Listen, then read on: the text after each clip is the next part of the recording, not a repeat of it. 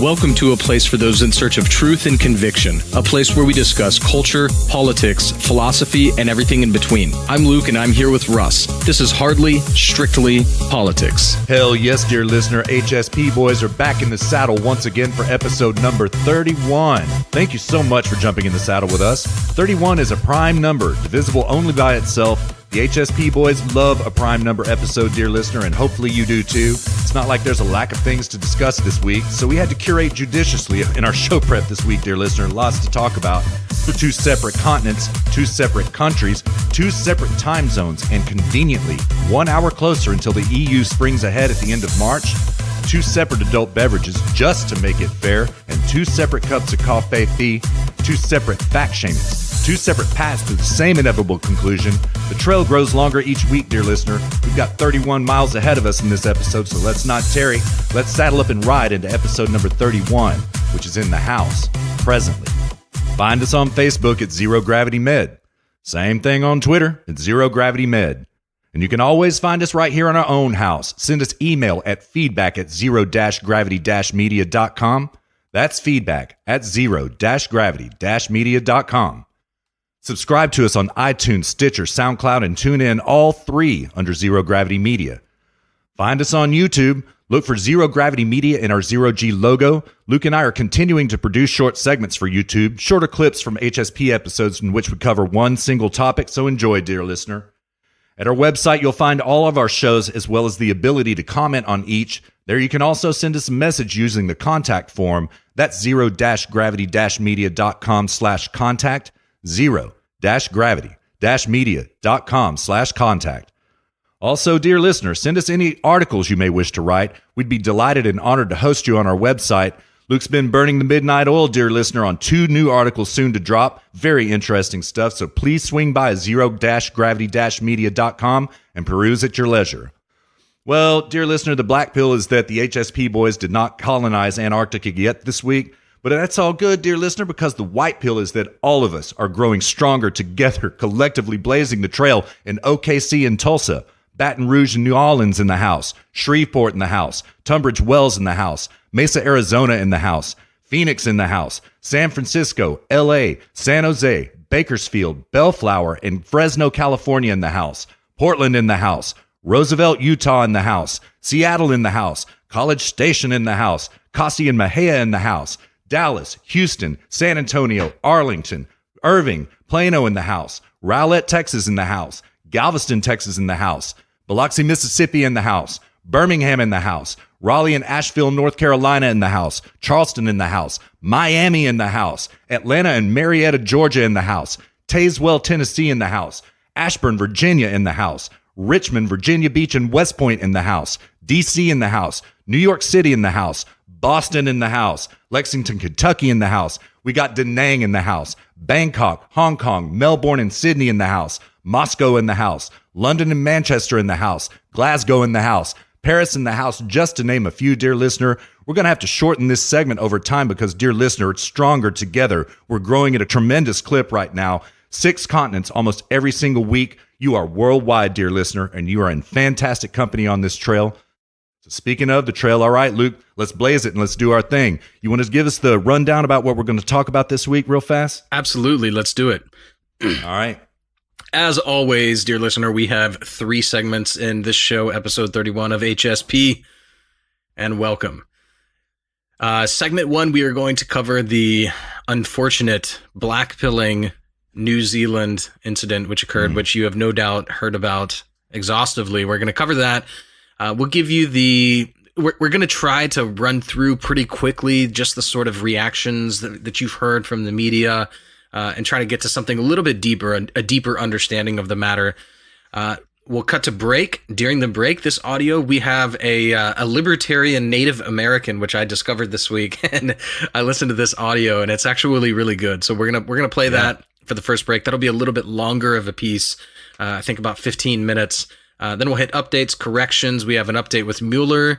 Then Trump veto, AOC's latest idiotic comments, which are always entertaining.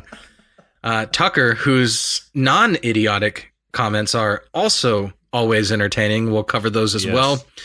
We'll hit Dem primaries. Dude, I love that, man. I just realized primaries. Primaries, dude. I just realized that works. So yes, sir. So we're gonna hit dem primaries, and then we'll go to the Green Death deal, and then we'll hit another break. We have another audio segment queued up as well. What is the other one, Russ? I don't remember. It was. Dang, man, I already forgot. It's right here. Let me bring up the browser here real quick. I've got so many clips up this I've week. got Luke, it's gonna be fun. It's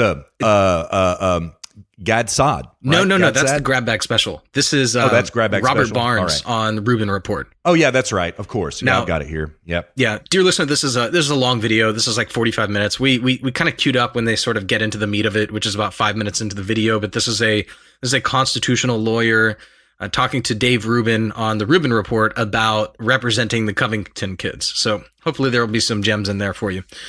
For sure. Afterwards, we will move on to a breaking development on.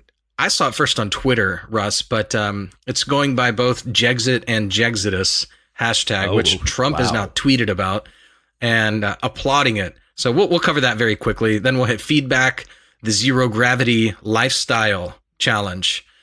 Oh, yes. Which we're excited about. Russ and I are both a little bit dreading it, dare I say, Russ. Yeah. Yeah. I'm straight up preparing to be sore for all of next week. Same here. Yes, sir. And afterwards, we will hit Grab Bag Special. And actually, I think we'll hit bots, and then we'll hit Grab Bag Special. All right. So let's jump into it, dude. My bots are a mess this week. I apologize in advance, dear listener. My bots are just an absolute disaster. I'll do my best. Sorry about that. Yeah, I don't know how it is, man. I managed to not have very many bots this week. I think that I knew that there was there were so many huge happenings this week. Some of them unfortunate, some of them fortunate, that I was just like, there's no use in even. It's like I already know the show is full. I'm not looking for content at this point. You know? That's a fact. So my bots are pretty skimping on the bots this week. But let's jump into it, dude. So this let's do it. New Zealand shooter. Do you want to hit the basic gestalt on that? Well, yeah, I will. It's really hard to talk about, dear listener. There is an anti-Islam activist by the name of Brenton Harrison Tarrant, who is the name of the shooter. Undoubtedly, you've heard most of the facts already on the ground, so I'm not going to take too much of our airtime about it. I do want to share with you, though, dear listener, I did watch the video, and it is absolutely horrifying. And I think that I would recommend that you go watch it yourself. If you're a little bit soft in the stomach, then don't watch it because it is absolutely brutal. Absolutely dude. If you are, I don't know, man. I don't think we should publicly recommend people go watch this because yeah, that's fair enough. Well, let me describe it this way then, dear listener. Luke and I were talking about this before we blasted Friday Night Comfy Post last night. I watched these political violence videos, right? I watch all the beheadings. I watched the one in Morocco. I hate watching them. I'm no gore addict at all, but I feel that to talk about things conclusively and definitively, I have to watch the actual text of it. So let's do it this way, Luke. How about you let the HSP boys, or actually just myself, watch this content in your stead so you don't have to. And if description becomes necessary, then we'll break it here on these airwaves. Yeah. How's that sound, man? That's probably better. Yeah, for sure. And for anybody out there listening, wondering why you watch this, remind yourself that everybody, there are people who have to watch these things. Journalists need to watch these things. Law enforcement needs to watch these things. You might get called up at some point to be a jury member in a court, and you might have to watch something like this. Fact. Required by law. Fact. So this is doing due diligence. I think Russ, you feel as though you have to have, if you're going to speak on these things with integrity and from some place of authenticity, you feel as though you need to expose yourself to it. And I've watched things like this in the past, and at this point, I've seen what I have seen personally. I've seen enough to know the depravity that human beings can be capable of, and I just don't want to see it anymore unless I have to. So yeah, I would appreciate it if you would carry that burden for not just dear listener, but myself as well. We very much appreciate it. Yeah, I wouldn't say that it's my pleasure because it's certainly not, but I will do so. And there is our buddy in San Francisco. He feels exactly the same way as you.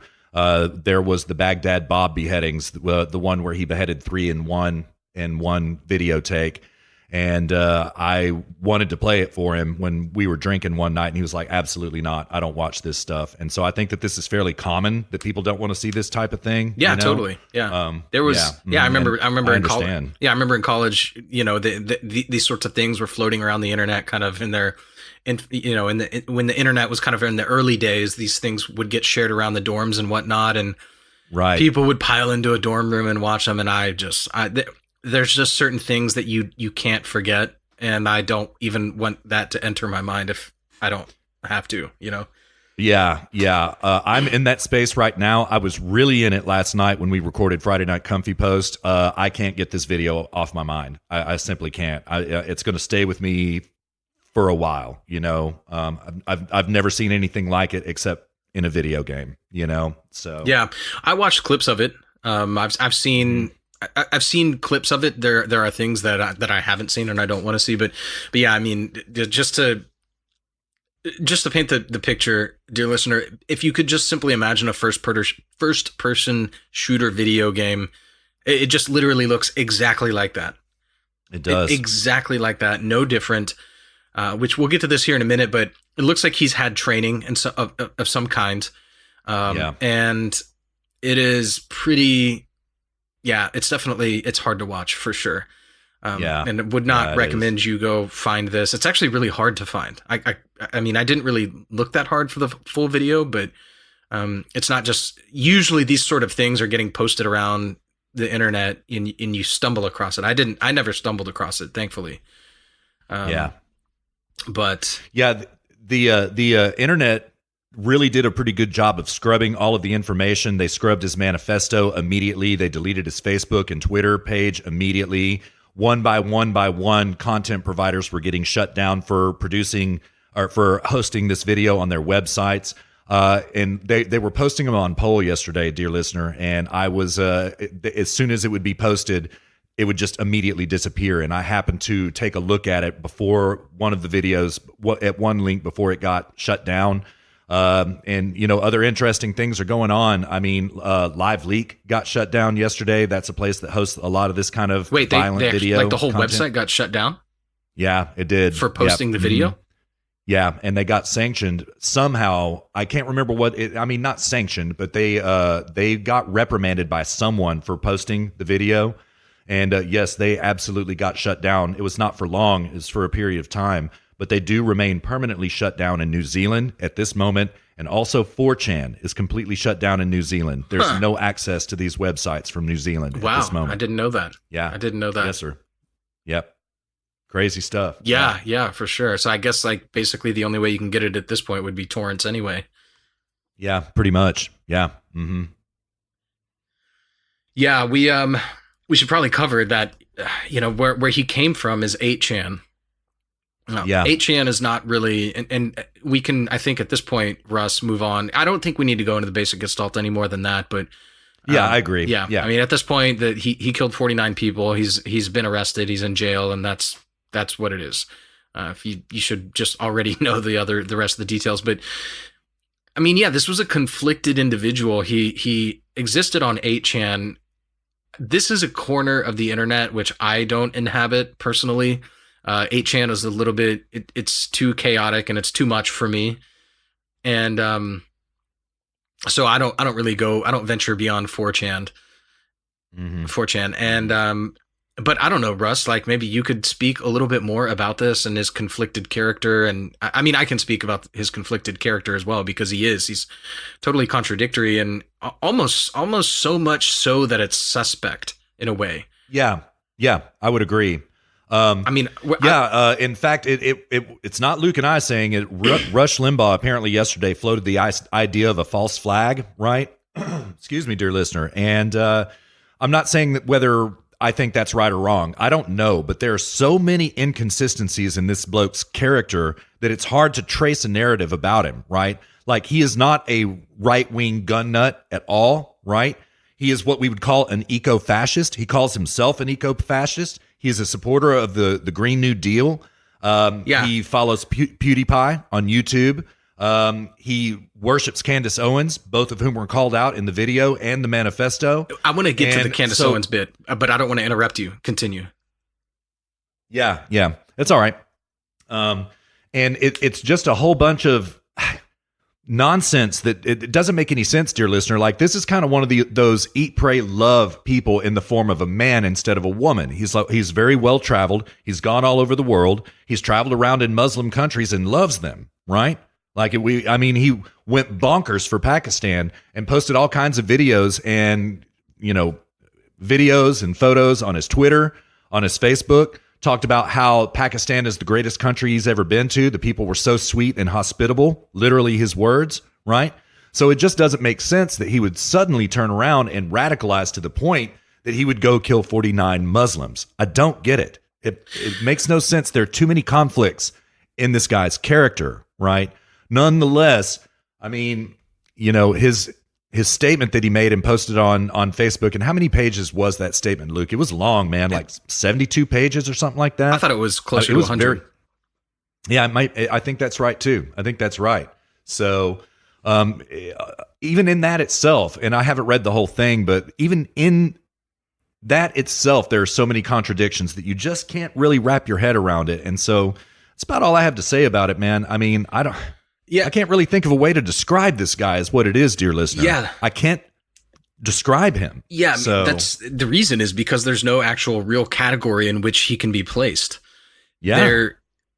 You and I know these people well, like the alt-right types, and we'll get to this towards the end of this segment, dear listener, but like we know these people well. I have never once in my, how long has the alt-right been sort of like big, quote unquote, like 3 years, 4 years now? Yeah, about maybe even 5. I would say that probably around 2014, they were hitting their advent right around that time. Yeah. So I have never once, and I have been watching this from the very beginning, and so is Russ. Mm-hmm. I have never once in my entire time, like since they came and became a thing, ever seen any of them, white nationalists, white supremacists, alt-right, like under this entire umbrella, never once seen any of them refer to themselves as an eco-fascist. This is so bizarre. And so you can't really place him into a category because he by definition doesn't belong in any category. He's at once a white nationalist or a white supremacist. I saw some people talking about this online where, they were like, oh, how could this happen? Because they were calling false flag, and they were like, oh, it's a false flag because he went to Pakistan and he was speaking well of the Pakistanis and they're such a beautiful people and blah, blah, blah, blah. And then somebody responded by saying that, well, yeah, that's fine. He's okay with Pakistanis as long as they stay in Pakistan, sort of a thing. As long as they're not in New Zealand. But like, still though, that doesn't explain it. Yeah, that doesn't explain then. Like the logic there is like, okay, so therefore go kill 49 people. That doesn't, it doesn't add up. This is a really bizarre situation, and I think it's an injustice to try and project some sort of understanding onto the matter when these people who are projecting their judgments, their moral evaluation onto the matter, I mean, these people don't even know what the hell they're talking about. First of all, I mean, for real though, yeah. I've got articles that I chose not to put into the show prep that I actually marked up, and it's just so, they're such idiots. They're like, oh, and this is what I was going to ask about Candace Owens. Like, I think he was trolling about Candace Owens. I mean, he stated clearly in his manifesto that his purpose in doing this was to sow division, was to radicalize everybody, was to polarize everybody. That was his purpose, as he wrote in his own manifesto. So yes, of course he's going to choose somebody who is like a high profile individual on the right, like Candace Owens. And he's going to be like, oh, I'm a huge fan of her. It's like, what does he care? She doesn't even talk about immigration. And she's trying to pull blacks over to the right. That's her chief purpose as being part of Turning Point USA, is to lead the Blexit movement, which is black exit from the left to the right. That's her.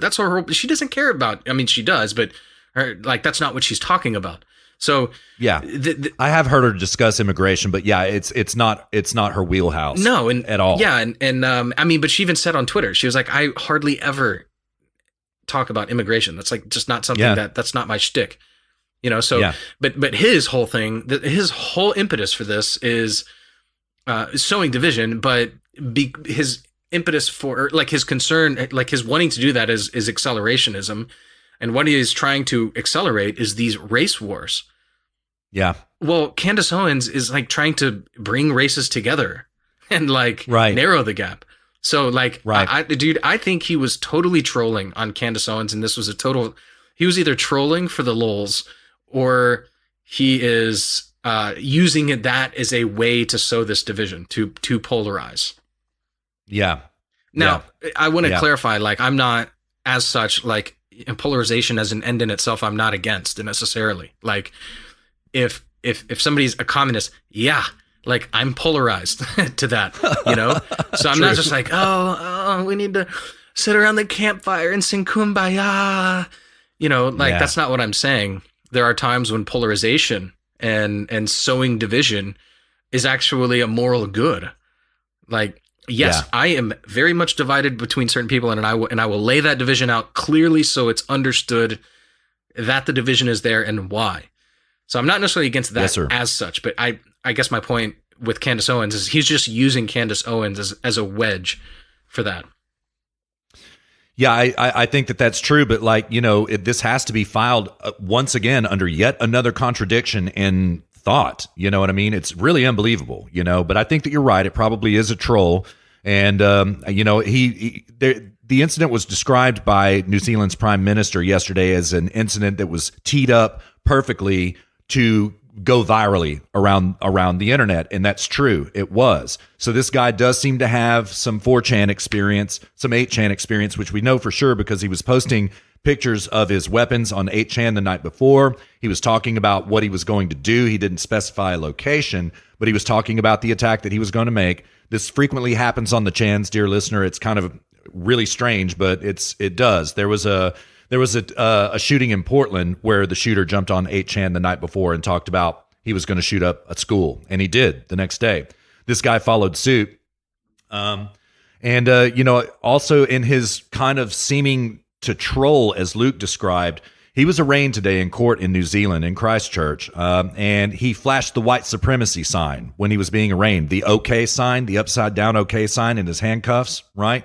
Now, it's absurd on its face, dear listener, because that is not a white supremacy sign. That is something that 4chan created literally to troll the media with, to troll liberals with. And now this guy uses that same troll. So I think that Luke makes a very credible case, notwithstanding contradictions, about him being a kind of master level internet troll. I think that's correct. It's a good assessment.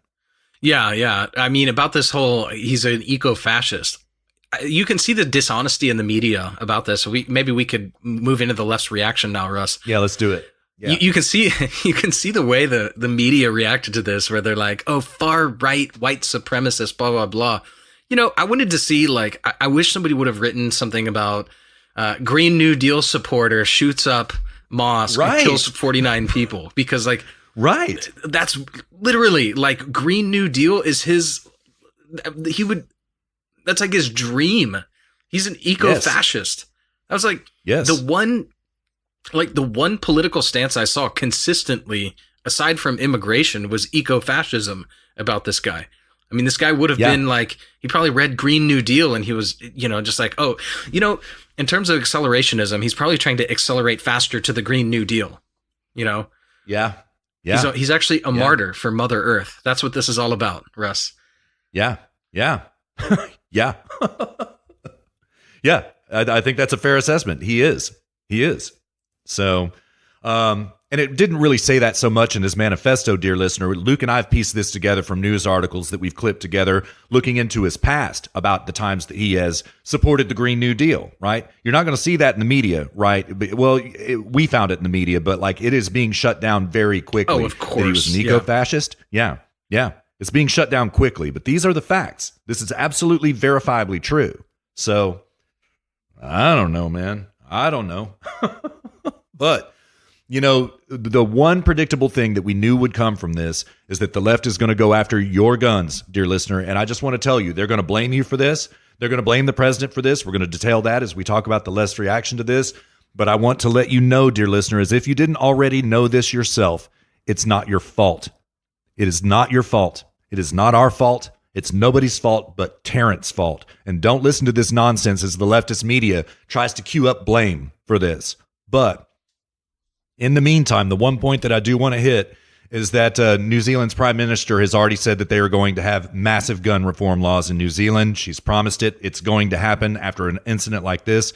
It will happen. And look for them right on cue, excuse me, dear listener, to start teeing it up in the media for United States gun control. Just set your watch to it. It's already happening, dear listener. They're already going for gun control. Now they have a hook on which to hang their agenda. Yeah. And it's going to be disgusting. Yeah, they for sure. We know that without a doubt. That's what they're going to do. They're already trying to draw this line, which is what they're really after. They're trying to trace a line from what they need to do, what the left needs to do. And we'll talk about the Islamic response, the Islamic community, the Islamic world's response to this here in a minute. But the left's response is actually worse, in my opinion, because the left's response to this is at once a condemnation and a celebration. Right. So they're thinking like, oh my God, oh, this is so bad. And then they're turning around and like saying like, dude, this is awesome. Like, this is so good. Yeah. This is, let's go get their guns. Yeah. This is fantastic. Now we have a reason to go get their guns, and you can sense that glee when they talk about it in the mainstream media. You can it's right there, palpable. Yeah. The way you can always test someone's dishonesty on this is like same with climate change, like a good litmus test for honesty, which for me, like that's one of the most important things when I engage with people in intellectual discussion is, are they honest? Because if they're not honest and they don't want to be honest and they don't want to know, then there's no point. You're wasting your time. Yep. And a good litmus test for this is asking questions like, hey, if there were no mass shootings and then therefore no reason to have any gun control at all, just complete open gun ownership, would you be comfortable with that? Yep. Just this hypothetical situation, right? Now, like, yep. I know that, yes, like there are times like the lifeboat scenarios, that's a lazy approach to morality and things like this, but there's a difference between those and this. Like like the lifeboat scenarios, the reason that's a lazy approach is because you're trying to define an entire code of morality based upon one improbable situation. This, like anytime you have an exercise, a thought exercise, you always have to think about what is the purpose of the exercise. Well, the purpose in the lifeboat scenario exercise is to undermine an entire morality, understanding of morality, an entire moral code. The purpose of this is to just determine if they're honest or not. That's it. So like This is totally appropriate to apply this test. You just say like, if there's no mass shootings, would you be okay with complete open gun ownership? And then they say, and then you can do the same thing with climate change as well. You say, would you rejoice and celebrate if you found out that you were wrong regarding climate change? If you found out that the science is bogus, that it's all wrong, that there's no need to do any of this or be concerned about it, would that make you happy? Because it should, right? Like if your standards are correct and you're honest, you should say, God, I hope I'm wrong. I hope I'm wrong. Mm-hmm. I don't think they would. And I don't think they would say that about climate change. I don't think they would say that about gun legislation. I think they would say absolutely not. Yeah. I think they would dodge the question because they're not honest. Yeah. And so what they are trying to do here in order to pass this gun legislation, which they're not trying to pass anything. They haven't even formed any legislation on this yet, but like mark our words, they will try to use this. They have to next week. Yeah, they have to draw this from New Zealand to the United States and really pin it on Trump. Yeah. And you can already see them doing it. CARE, the Council for American Islamic Relations, I watched some of their press conference. They're starting to do it. You can already see a lot of people on the left starting to do it. Their take is that this is Trump-led hatred and discrimination, which has been exported to the rest of the world. So in other words, like this is white supremacism, white nationalism, anti-immigration racism, that Trump is sort of the archetypal figure that everyone is getting this from, and then this is being exported to the rest of the world. Yep. That and so this is their take. The media is kind of like soft on it so far, but they don't care. And they really went for it yesterday in their press conference. Straight out. They really did. Yeah. Mm-hmm. And you didn't have a drop on that, did you? I can't remember if we had a drop on that. Yeah, I've got it queued up. It might take me a minute to find it, but I do have that press conference queued up. I'll tell you, it's kind of long though. I mean, it was a 45-minute presser, and it was a lot to get through. It was a lot to get through. Well, I'll tell you what. I'll cite this Daily Caller article I have, and in the meantime, if you want to get that prepared. Yeah, I'll look it up. Okay, yeah. Cool. So to sort of detail this, I've got a really good Daily Caller article entitled "CNN's John Berman Tries to Tie Trump to New Zealand Attack," and you can see these articles everywhere. I'm skipping to about the middle of the article. It says as following: the person who is giving a sign of allegiance to President Trump is the killer here. And now they're actually quoting a guy named Kinzinger, who is a GOP representative from Illinois. Yeah. One of the highest, is that the highest murder rate state in the United States? Chicago is by far the highest murder rate city, by far. They have not had a day without a shooting in more than 4 years, literally. And so I would say, Illinois is the gun-free state is the highest. Yeah. Highest state. Yeah. Yeah. And remind yourself, this guy is supposedly GOP. Right. So quoting Kinzinger, the person who is giving a sign of allegiance to President Trump is the killer here. He calls himself a symbol of white identity. We're going to get to that. Remember that. White identity. Yep. Remember that. Yep. The language he uses in this manifesto is all about invaders. It's all about invaders, which is similar language to the killer at the synagogue in Pittsburgh. It's also language that President Trump used in a campaign ad before the midterm elections. The word invader means something to white supremacists around the world. Why? Now I am jumping down here.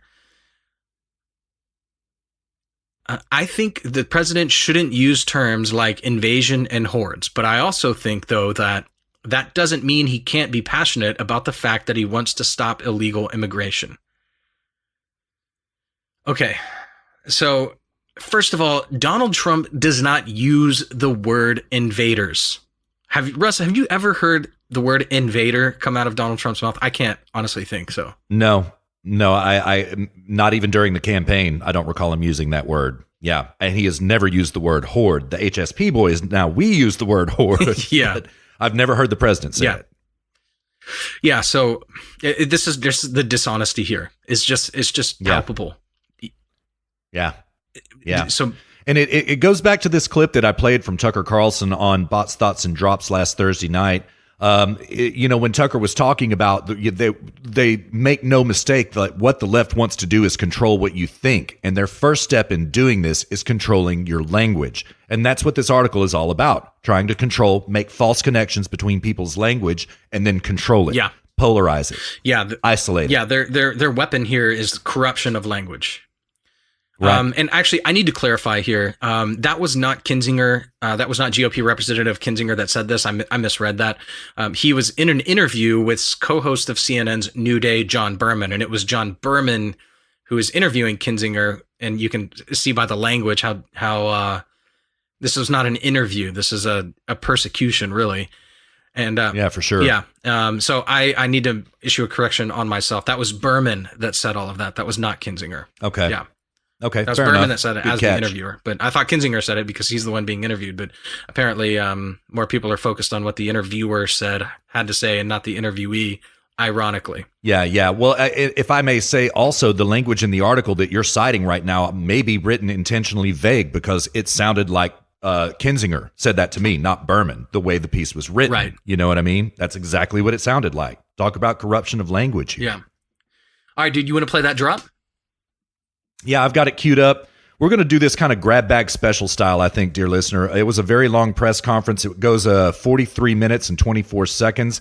I'm going to take it from about 12 minutes in, and let's just take a gander at this. No specific content. We don't know exactly where this is, but it all was pretty horrible, so we'll just take it from 12 minutes. Here we go. Discrimination incidents for quite some time. Our office is directly responsible for that, and what we can confirm is that there is a consistent rise, as there has been a rise in anti-Semitism, attacks of anti-Semitism and others. There's been a consistent rise in anti-Muslim bias incidents and hate crimes and attacks against Muslims at mosques.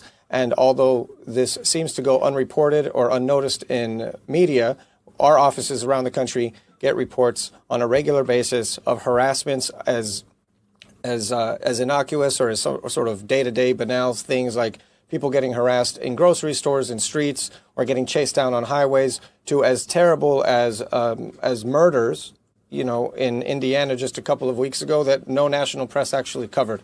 And so it's absolutely necessary that we don't wait until we have horrific situations like this, horrific incidents of kind of global importance, to pay attention to this issue. I'll be quite honest, right now it seems to be the case that we only look at fires, but we smell the burning smoke from miles and miles away and we ignore it. We say, oh, there's some burning smoke, there might be something, and we only pay attention when the fire is brought directly into our face.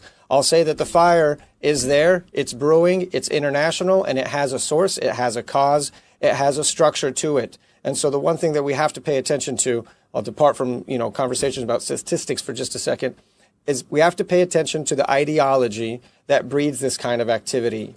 Hate has the same DNA everywhere that you see it. Okay? Hate has the same DNA everywhere that you see it. It has the same goals in mind. The same pathological ideologies that exist in this manifesto, which God forbid you would actually take the time to read, exist in the manifestos of other mass murderers around the world. They are directly related to ideas that are carried out in certain quarters in our own society, that exist in radio shows, that exist in TV shows, that have dog whistles by mainstream politicians, by mainstream news commentators. And so we have to recognize that that is the smoke. That is the burning smoke that's out there that tells us where the fire is. And we, as a community, have to take control and leadership back in our public space.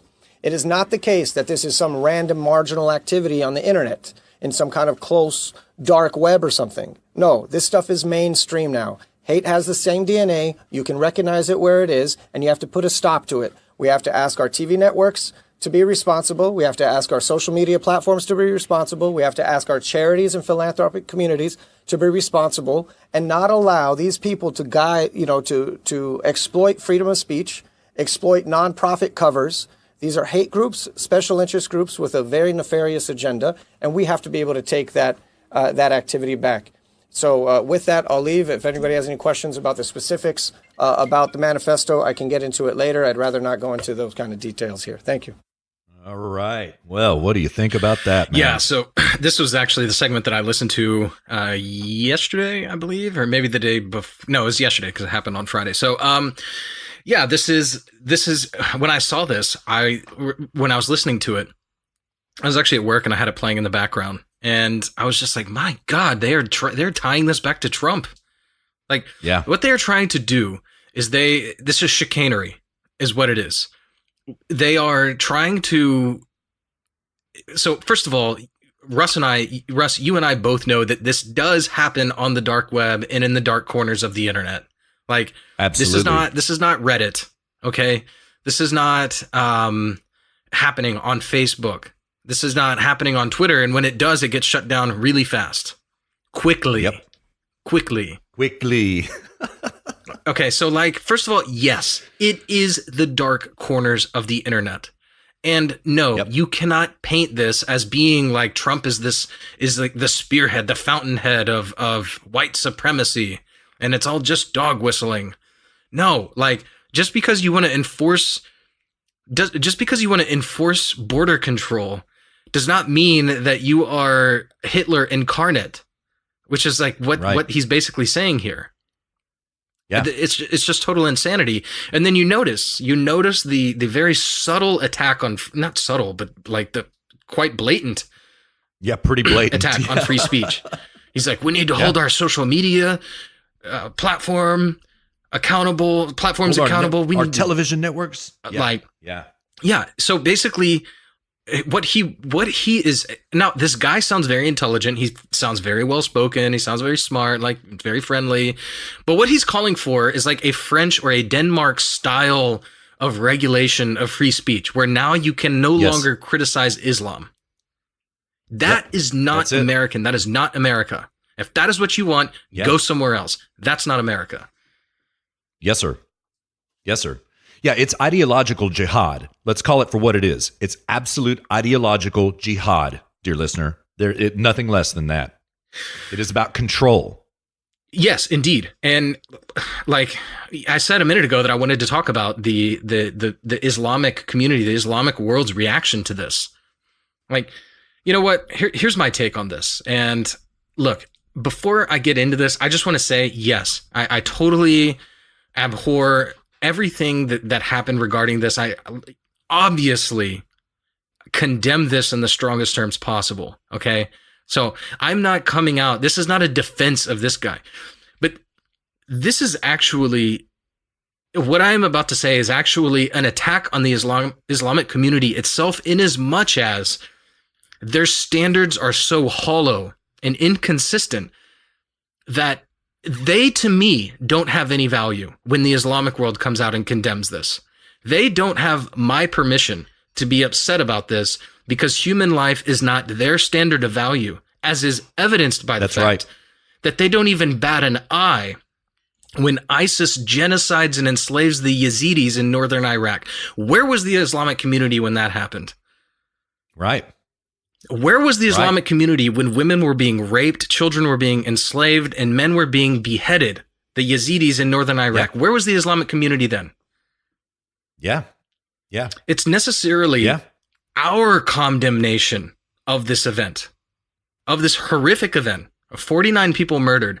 It's necessarily the case that it's only our condemnation, therefore, that could possibly hold any meaning in the first place. Their condemnation is hollow. It is empty, because they don't have standards. We do. Their standard is Muslim lives. The left's is the destruction of the right, and America as what it is today.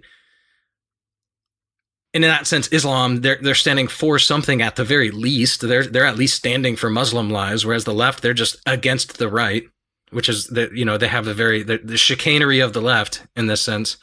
But my biggest takeaway from this, Russ, is that in choosing to so publicly condemn this act of violence in you know, the Islamic community, they are saying that they chose not to condemn other acts of violence, such as when ISIS buries people alive, drowns them, beheads them, enslaves people, tortures them, and genocides thousands of Yazidis, men, women, and children, among many others, Christians, all sorts of people.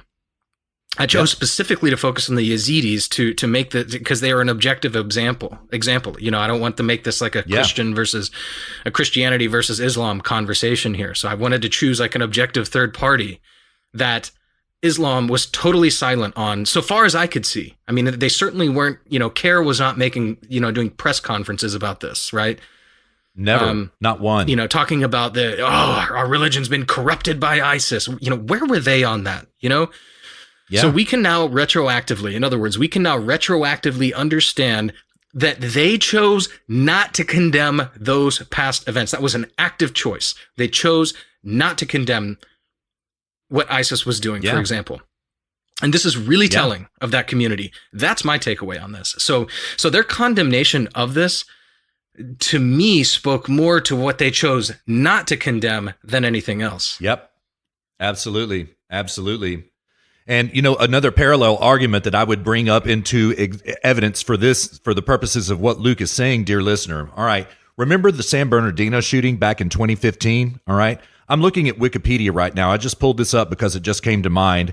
There is a section in the wiki about Muslim reaction, and it says American Muslim organizations, including Council on American Islamic Relations and Islamic Society for Orange County, condemned the attacks. Okay, yeah, they did condemn the attacks, dear listener, but it took them days to condemn the attacks. And it was the Muslim couple that went in and shot up the school. It took them days. They basically condemned it because they had to, because they were so being called out by everybody on the right for their silence. They finally had to condemn it. But as they condemned it, at the same time, dear listener, and I'm reading from the wiki again, in the aftermath of the shooting, days after the shooting, CARE reported an escalation in anti-Muslim hate crimes. Of course you did. Of course you did. Greatest victim class in the entire world. And listen, I don't want to be hateful about it, but like your silence on Muslim violence is deafening, right? And the reason I also want to say from that clip that we just played, just a quick reaction about this, about all of this violence that's not reported in the media and blah, blah, blah. Every time a Muslim gets attacked, it's reported in the media. And 9 out of 10 of these are fake hate crimes, dear listener. Refer back to HSP number 27 and 28 when we were talking about Jesse Smollett. All the hijab grabbings, fake. All of the Muslim attacks from Trump supporters, fake. Wearing red MAGA hats as, KKK hoods, fake. Right? Maybe that's why this isn't reported, which is absolutely false. It is reported immediately and crammed down our throats every time a Muslim is attacked. But I think that there have been so many false flag Muslim attacks at this point in time that we're a little bit skeptical when we hear about a Trump supporter attacking a Muslim. Maybe that's why it doesn't get so reported, because people are skeptical. Yeah, totally. And that's another thing we should mention. I mean, I've seen articles alleging this guy to be connected to Trump or being a Trump supporter. Again, he said in his manifesto, I don't support Trump. Yeah, he did. So he supports AOC. Yeah, this is a complete lie. There's nothing right wing about this guy. Which brings me to this. Like, the left's response is even worse than the Islamic community's response, because like the left's response again is a celebration. They're in some sense happy about this. This gives them cause to affect. That's what this is. Yeah. This gives them cause to affect change, and that's what they want, is the change. Mm-hmm. And it's totally absurd, man. It is despicable, man. Absolutely despicable. So yeah, they need the cause. Yeah, that's what it is. They need the cause. Yeah. They need. Yeah, they do. Yeah. I mean, it's a chance to create and shape a narrative for them, and they wasted no time doing it. Radical right-wing extremists, guns down Muslims in mosque. That's the way it was framed within minutes. I hit the stop button on Bots, Thoughts, and Drops on Thursday night, and the incident hadn't happened yet. I woke up the next morning. I was up late working on that show. I woke up the next morning, and the narrative was already created right there. Radical white supremacist, far right, white nationalist shoots up poor Muslims in Christchurch, New Zealand mosque, right? That's literally what every article said. Yeah. Despicable. Yeah, I think it's time we should probably move on to like the sort of alt-right proclivities that he had, even though he really didn't have very many alt-right proclivities as far as I can tell. Yeah, I want to move on to that too, but yeah, because we're coming up on a full segment right here, but there's one last point I want to make about this, okay? And it is this, all right? Yes, the manifesto was written as an attack on immigrants and Islamic immigrants in particular. Yes, it was, right? But what Islam always does every single time is unite together in terms of this is an attack on all of Islam. You heard the gentleman that we just quoted from the press conference. That's what he was saying. This is an attack on all of Islam. No, it's not. It's an attack on a mosque. And now, yes, we know that the shooter did intend to attack all of Islam. Yes, that's true. Nonetheless, the fact remains that it was a shooting at a mosque, right? It is not an attack on Islam. And thing that frustrates me about it, speaking of shootings, dear listener, remember the one in the small town right outside of San Antonio where a shooter came into a church and absolutely started shooting people up? Now, he wasn't Muslim or anything, but he was an atheist and he wanted to shoot up Christians. This is never configured in the media in terms of this was an attack on all of Christianity. No, Christians aren't given that victimhood privilege. Never. And this is very frustrating, right? Because that was an attack on Christianity. Yeah, that was exactly that shooter's purpose. So double standards here, dear listener. If that was not an attack on all of Christianity, then this was not an attack on all of Islam. That's just the bottom line. Yeah, and there's another part of this, which is that, okay, well, if you're going to argue that this is an attack on all of Islam, then you're also necessarily arguing that every time ISIS does something like burn somebody alive, that's right. All of Islam attacking non-Muslims. Great point, man. You can't have your cake and eat it too. This is that's either an attack on all of Islam and all of Islam is ISIS, or it's the other way around, which is that this is an isolated incident, and ISIS is an isolated incident. Great point, man. Very well said. Very well said. All right, our alt-right proclivities. I think, we have to cover this. So, We do. Yeah, I mean, he definitely has some alt-right proclivities. Not a lot. I mean, he was not, one of the pillars of the alt-right is the JQ, the Jewish question. They're very anti-Semitic. They do not think Israel should have a right to exist. They support Ilhan Omar because of this. They support. They are Yang Gang because he's trying to take on automation and middle-class American jobs and manufacturing and so forth. And what are these people going to do? Well, he was never anything about, he never really, he didn't even care about the JQ. So he wasn't alt-right in that sense. He was alt-right in the sense that he's a sort of white nationalist, a white supremacist. And the only thing, well, and before I continue, would you agree that that's the case, Russ? Yeah, I would. Okay. Certainly. Yeah. Yeah, I mean, all I wanted to say about this is like, dear listener, when people say these things and it's very easy to get caught up in this current, right? And just getting swept downstream where now suddenly you're the one defending white nationalism, somehow. Like that is not, do not allow yourself to be backed into that corner, because that's not what we are defending. We are defending being on the right. And I do consider myself like somehow on the right side of the spectrum, even though that is so vaguely defined at this point. But like, if you are right of center, what you should be defending only is individual rights. That's it. Just individual rights, freedom from each other. That's it. That's all you need to defend. Individual rights and freedom from each other. And that is capitalism. Don't allow yourself to be backed into this corner of, alt-right's on the right and they're white nationalists. No, the problem here is these people lack a sense of identity. And it's only when you are an individualist, when you live in an individualist society. There's a reason why Americans are notorious for having their hobbies and their individual sense of identity. They like to go fishing. They have lots of things that they're very passionate about, generally speaking. People in other countries just kind of like tend to go to work and go home and whatever. Like, I mean, first of all, you need to be very wealthy to have all of this like huge diverse array of values that define who you are. But you also need to be free to pursue them, right? And that is what defines you as an individual. That is when you think about identity. Your identity is your values and your virtues. When you fall in love with somebody, you fall in love with their values and their virtues. You don't fall in love with like some bag of meat. I mean, I guess some people do, but like you get my point. Is that you fall in love with their values and their virtues, and that is your identity. That is who you are. It's what you value, and what you do to achieve that. And people who fall into this, they get swept into this alt-right current are people who really lack a sense of identity. They're looking externally. They're looking to be given an identity. They're looking, earlier I said, remember, white identity. We'll get back to that. They are looking to be given a certain identity, and a lot of people, they're sort of in disarray. They're like, it's either, values don't exist or they're subjective and they don't mean anything. And then somebody comes along and there says, I have the way, brother, come with me. And you say, okay, well, and he's like, listen to your race. Listen to what your race tells you. That's who you are. That's who you really are.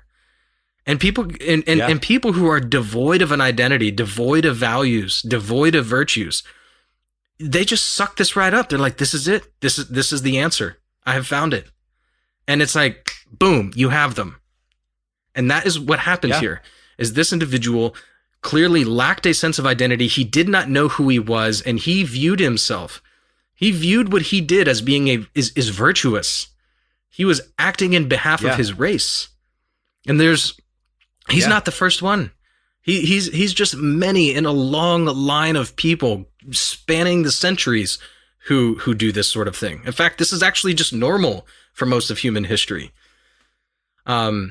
And thankfully, we have the United States came into existence, which said no. Like, you aren't your race, you aren't your tribe, you aren't your religion. You are who you want to be, and you need to figure that out. And we're going to set you free to go do that. That was the United States. Yep. And that's what you should be defending. is a right to self-identity. Yeah. Yeah. Very well said. Very well said. Yeah, regarding this alt-right stuff, dear listener, it's a term that's bandied about. They definitely tried to throw the alt-right identity at the shooter in New Zealand. There's no question about it. Far-right extremists, white nationalists, alt-right, all these labels, none of them are true. I think Luke perfectly illustrates by his own innate contradictions within himself. He had no idea who he was, so he got swept away in this current of, immigration and white identity and white countries for white people and all this kind of stuff. You know what I mean? Because he didn't have an anchor within himself to reality, right? Another way to identify his reality as an individual. Exactly. Yeah. But this, of course, they bandied this about in the media. All right. We've already detailed how they did that. We don't even have to read headlines. You've already seen them, dear listener, because this is reality. But I find now that we're talking about the alt-right, and something that Luke said made me think about this, how careless the media is to castigate this white nationalist identity. And I want to call to your attention that they're doing it to President Trump to this day, because simply he made a statement about what happened in the Charlottesville demonstration, where the alt-right did get together in Charlottesville. They did march around with torches and white polo shirts saying Jews will not replace us, right? Nonetheless, they had a permit to have that rally, and it was peaceful until Antifa showed up and started attacking everybody. Now, I was watching several live streams of that day, including Faith Goldie's, which captured Heather Heyer being run over by the car. Absolutely awful. It was so strange, though. It didn't really look that violent in real time. You know what I mean? And I saw it happen right behind Faith Goldie. Faith Goldie herself almost got run over, right? And she was just there covering the rally. And it is true that people and that wasn't exclusively alt-right, it was Unite the Right. There were all kinds of right-wing groups there, right? And, as slippery as alt-right's identity is right now, they don't even really consider themselves to be on the right side of the spectrum, as Luke detailed. There's nothing right-wing about them. They're leftists. At this point. Yeah, they're leftists now, open leftists, So anyway, but I just want to talk and mention this parallel about what's happening to President Trump, because, he was intrepid enough to come out and call the facts for what they were, that there are great people on both sides of this dispute. There are horrible people on both sides of this dispute. And what ended up happening, what blew this powder keg up, was the alt-left coming in and attacking people. That is factually correct, dear listener. I saw it happen in real time. I've seen all of the videos after the fact, right? That is objectively true.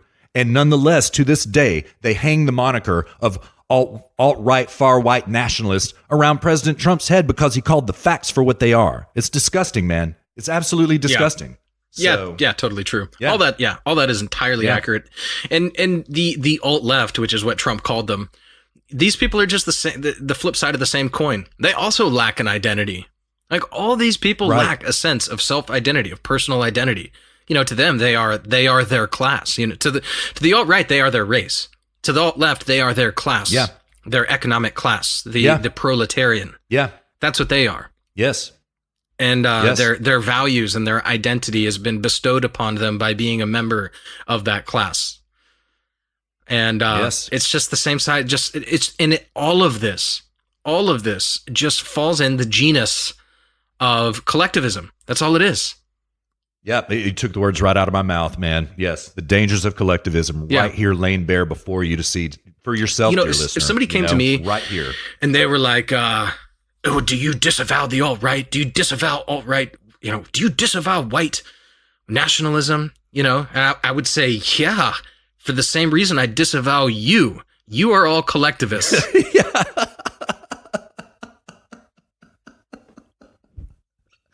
Yes, sir. Oh man, let's move to break. That's too funny. Oh well, we got one little thing that I'm gonna drop this real quick, and it's not in the show prep right now, so I might surprise you with this, Luke. But it turns out that Chelsea Clinton got some pushback from some Muslim students from NYU at a vigil last night for New Zealand. Got a little bit of audio about this. It's pretty incredible. And dude, so here it is. Hold on, real quick. This is insane. This is when you think about the insanity of the left. Here it is on full display. Yes. Oh, yes.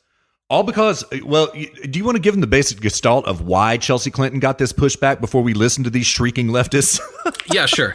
So what you're seeing right now on the left is a little bit of a divide, right? Because you've got these, and it's funny because you're seeing the alt-right sort of come to the defense of some of these leftists like Ilhan Omar, who are saying, and AOC herself as well, who are saying that Israel doesn't have a right to exist, basically.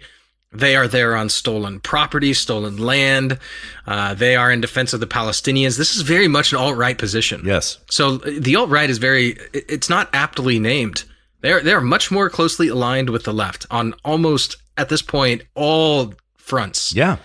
I mean, they're just openly supporting Democrat candidates now for president. Yeah, they are. They're just total Yang Gang, total Ilhan Omar. They are socialists. They are somewhere between socialists and apolitical. Their stance is as long as it's white, it'll work. But they much more favor socialism. So at this point, I don't even know what it is about the right that I don't even know in what capacity they are right wing. I can't honestly think of one at this point. I would agree. And so what you're seeing right now is this sort of division on the left regarding the Jewish question, which is, you have Ilhan Omar and AOC on the one side, and then you have the mainstream, the neo left on the other side. And you're seeing this like Jexit, this Jexitist thing where it's the same thing that Candace Owens is trying to do with the black community, which is trying to get the Jewish community to leave the left. We'll get to that in segment 3. But it's really, truly fascinating. And this audio segment that we're going to play on that Russ is about to play is that on full display. It is an illustration of this divide on the left. And it's breathtakingly accurate. Yeah.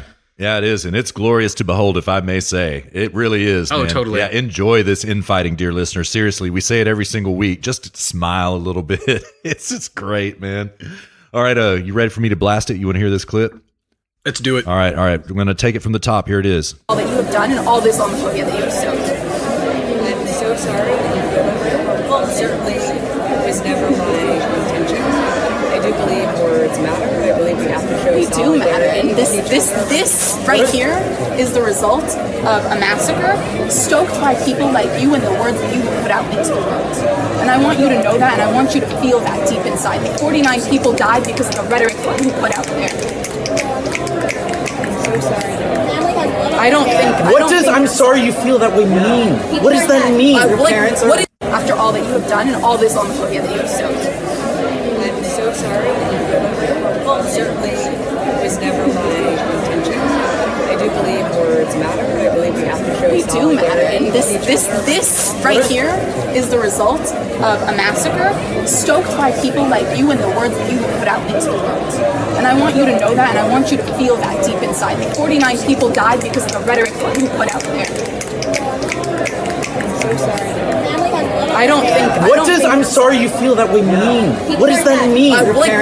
After all that. All right, so like the clip just kind of is repeating itself. I don't really know why they cut it this way. I guess that they really want it to sink in, what it is that's going on, So like what's going on here is a bunch of leftist Muslim students going after Chelsea Clinton because of the rhetoric that she put out there. And what they're talking about specifically is that Chelsea Clinton went after Ilhan Omar for her anti-Semitism and said, hey, you need to tone it down, right? And they are literally not just blaming this shooting at Christchurch on Trump now, they're literally blaming it on Chelsea Clinton for just trying to push back a little bit against anti-Semitism. It's incredible, man. Absolutely incredible. Yeah, it is.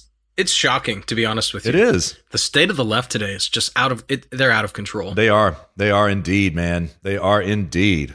Anyway, sorry about the repetitiveness in the clip, dear listener. There was more to hear to that, but the one that I have queued up, it just kind of put it on repeat. Maybe we'll try to fix that in post a little bit, clip the repetition out for the sake of running time. So my apologies. Wasn't our fault. Wasn't the HSP boys' fault. It's just bad content production when you get right down to it. Our bad. So, man, it's like there's like content cucking ourselves, but when someone else content cucks us, then I get triggered. What's up with that? What is up with that? Oh man, yeah. Look, we try, we try. We do. I think we have high production standards. Yeah. And I just think that other people, they don't have our level of production standards. Yeah, I would definitely agree. I mean, there's some great sounding podcasts out there. Don't get us wrong, but there are also some garbage sounding podcasts out there, and those are far more numerous than the good sounding ones. Believe that. Indeed. Yeah. All right, dude, let's hit break. All right, let's do it. You want to give us the basic gestalt about Russell Means here? Yeah. Okay, so I found this guy. I saw it on Twitter, TPUSA, which, by the way, Russ, I hate that acronym. Every time I hear TPUSA, I do not think Turning Point USA. I think Toilet Paper USA. Me too, man. It's unfortunate. I mean, what an unfortunate choice, but choice of words, but or unfortunate acronym, I guess I should say. But anyways, so they produced some video, and it was a Native American, I think she was Navajo, maybe, I could be wrong on that, from Southern California. And she quoted a guy named Russell Means. And I was like, well, who is this guy? And I found the talk that he gave. I don't know what you would call it, Russ. Not a testimony, but... Yeah, I think it is congressional testimony, actually. I think it is. Is it? Yeah, I think so. Okay. Yeah. Mm-hmm. Maybe so. But yeah, you got like John Kane in here and a few other, this is back in the day. This is old. I think this is for sure from the 70s or 80s. Yeah, it's 1989 is what the timestamp says. So yeah. Mm-hmm. Yeah, that sounds about right. So John McCain's in there. He's looking young. And I was captivated by him. I thought it was interesting, and I did some research on him, and he seems to be sort of like a libertarian. Now, I don't like the term libertarian because nobody even knows what that means, but it's like, are you talking anarcho-communism, or are you talking anarcho-capitalism, which I think is a contradiction in terms, or are you talking, usually it's anarcho-capitalism, but, or are you talking laissez-faire capitalism? It's just nobody even knows what it means. So I hate the term libertarianism.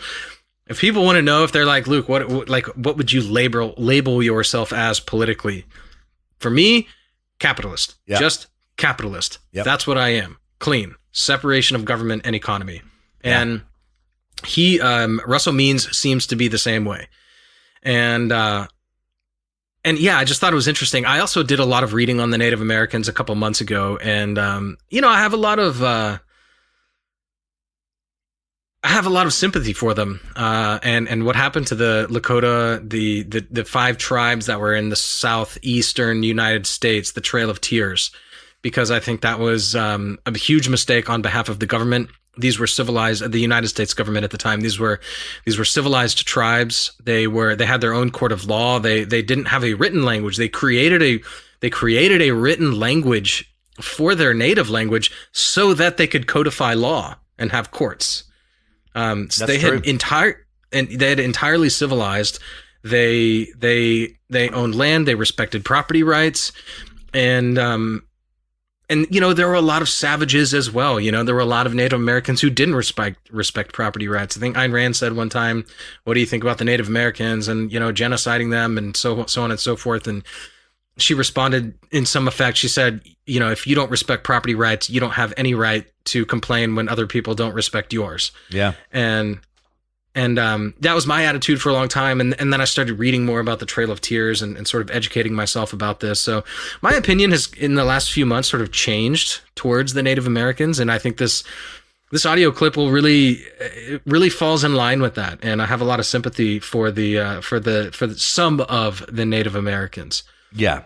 Yeah. And, there were, to be fair, man, like the Comanches and the Apaches here in Texas. I mean, there were some outliers that were extremely violent, did not respect life, did not respect liberty, did not respect property rights, literally wanted to use the Texas white settlers as slaves to enslave them. I have an ancestor in my family who was enslaved by Comanches, true story. And they actually had to gather money together to buy her freedom. And when they did buy her freedom, she stayed with them for maybe about 2 weeks and then ran back to the Comanches. So yeah, there's the story of Cynthia Ann Parker, Quanah Parker's mother. But why did she go back to the Comanches? She loved that lifestyle. She did not want to live as a Texan. You know what I mean? She wanted to live as a Comanche. You know what I mean? But it turns out it worked out very well for my family. And this is like, I can't remember exactly the year, but this is pre-Alamo times, right? It worked out very well for my family, but because of her, they established goodwill with that particular tribe of Comanches that was going around wiping out settlers, and they would always skip our family's farm when the Comanche moon would come around, which means that it was a full moon. Comanche moon in Texas means a full moon. And because the sky was lit with the full moon, that's when the Comanches would attack. They would always attack on full moons, every full moon, as a matter of fact, in Texas. True story. So fascinating, dude. Yeah. I had no idea. Yeah, it worked out very well for my family because that, the trade that they made for my ancestor probably saved their lives. Texas was a pretty rough place because of the Comanches back then. I mean, that's not an exaggeration, so. Yeah, totally. Yeah. Mm-hmm.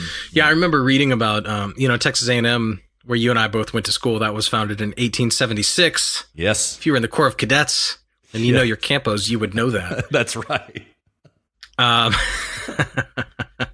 But yeah, I mean, I remember like even back then, like they had problems with the Indians. Yeah. Yeah, they did. Mm-hmm. Even as late as the late 1800s. Yeah, they did. Bizarre. Crazy. Yeah, it's crazy. It's really crazy. So, yeah. All right, well, let's play this drop, dude. All right. Yeah. Now, go ahead, we should say really quick, dear listener, this is a long segment. Russ, I think you have it queued up at about minute 2, right? Yeah, right around there. Uh-huh. Okay, and it's a 17-minute long video, so it's going to be about a 15-minute break, but the next break is going to be very short. So it's only going to be about 20 minutes in total of audio breaks. So this first one's long. The second one will be very, very short. So just kind of a forewarning there. Yeah. Fair enough. And like a dear listener, also, as always, if you don't want to listen to the audio drop, feel free to skip ahead. But I think that you really want to listen to this one. This is good stuff. I only listened to a little bit of it, so I'm looking forward to red pilling myself as well. And Luke, thank you for digging deep and finding this content, man. This is good stuff. Very good. For sure, dude. Yeah, I'm actually gonna I'm not gonna try to waste time resupping my drinks and whatnot, because I'm actually gonna try to listen to it again. I've already listened to it once, but I want to listen to it again. So I'm here with you, dear listener. I'm gonna listen to try to listen to as much of it as I can. Probably all but about two minutes. Yeah. All right. Very good. Very good. And with that, we ride to break, dear listener. Thank you so much for riding this trail with us, sticking in the saddle with us. We're going to be gone for about 15 minutes of real time, but we'll be back at you before you know it.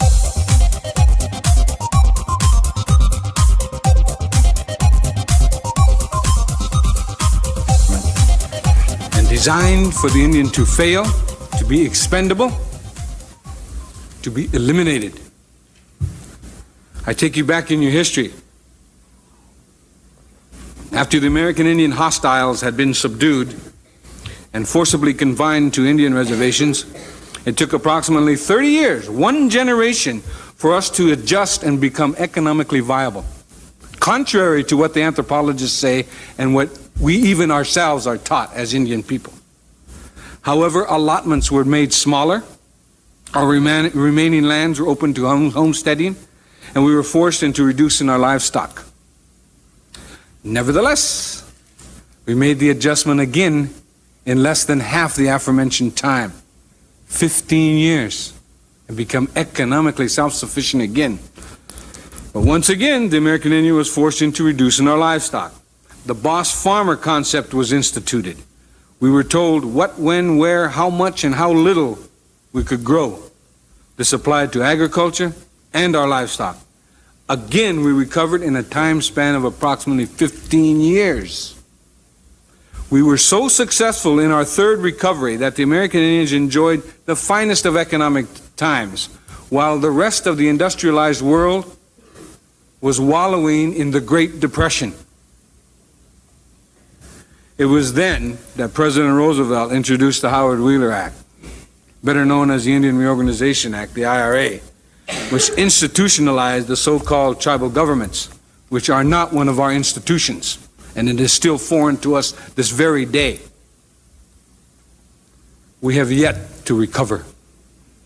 45 years later, the IRA, Indian tribal governments, on their own initiative, began renewed efforts at reestablishing their sovereignty focused on the oldest profession of American Indians. That's gambling. Bingo and other gaming operations has been, without exception, a proven initial success. Failure through mismanagement, politics, or litigation has been less than 15%, showing a better than 85% success rate. The new Indian-sponsored gaming industry on reservations dwarfed success ratios of any and all other non-Indian industries in America. Gaming operations have proven to benefit the revenue gathering of all governments, be they county, state, or Indian reservation. With regulation of bingo and gaming by the Congress, we are experiencing repetition of history. One shouldn't remedy success. The results? The United States government, through Congress, once again intervenes to regulate a proven success in violation of all basic and fundamental rules of economics and totally contrary to all laws of capitalism. American Indians are human beings. We are supposed to be citizens of the United States of America. We fought in your wars in other countries. Our Navajo Nation code talkers served and saved this nation in World War II. We have the inalienable right to joint venture with whom we choose, as long as we do not harm nor commit fraud upon anyone. There is no piece of evidence anywhere that proves Indians ever conspired with criminal elements to establish bingo. The Bureau of Indian Affairs, the infamous colonial office of the Department of Interior, and the initiator of sleaze in government, has been regulating contracting on Indian reservations since 1824. This fact alone should convince and teach every student of government that regulation of commerce and enterprise does not work. In fact, it only produces the opposite result. Graft and corruption is rampant to the contracting auspices of the BIA and its surrogate tribal government. Indian front contractors bid for and receive government contracts only to proceed to build shoddy, dangerous bridges, buildings, schools, roads, and dams. The Indian is the scapegoat when there is a failure, and is always the one indicted. Contracting on reservations has proven historically to breed and feed corruption within the BIA and now the tribal governments. Within the past 2 years, I personally have attempted to assist 7 Indian reservations located in the Southwest, the Northwest, and the Northern Plains, to no avail. The investors I represented were from various groups interested in establishing banks, resorts, Indian-owned public relation firms, factories, fishing ports, and international trade. I now know that tribal governments do not want economic development unless graft is a major ingredient. The BIA is a major player in land leases being sold by petty bureaucrats for as meager an amount as $40. There is a scandal of monstrous proportions occurring in at least 2 Indian agencies, the BIA's branch of land operations and the branch of realty.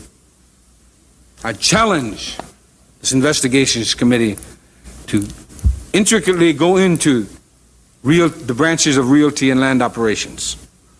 The BIA does not enforce its trust responsibility, quite to the contrary.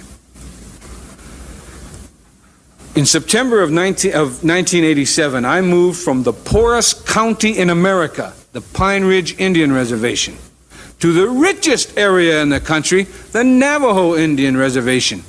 There is no difference. I paraphrase the former Secretary of the Department of the Interior, James Watt. If you want to see an example of failed socialism, go to an Indian reservation.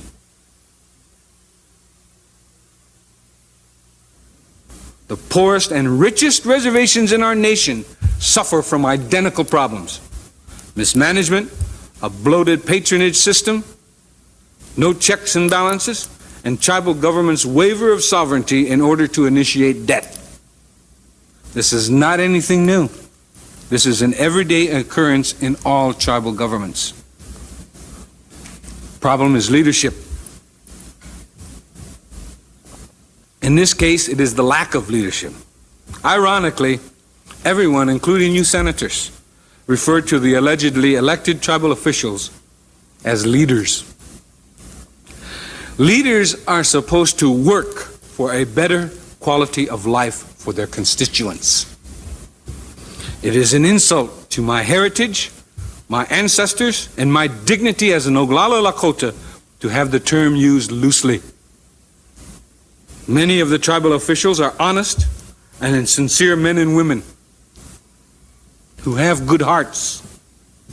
Nevertheless, a vast majority of the tribal officials parasite on the incestuous world of tribal politics. Not as our forefathers, who were the best providers, protectors, defenders, advocators, and friends. The game of who is the most important rules. It's embarrassing.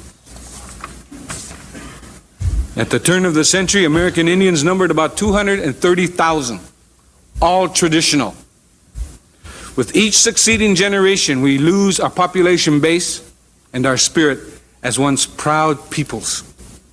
The American Indian statistics of deprivation have remained constant since the end of World War II.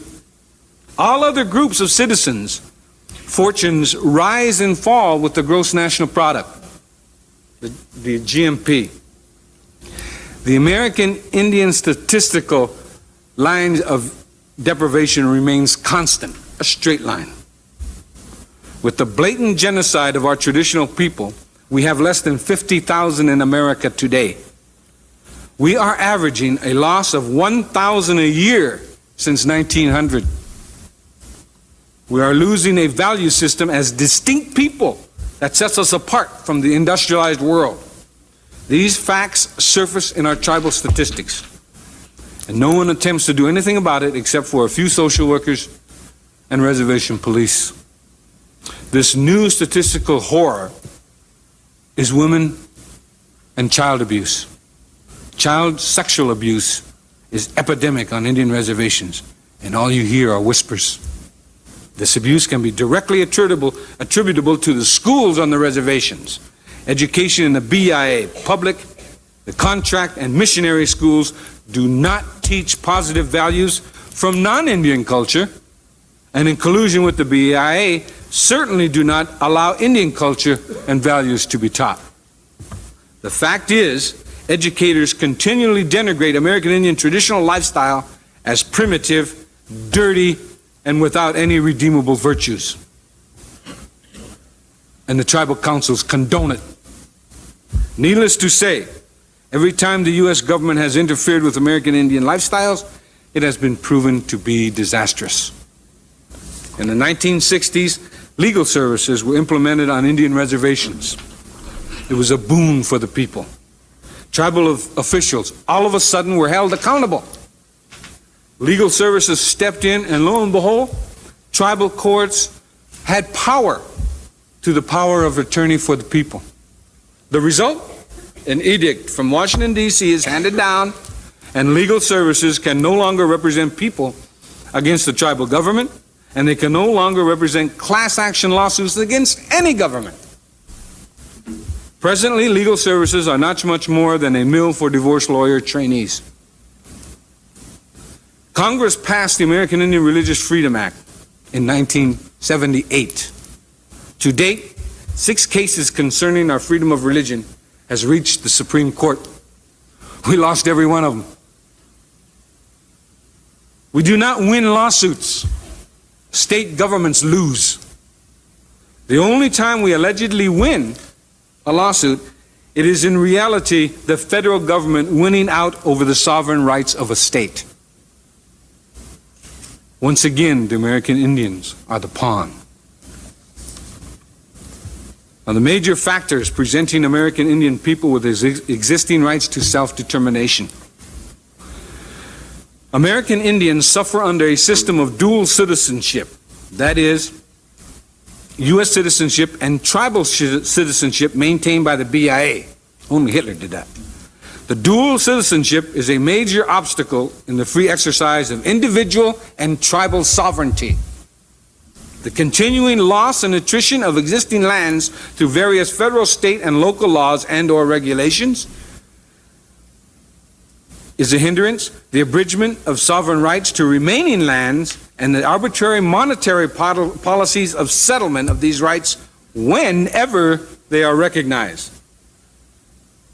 Another major factor preventing Indian people from self-determination, subjugation of the American Indian individual to the laws of government-sponsored tribal governments, and the continuing arbitration of the BIA rules and regulations, which have the force of law, yet are not repealable. Solutions. The American Indian people's right to self-determination is recognized and will be implemented through the following policies. The American Indian individual shall have the right to choose his or her citizenship, and the American Indian nations have the right to choose their level of citizenship and autonomy up to absolute independence. The American Indian will have their just property rights restored, which include rights of easement, access, hunting, fishing, prayer, and water. The BIA will be abolished, with the American Indian tribal members deciding the extent and nature of their governments, if any. Negotiations will be undertaken to exchange otherwise unclaimed and unowned federal property for any and all government obligations to the American Indian nations, and to hold fully liable those responsible for any and all damages which have resulted from the resource development on or near reservation lands, including damages done by careless and inexcusable disposal of uranium mill tailings and other mineral and toxic wastes. I want to thank you, gentlemen, for inviting me here. It's been a high honor, especially since I'm the only one invited here today to testify that doesn't receive money from the federal government. All right, welcome back to HSP episode number 31. I hope you enjoyed that. I really did. I actually listened to all of it. Did you have a chance to listen to it, Russ? Yeah, I listened to all of it. I loved it, man. It was fantastic. Great content, man. Great content. Yeah, for sure. It was it was interesting because, you know, if you go back to the early 1800s, right after, so the first president obviously was George Washington. The second president was John Adams. The third president was Thomas Jefferson. And people think that the founding fathers were these like laissez-faire capitalists, hands off. Well, that's not the case at all. John Adams and Thomas Jefferson, actually, their biggest feud was that John Adams thought that the future of the country should be industrialization, that we should be an industrialized economy. Thomas Jefferson, that was not the case for him. You know, he lived in Virginia. John Adams was from the Northeast. Thomas Jefferson was from Virginia, and he wanted agriculture. He said the future is agriculture. And Thomas Jefferson wrote a letter to Congress when he was president talking about how we need to convince the Indians to adopt an agricultural lifestyle. And as when I was reading his letters to Congress about this and history of the American Indians, and the many of the Indians really tried to adopt this lifestyle, which, agricultural based lifestyle is really using the land a lot more efficiently. And some of the Indians realized that, and Russell Means is from a tribe that realized that, and so they domesticated the land. They learned how to live an agricultural lifestyle. And like I said before, we played the break. They didn't have a written form of their language, so they couldn't codify laws. It was just entirely cultural. And so they figured out a way to codify laws. And I mean, if you look at a picture from like a Lakota Indian, I think it was also Cherokee, stands with a beer. Her ancestors were affected by this as well. And if you look at a picture of one of these 5 tribes, I don't know, Russ, if you're able to and look that up, it would probably be worth listing them. I can't because I'm just talking right now. But like if you look at a picture from somebody from one of these 5 tribes, you can't honestly tell that they're Indians. They look and dress like a white European immigrant. It's shocking. And what happened was that the gold was discovered on that land. It was in Georgia and I think Florida as well. And they went in and basically just removed them and sent them packing off to Oklahoma and Nebraska and other places. And as I was reading all this, and again, this was a few months ago, I was just like, my God, what an injustice. This was not the intention of the United States. And this is when I started to realize, we hold the founding fathers like up on this pedestal. And in reality, many of them are very, very contradictory. I mean, even by our second and third presidents, they were already talking about what our economy should be. And that was not the intention. The intention was that you are free and the economy will just be whatever it ends up being. That was the intention of the Declaration of Independence, the Bill of Rights, and the Constitution, the founding documents, of which Thomas Jefferson was an author. And that was the intention of it originally. But in practice, they had very, very different behavior. And I would recommend if there's lots of good documentaries on YouTube, there's lots of good books out there. I'd recommend you go read and educate yourself a little bit, because to the extent that we've generated wealth in the United States so disproportionately greater than anywhere else in human history on any imaginable scale, is the extent to which we've been free, in spite of the fact that even before the ink was dry on the founding documents, you had the Puritans, you had the Victorian English, you had Thomas Jefferson, the founding fathers. I mean, all trying to push their ideas, their morality laws, the we should be this kind of an economy, we should be that kind of an economy, and that just shows you the power of, you set a population free from each other. That shows the amount of, that demonstrates the power that has in terms of wealth creation, that freedom has, in spite of the fact that even at the highest ranks, you have people trying to subvert it. So it's the 1800s, especially the early 1800s, is a very, very, probably one of the best, just that century, the 19th century United States, is one of the most interesting centuries to ever read about in human history, in my opinion. It is a fascinating time, man. And the 20th century was really fascinating too. Now that we can look back on it, this is shaping up to be a pretty fascinating century so far. But man, 1800s. Yeah, for sure. And just to footnote what Luke was talking about, the five civilized tribes are the Cherokee, the Chickasaw, the Choctaw, the Creeks, who were also called Muskogee, and the Seminoles. Those are the 5 tribes. Ah, okay. I thought Lakota was one of them, but I guess I was wrong. Yeah. I actually think that they were, they were very warfaring, but they did settle down, and I guess they aren't considered one of the, quote, 5 civilized tribes, but they did definitely settle down. Yeah. You know what I mean? Stop the nomadic lifestyle that they led and the warfaring lifestyle that they led. They settled down. I think maybe the Lakota, maybe they were up near Seattle. I'm not sure. There was like another big like proponent of this sort of thing that was up near Seattle, but I mean, whatever the case, like there's always context, and you can't just like, anytime someone's like, what do you say about the genocide of the Native Americans? It's like, which Native Americans are you talking about? Right. I mean, usually when you hear this kind of an argument, usually it's dishonest and they're coming from a I hate white people place. For sure. Which is this, again, God, I don't want to go back to this, but like in the first segment, I mean, again, this is this tribalism, this like, I don't like, I hate myself. I'm white and I hate myself, and I'm going to make you hate yourself too. You know, it's this tribalism that just has got to end.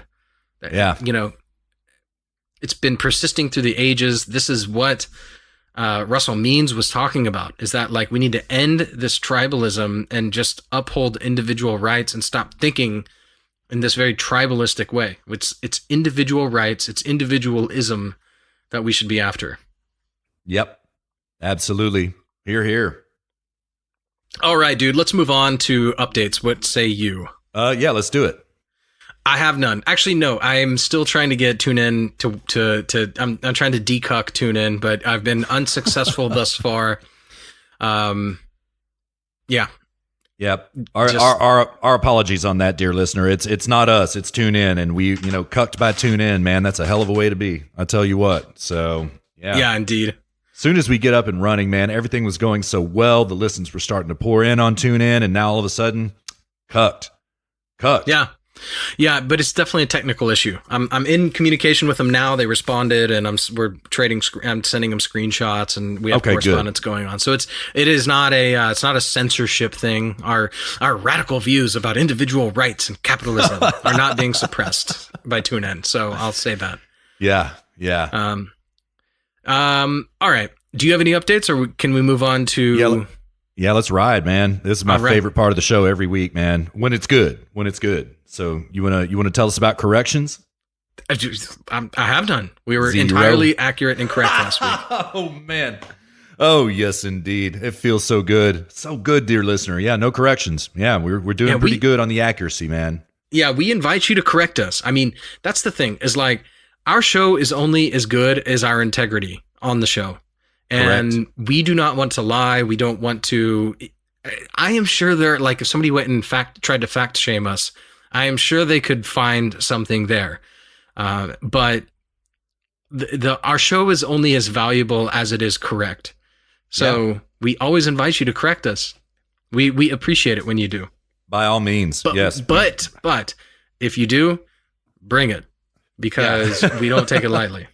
Yeah, again, dear listener, we take you very, very seriously, and we take this show very seriously. And yeah, so Luke is right about this. If you're going to correct us and call us out, bring the facts, bring the heat. Yeah.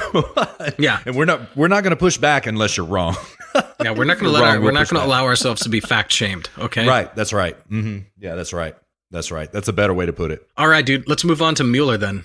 Yeah, so this is really interesting stuff going on, dear listener. Now, I talked a little bit about some stuff going on with Spygate in Bots, Thoughts, and Drops episode number 2 on Thursday night. Go ahead. I was going to say, which we have a new name. We have a shortened name for. Took the words right out of my mouth. You got to tell him, man. No, you go for it, dude. Luke has affectionately began to refer to Bots, Thoughts, and Drops as Botstad. I love it, man. I love it. So, yeah, in Botstad, we covered a little bit about Spygate, some interesting stuff going on, and that was really just the highlights of what was going on with Spygate, the Mueller investigation, all this other type of thing. But there is something that Luke mentioned to me when we were doing our pre-show prep call, and he was like, "Did you say anything about Andrew Weissman?" And I was like, "Man, no, I didn't." And it was in my show prep for Botstad episode number 2, and I completely forgot to mention it, so I'm going to mention it now. Luke has an article clipped out from Daily Caller, and I've got another one from Zero Hedge. I'm going to take it from the lead. It goes thus. Special Counsel Robert Mueller's, quote, pit bull, Andrew Weissman, is leaving the squad. A sure sign the, quote, witch hunt is over, but there's likely more to come. Weissman has a pattern of wrecking lives with his prosecutorial terrorist acts, then slinking away when someone catches onto his tactics and before the reversals start rolling in. Now President Trump has his first real attorney general who likely would not allow Weissman's abuses, and thanks to the good work of 2 lawyers, Margot Cleveland and Technofrog, a Houston court has finally unsealed old evidence proving Weissman's egregious threats against witnesses. The disclosure this week of Bruce Orr's testimony also implicates Weissman in a world of problems. That is absolutely true. The article goes on toward the bottom. I'm just going to read one paragraph because it's absolutely true. Weissman's modus operandi is to terrorize and humiliate his targets. That's why Mueller brought him on the squad. If that's what one thinks a federal prosecutor is supposed to be, then Weissman is your man.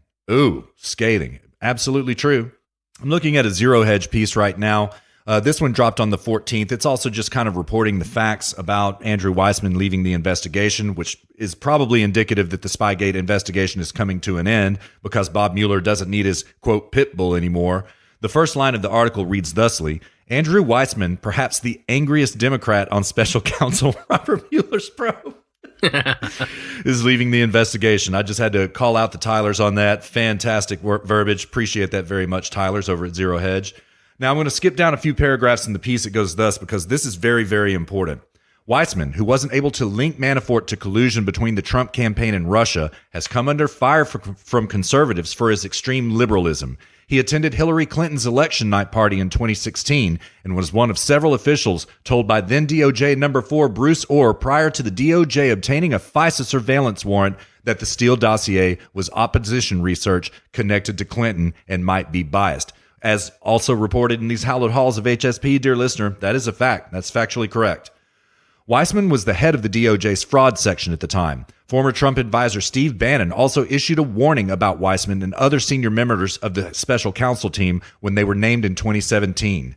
Trump and his aides would be facing off against a group of killers, as Bannon reportedly said. Skipping down the next paragraph. Now, this is really important. I'm going to draw a connection here for you, dear listener, because this is the truth.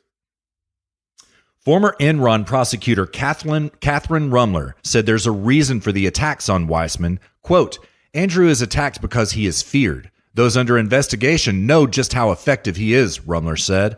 He has not only peerless technical skills, but the fearlessness necessary for pursuing high-profile, complex cases and a passionate commitment to seeing justice done. Okay, now who is this Catherine Rumler? Exactly, dear listener. Well, Catherine Rumler was the White House attorney. She was Obama's hit woman. She was his fixer. As Bongino says, the fixer. Watch for the fixer. It's so true. And this woman is about as corrupt as it goes. And the reason all of this is very important is that Rumler's connections to Andrew Weissman go back, as the article just detailed, to the prosecution of Enron, which was an absolute shit show of a prosecution, dear listener. Yes, there was corruption that went on there. Absolutely, right? But a lot of these people that were prosecuted in the Enron case ended up getting off because of Weissman's very hard-hitting tactics, basically cheating, pit bull tactics, right? And this is absolutely true. So Catherine Rumler, Obama's fixer, and Andrew Weissman himself go back to the 90s, quite literally. I'm going to read a little piece about Catherine Rumler, just so you know this, and we get it on the HSP record because we've not talked about this before. I'm reading from the Free Beacon, and I'm reading the title of the article is Resistance is Fruitful. Former Obama officials fight Trump by shilling for corporations, defending sex criminals, Washington Free Beacon. This is the last paragraph. It details these people, former Obama officials, right? And it gives little descriptions of them. Well, in this last paragraph, they give us a little bit of details about Catherine Rumler, who held the White House counsel gig from 2011 to 2014, is representing George Nader, a Lebanese-born American businessman with ties to the Crown Prince of Abu Dhabi. Nader, who is now a cooperating witness in Bob Mueller's investigation, is under scrutiny for his role in facilitating a meeting between Crown Prince Mohammed bin Zayed and former Blackwater CEO Eric Prince and a Russian banker with deep ties to Vladimir Putin. Nader was briefly imprisoned in Prague after being convicted on 10 counts of sexually abusing underage boys between 1999 and 2002. See a connection here, dear listener? Talked about it a little bit on Botched Ad number 2. He was previously nabbed by Washington, D.C. authorities on child pornography charges in 1985. The charges were ultimately dropped, and again in 1991 when he was convicted and served a 6-month sentence on similar charges. Oh, Catherine Rumler is defending this scumbag. Why? Because they're trying to leverage Eric Prince to go after President Trump for Russia collusion, right? See, Eric Prince, his sister's Betsy DeVos. She's the education secretary, blah, blah, blah. Now we have Eric Prince setting up all of these meetings with Russian bankers, blah, blah, blah, right? All right, it's just absolutely absurd on its face, but there are 2 points to draw away from this. Why is it that Catherine Rumler came out and defended Andrew Weissman? Well, because they're trying to defend themselves in their impeccability in Robert Mueller's investigation, which is complete and total bogus nonsense, as we've detailed over and over and over again. Now, there is one other thing that I want to say, and this is a point that Rush made this week, and I think it is actually really intriguing, right? Yes, all signs point to the fact that the Mueller investigation is probably coming to an end. It probably is, right? We kind of expected the report 2 weeks ago to drop from the special counsel. Lots of leftists were really looking for the special counsel report to drop this week, right? As I suggested on Bots, Thoughts, and Drops number 2, Nancy Pelosi probably is saying that she doesn't want to impeach Donald Trump because it seems to indicate that she has seen that report already and that there's nothing in it corroborating Russia collusion between Trump and Putin, right? Absolutely nothing there. So maybe that's why she's backing down off impeachment, trying to set expectations for their liberal base. There is another theory I present in episode number 2 as well that you should go back and check out what I think really is going on here. But the point that Rush makes, and I did not say this in episode number 2, but it is fascinating, and it is about how absolutely furious the leftists are about Robert Mueller's report not dropping, and this is demonstrably true. They're chomping at the bit, dear listener. They're getting really impatient for this, and they are angry about it. And you can see this in the coverage on MSNBC, on CNN. They are really furious about the fact that they are not going to have anything to stick to Trump more than likely, and about the fact that they can't comb through this report because it's not available to them, right?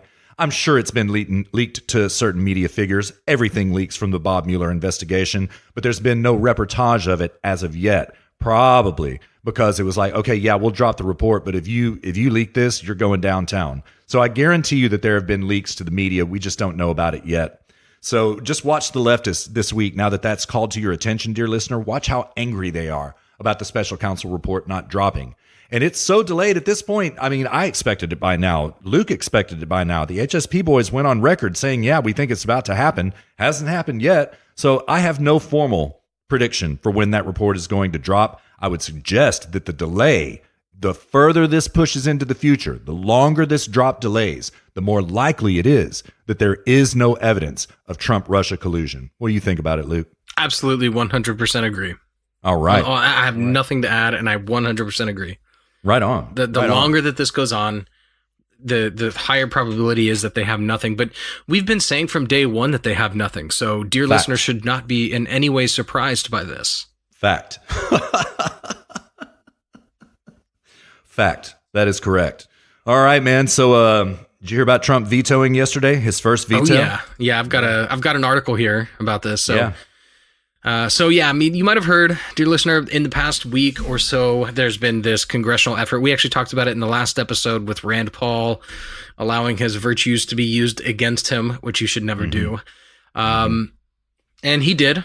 He decided that in spite of the fact that we know that the left, Nancy Pelosi, these individuals on the left, they are coming out and they are operating with impunity in terms of what they are trying to do, which is allow illegal immigrants into the country and then give them the right to vote while also lowering the age of voting to 16 because they know that's where they would do well. Okay, so they are not in the realm of ideas. They are just trying to you know, what's funny, Russ, is that they always talk about like, oh my God, a threat to our democracy. Like, yeah. What is this if not a threat to our democracy? Absolutely, literally, dude.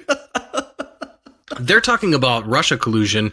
The right should be talking about Mexico collusion. Absolutely. Absolutely. That's what this is. And they're just operating with impunity. They don't care. So in any case, so a few Republicans jumped, they sided on the side of the Democrats and in the Senate Republicans, I should say, jumped and sided with some Democrats to pass a resolution to bar Trump's ability to use a national emergency to build the wall, which is totally absurd because anybody on the right who's like, oh yeah, but the left is going to use it later. It's already been used for things that are totally unrelated to anything having to do with the national emergency. Go listen to, which episode did we cover that in, Russ? It was like 27, 28, something like that. Yeah, somewhere around there. Yeah. I think it was 28. Yes. Yeah. Like this is old news. For 40 years, they've been using national emergency for all sorts of unrelated things. We detailed it. It's like there's never actually even been one that has anything to do with the United States. So this idea that like, the checks and balances, and we want to make sure that this doesn't get taken, just like it's already been used. Okay. Yeah. This is nonsense. Yes, sir. I'm sorry. It's so absurd. Anyway, so I've got an NPR article here. And the title of the article is President Trump Vetoes Congressional Effort to Limit Border Wall Funding. President Trump used his veto pen for the first time Friday after Congress tried to reverse his national emergency declaration and rein in spending on a wall along the U.S.-Mexico border. Congressional critics do not appear to have the votes to override Trump's veto. So, as a practical matter, the administration can continue to spend billions of dollars more on border barriers than lawmakers authorized, unless and until the courts intervene. Today I am vetoing this resolution, Trump said, flanked by law enforcement officials at an Oval Office event. Congress has the freedom to pass this resolution, and I have the duty to veto it. Also in the room for the veto signing Friday were parents of children who were killed by immigrants who entered the country illegally, as well as Vice President Mike Pence, DHS Secretary Kirstjen Nielsen, and Attorney General William Barr. I don't know that I've ever been more proud than to be standing next to you today, Pence said. You're keeping your word by vetoing this legislation.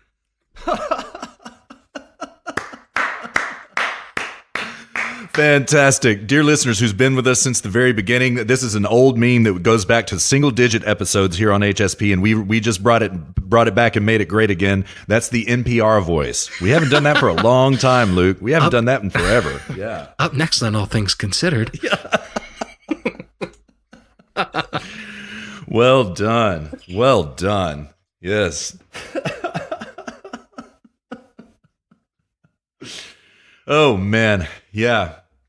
I don't know why I still don't know why they talk like that.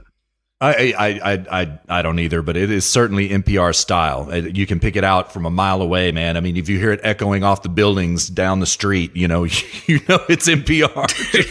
It's like strangely soothing though. It's like if I'm on a beach like drinking a pina colada, I just want like some NPR voice like whispering sweet nothings into my ear, you know? Yeah.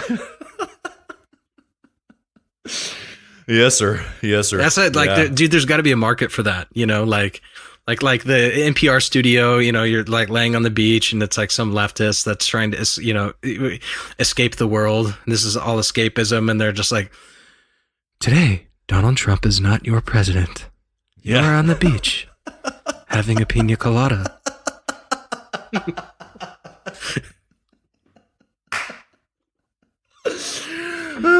Or it's like false reporting. It's like Hillary Clinton was elected president of the United States. Right.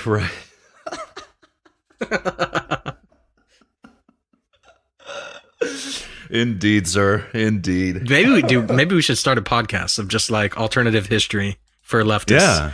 You know, that's a great idea, man. Yeah. And we do it all like an NPR voice, man. Totally.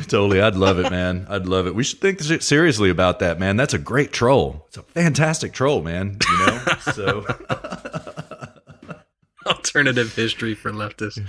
Yeah. Oh, I got to catch my breath, man.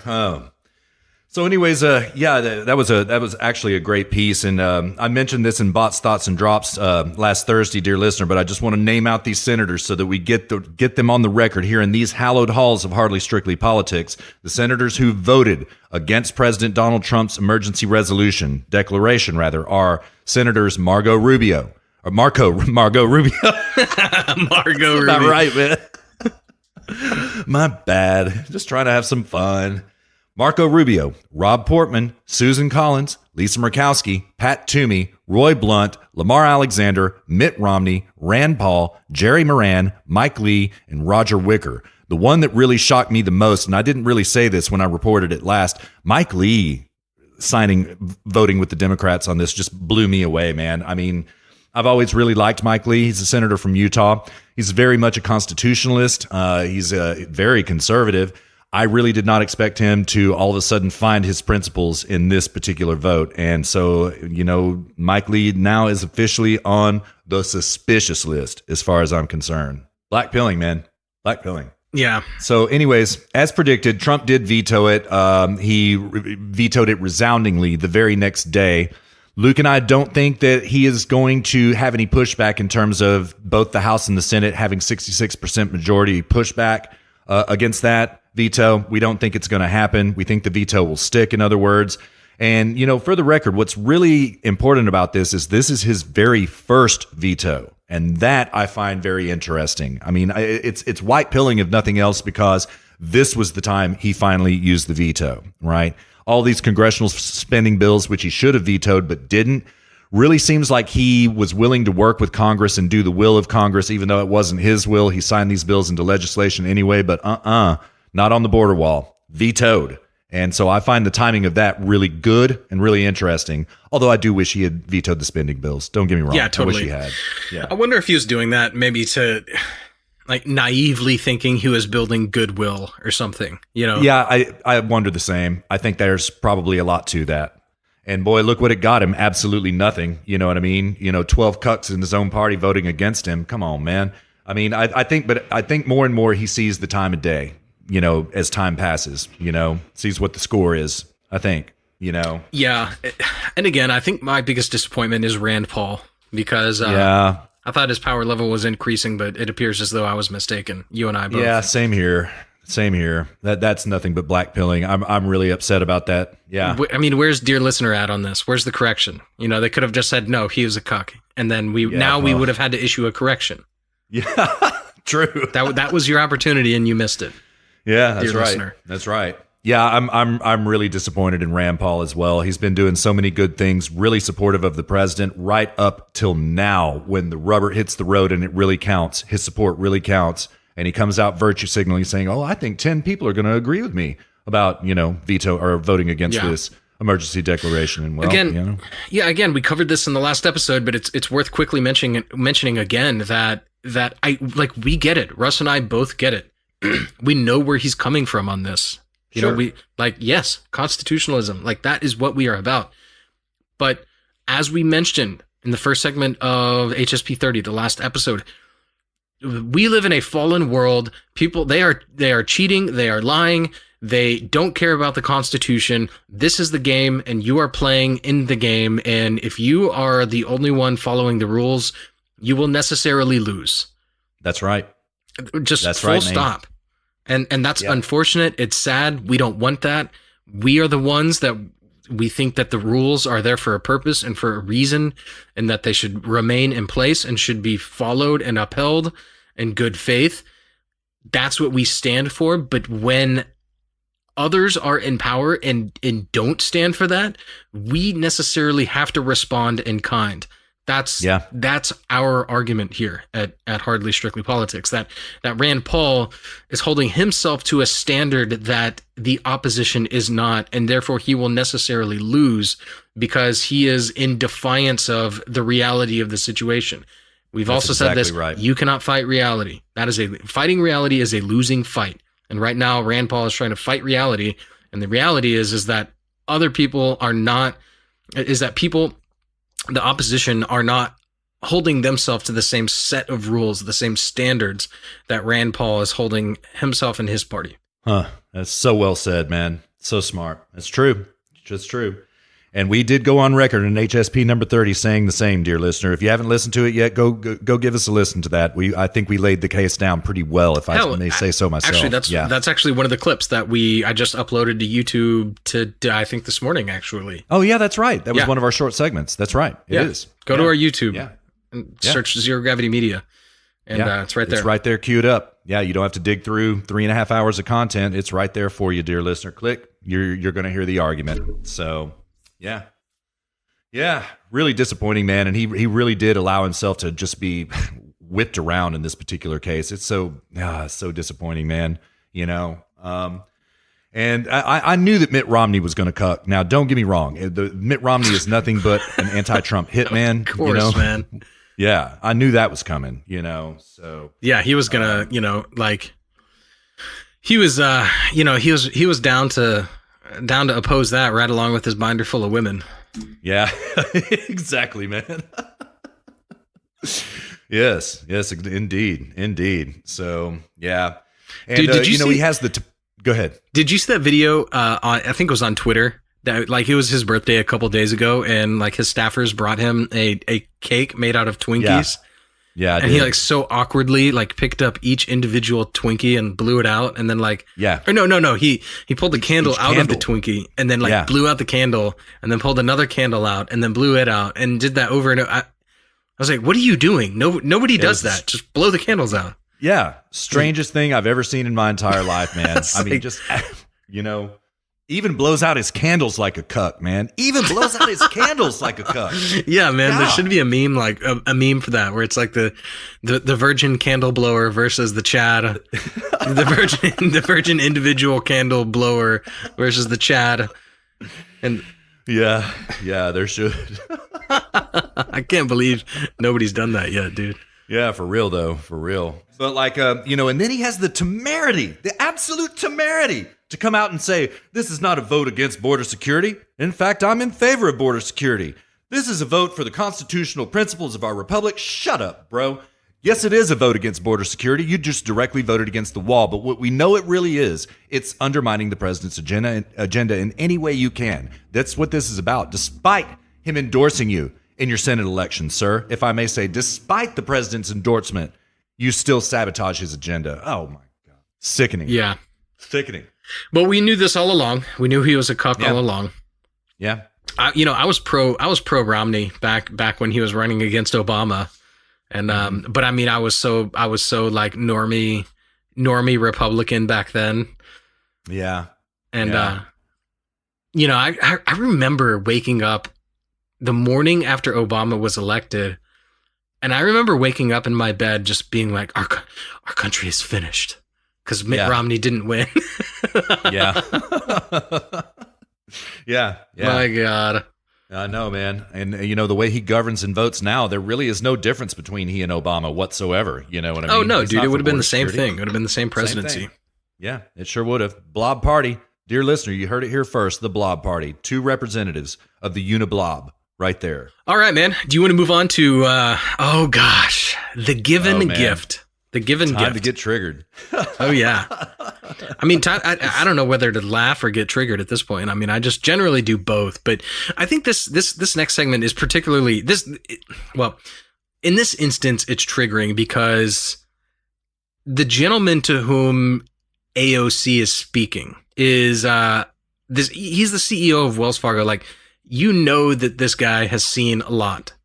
He is privy to business. He's privy to investing. He's privy to the economy, to the laws, to all sorts of things. And AOC was a bartender. Now, look, I know people that are bartenders. I love bartenders. We love bartenders on HSP. And we love our bartenders. We love our bartenders.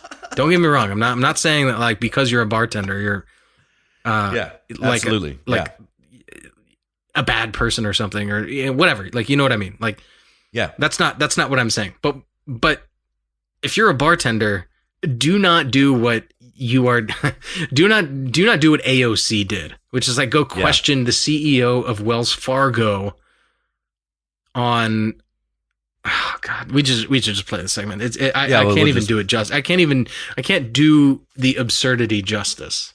And what was so funny about this? One final little bit of intro about this. What was so funny is that the left tried to meme this out on Twitter and such as like, "Ooh, AOC grills Timothy Sloan destroyed," and then like I'm looking at the article right now, dear listener. No, like this trying to meme this into reality absolutely did not go through because she stepped in it. So embarrassing. It was so embarrassing. She's asking him questions. She's like, why did Wells Fargo finance the Keystone XL pipeline? And he's like, well, we have customers and they do their own business.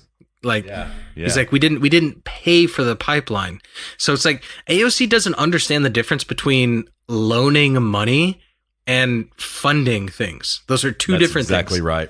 Yeah. I mean, she's such an idiot. She's so dumb. It's shocking. And look, like, I don't say this often about people. I don't just attack people. I don't just call people idiots and morons just in passing. But she is a complete idiot. She is a moron. Yeah. She knows nothing about business. She knows nothing about rights. She knows nothing about laws. She's a complete moron about all of this stuff. And she's running around like acting as if she's Superwoman here to save the world. So true. Yeah. She's so dumb, dude. It's shocking. Yeah. Yeah. It's shocking that people take this that seriously. And it's telling the people who take her seriously, it's telling of how dumb they are. It's like all these people that are like, oh my God, like hashtag owned. It's like, no, you are an idiot too. You are as dumb as she is. Perhaps dumber. Yeah. Indeed, sir. Yeah, that meme didn't stick, needless to say, dear listener. The marketplace of ideas self-corrected that very quickly. Very quickly. Yeah. But I mean, just like the gift that keeps on giving, by the way, you heard that here first in these hallowed halls of HSP, and now you're hearing it everywhere around the world, but we said it first. She is indeed the gift that keeps on giving, because every time that I'm like, okay, all right, we've bottomed out here. This is bottom level stupidity right here. Well, then something will happen like her at South by Southwest last weekend, and she just absolutely steps in it there, right? Calling capitalism irredeemable and so many other gems, right? Then this happens, right? And like now, dear listener, are we calling a bottom? Have we reached the absolute bottom bedrock of stupidity here? I don't think so. She's the gift that keeps on giving. That's the one thing we can count on. I think the stupidity will only increase, more stupid going forward. I think so. Yeah. I don't know how it could get any. I mean, I'm sure she will exceed expectations and and get dumber. Yeah. But yeah, me too. Yeah. Yeah. It's to me, it's like a joke gets old. Yeah. And like this joke is getting old, and now I'm just like, my God. Yeah. You know, it's like I'm just annoyed by it. Like, I'm glad that she's just dragging everybody down with her. But it's really at this point just getting so exhausting to hear this, and you'll hear it, dear listener, on this segment or on this drop. Absolutely. All right, you want to bring it? Yeah, let's do it. All right, it's too good, dear listener. It gets great right from the very beginning, so I'm taking it directly from the top. Here it is. Earlier today, you said that Wells Fargo does not put profits over people, correct? That's correct. I'm interested in the human rights abuses and environmental disasters that some say are financed by your bank, Wells Fargo.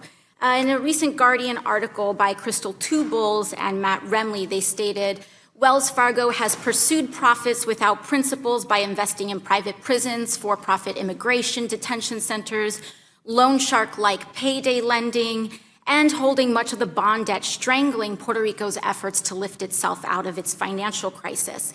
Is it true that Wells Fargo has invested or financed in some of these industries? We made a decision 2 years ago to exit the two relationships that we had with two private prisons firms. One has been exited, and then when the credit agreement with the other one amortizes and matures, we will no longer have that relationship. Are those two companies Geo Group and CoreCivic? Correct. And which one has been exited, Geo Group or CoreCivic? I can't recall exactly which one. But, okay.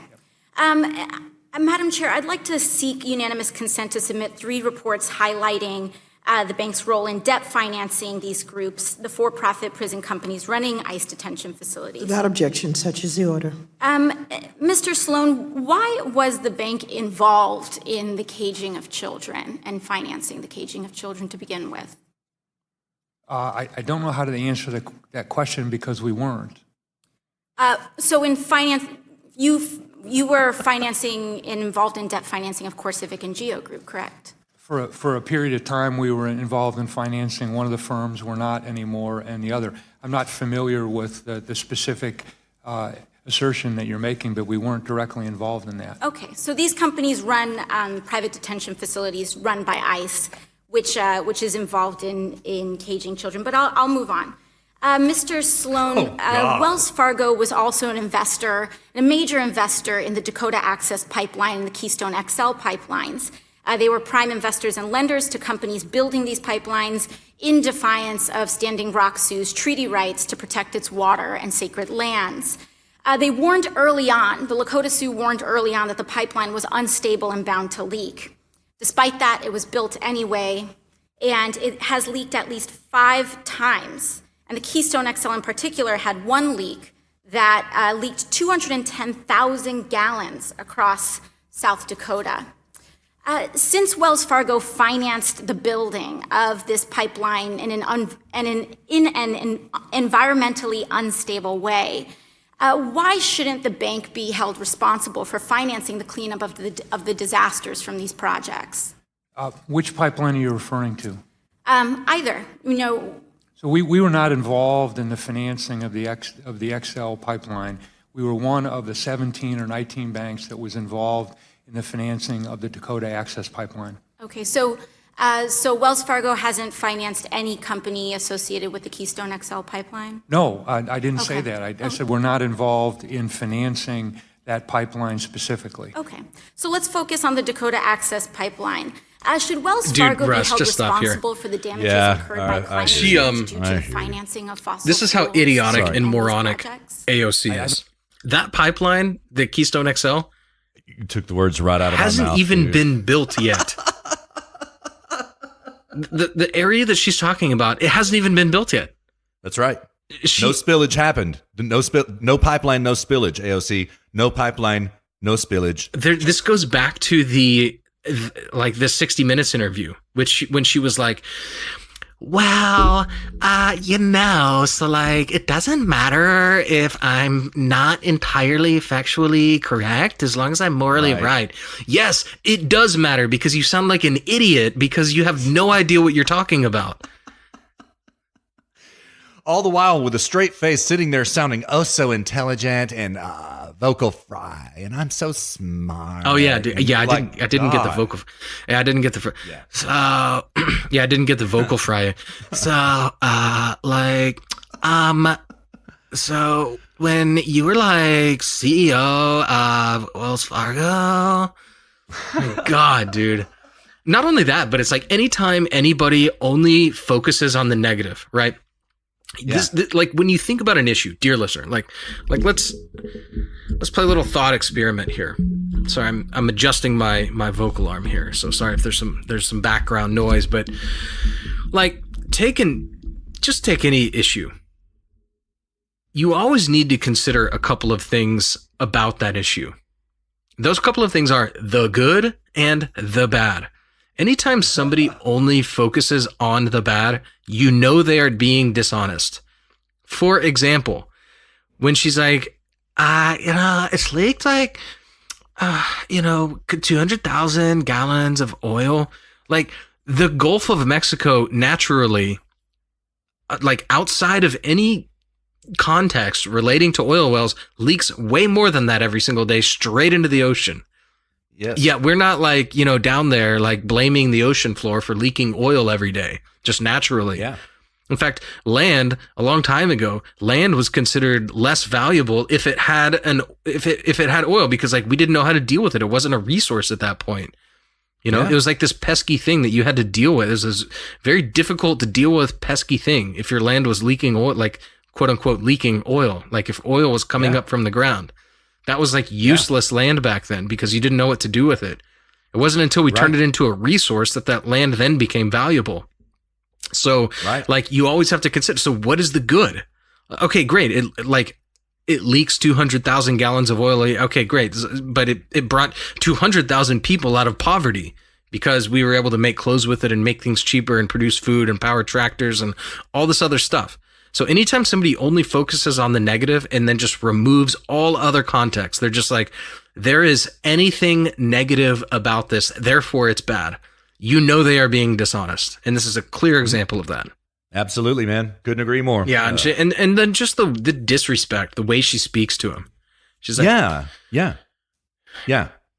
It's signature leftist behavior these days, really. They have contempt for everyone. I mean, like that's something that's really been just kind of on my mind this week is how much they hate us, man. I mean, they absolutely hate us. And her utter contempt of this captain of industry who's made some mistakes along the way. Don't get us wrong. Wells Fargo has gotten in some hot water here and there with good reason, okay? But her utter contempt is pathetic, really pathetic. It itself undermines her ability to gather facts in congressional testimony, just her tone. And you can also see the same tone in Debbie Wasserman Schultz, Sheila Jackson Lee, just to name a couple. I could go on and on and on and on because they all speak this way. Yeah. They all do. Yeah, because they have these like moral pieties, they're above the fray. They're above the realm of mere fact, Yeah. They are just, they're just intrinsically correct. And it's just, how do I just shame them out of the public space? That's it. Yeah. Yeah, that is it.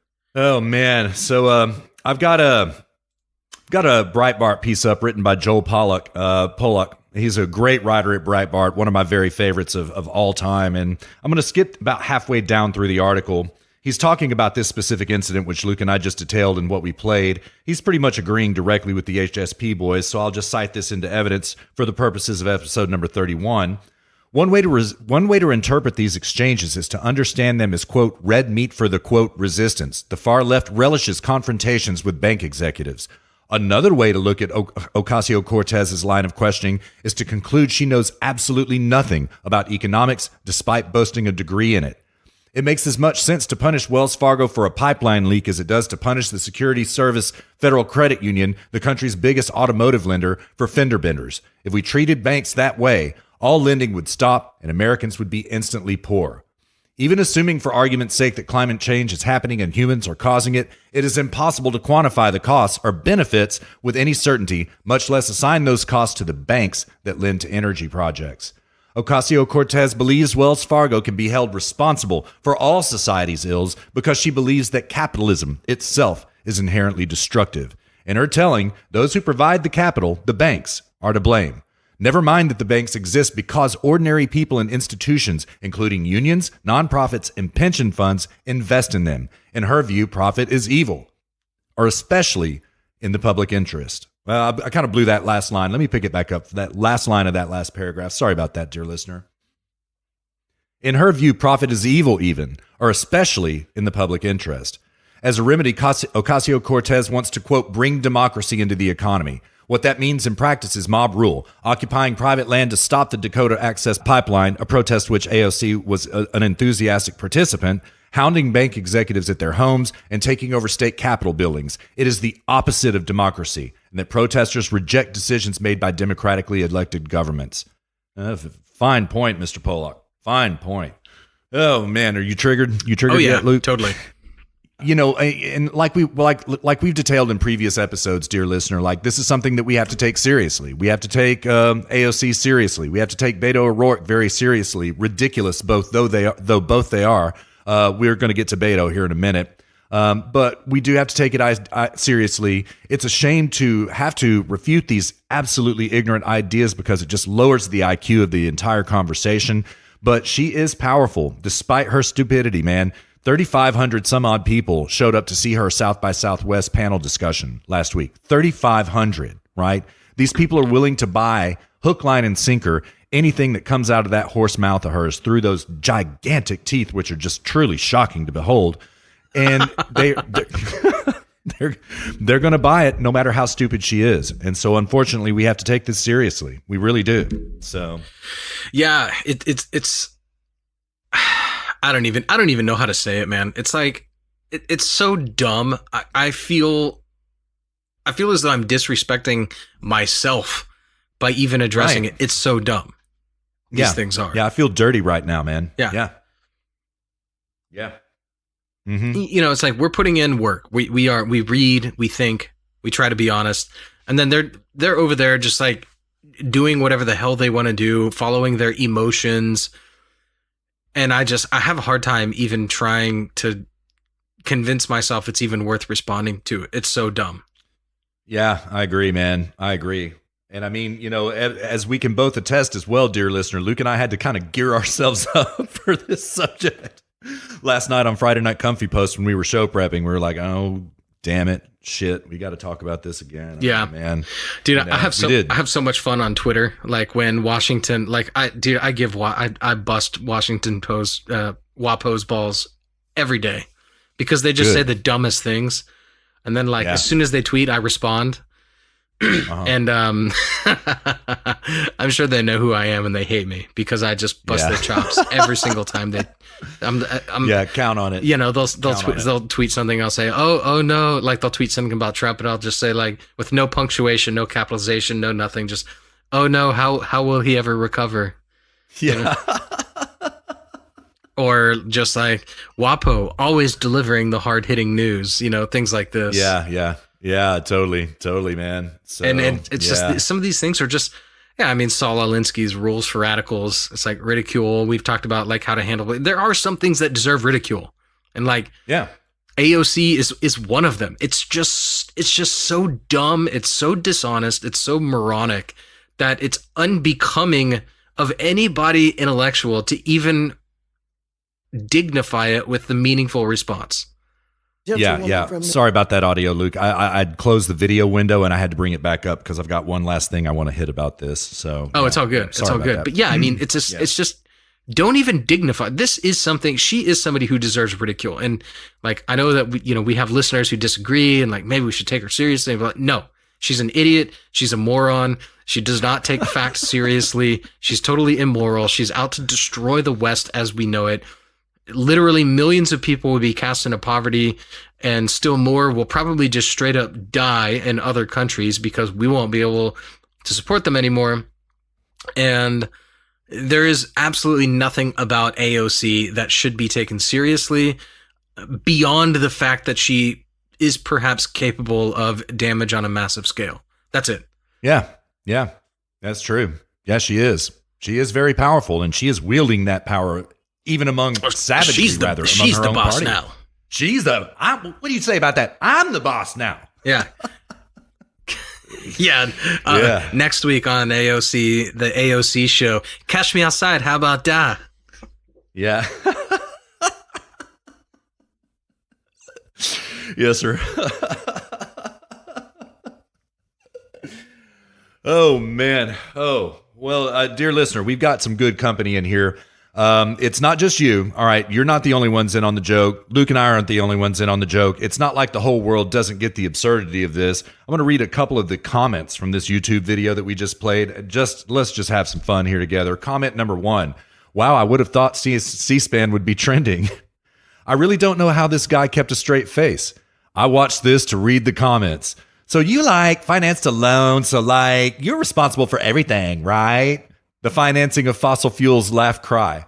The bank that financed her economics degree should be held accountable as well. I think that's my favorite. Yeah, this woman is the best thing that happened to the Republican Party. My God, now I actually feel sympathy for Wells Fargo. I need a bath. I feel dirty commenter, just like you do. I get it. Bartender, I really did it this time. Funded North Dakota's pipeline. Do you know that song, right? Oh yeah, totally. Yeah. Yeah. Mm-hmm. So, and there are musical notes drawn next to it. Yeah. I get the reference. Dude, I'm gonna have to bookmark that song. I forgot about that. That's such a good song. Yeah, it is. Yeah, it is. I'm gonna do that. I'm gonna find it on YouTube right now and then save it for later. Yeah. Watch it after the show. There you go. And rewrite the lyrics in my head as it's playing in accordance with that comment. Right. The gift that never stops giving, indeed. We'll be talking about this forever. I mean, dear listener, we're sorry. We hate to be repetitive in our content. That's why we curate so closely. This is probably going to go on and on and on on every show. Sorry in advance. So, yeah. All right, dude, let's move on. I agree, man. Let's clean up, man. Let's clean up, get de-triggered, move on, man. Yeah. Well, this. You know what? I'll tell you what. We're going to hit Tucker next, but I think we should hit Dem primaries, Green Death deal, and close the segment out with Tucker because that's all right. Yeah, white pilling. Yeah, that's good. All right, yeah, let's do it. All right, now we're about to hit Dem primaries. Dem primaries, boy. Yeah. So beta 2020. So I found an article. This is a New York Times article, just sort of detailing where he stands on positions. I'll just run through this quickly, and then I think we can just move on. I think everybody already knows, especially our Texas dear listeners, are all too intimately familiar with Beto O'Rourke.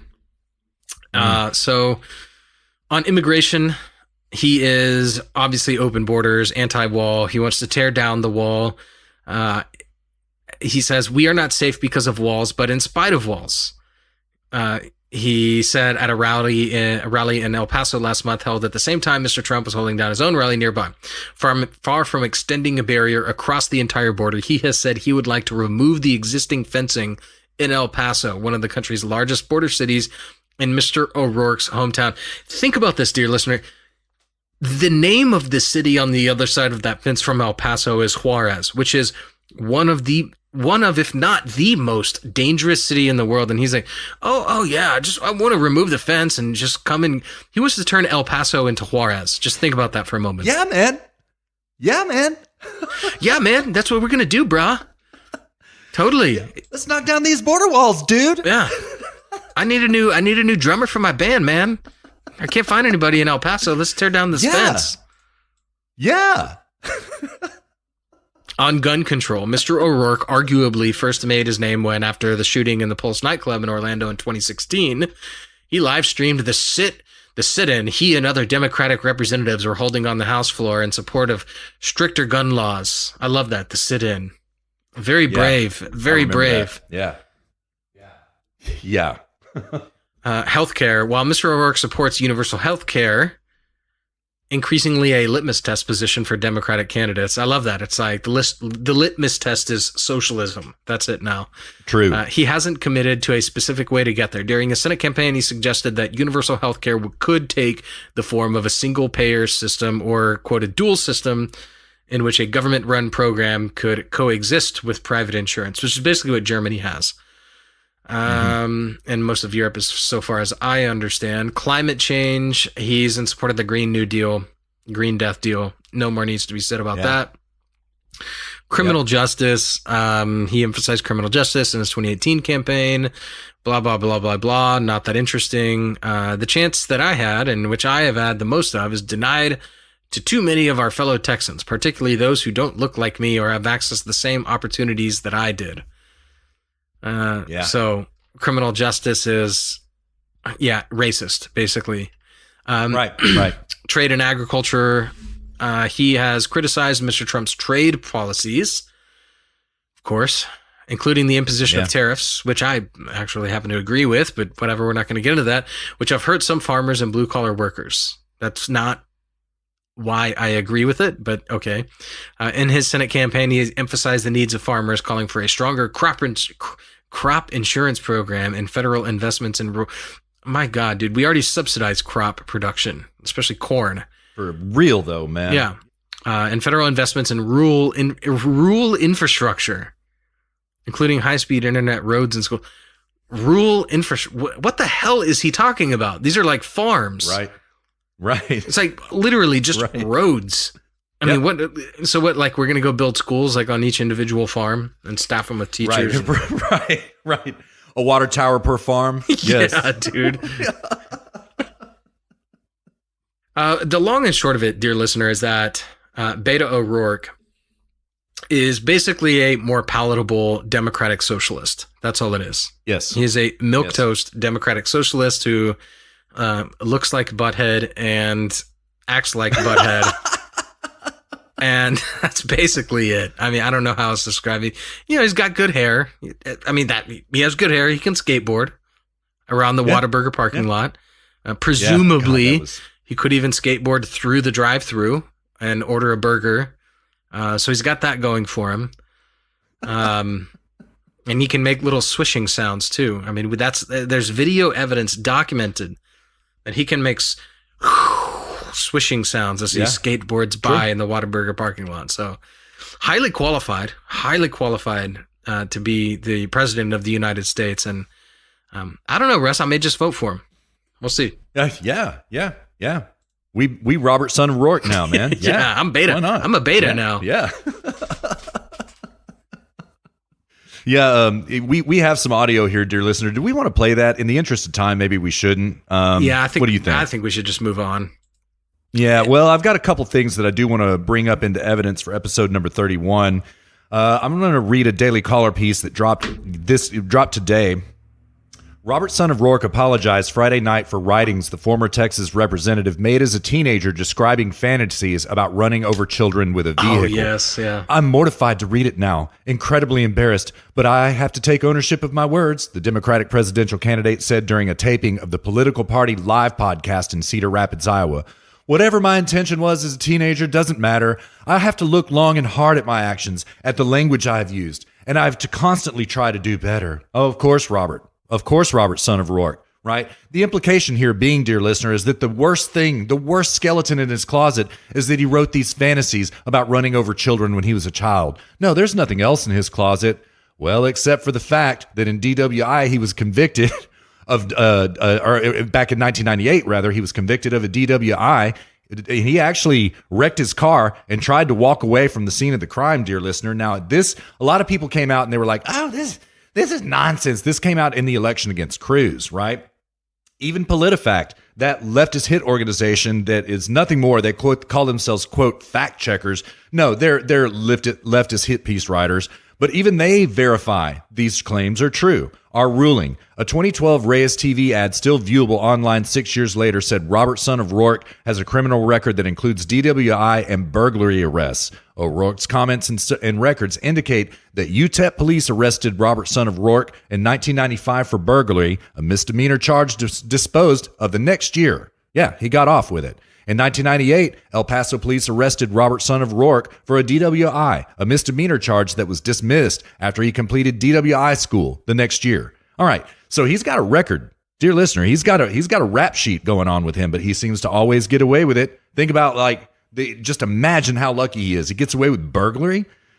We rate the claim true, says PolitiFact, because it is true. It is true.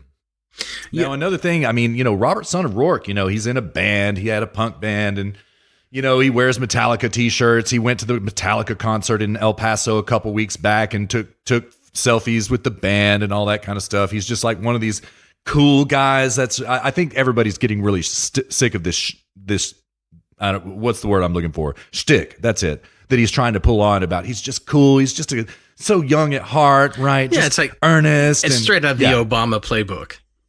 It is. That's exactly what it is. Yeah. Yeah. Well, it turns out that he happens to be a poet as well. And man, Luke showed me this. I'm just going to read his poem. He wrote this back in 1998 when he was in a group called Cult of the Dead Cow, which was a hacker group for real. He was in a hacker group. It's a beautiful. Yes. It's a beautiful piece of literature, I have to say. It is. It is, man. This should be canonized immediately as the fine literature, American literature. The Jack Kerouac of our day.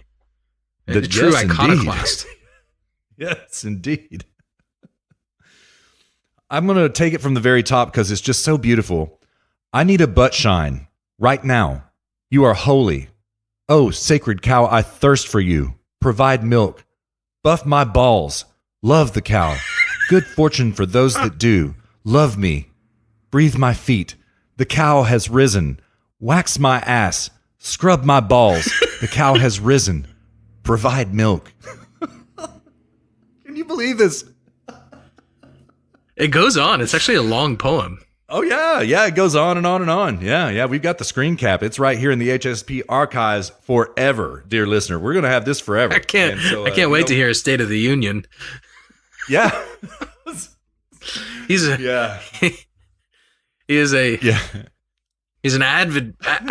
avid proponent of the beef industry, apparently. Yeah. So he is, man. Yeah. But his State of the Union, man, it would be like President Elizondo and in Idiocracy. Now I know y'all shit is getting emotional right now. I can't wait for it either, dude. He's the House of Representing. Yeah.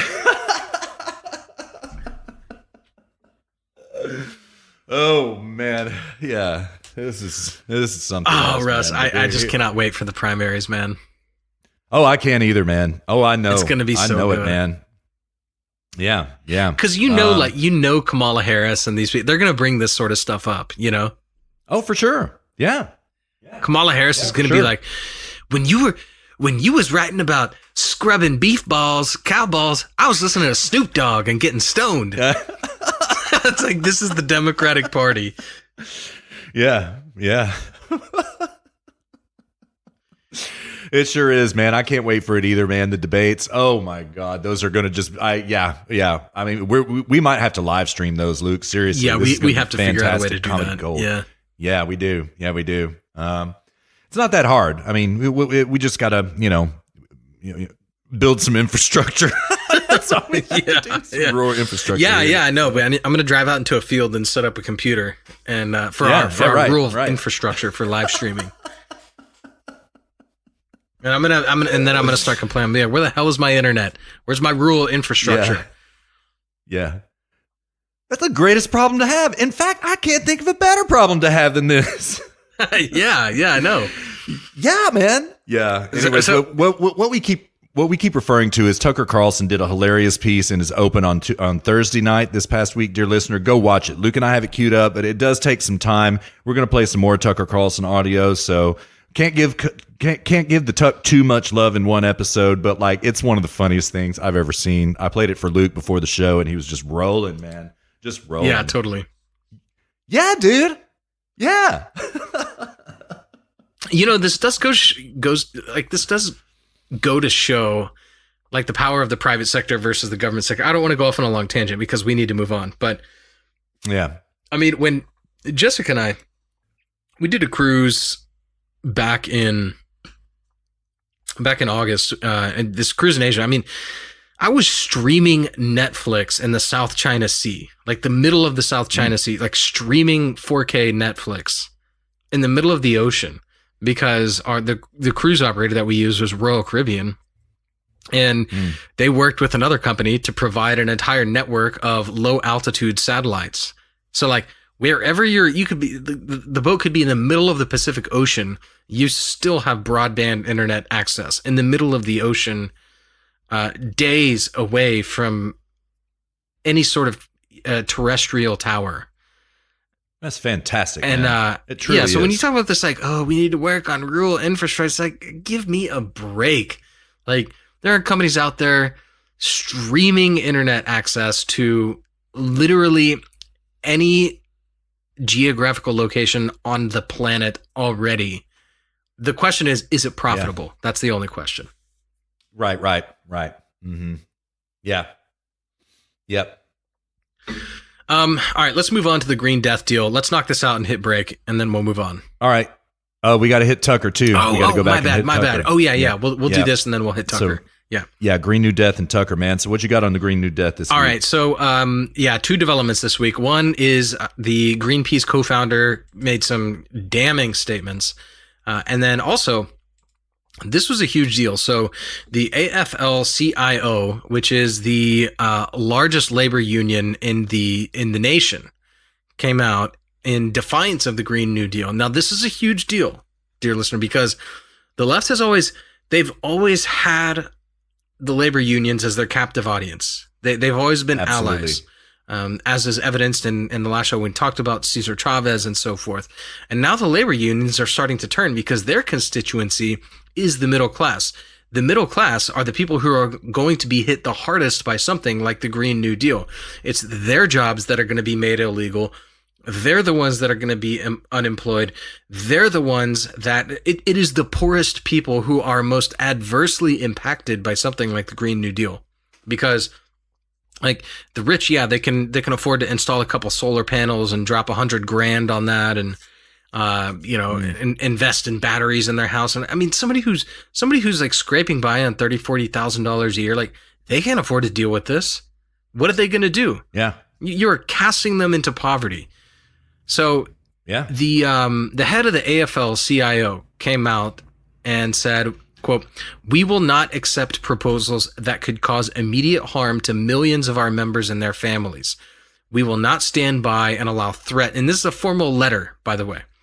"We will not stand by and allow threats to our members' jobs and their families' standard of living go unanswered."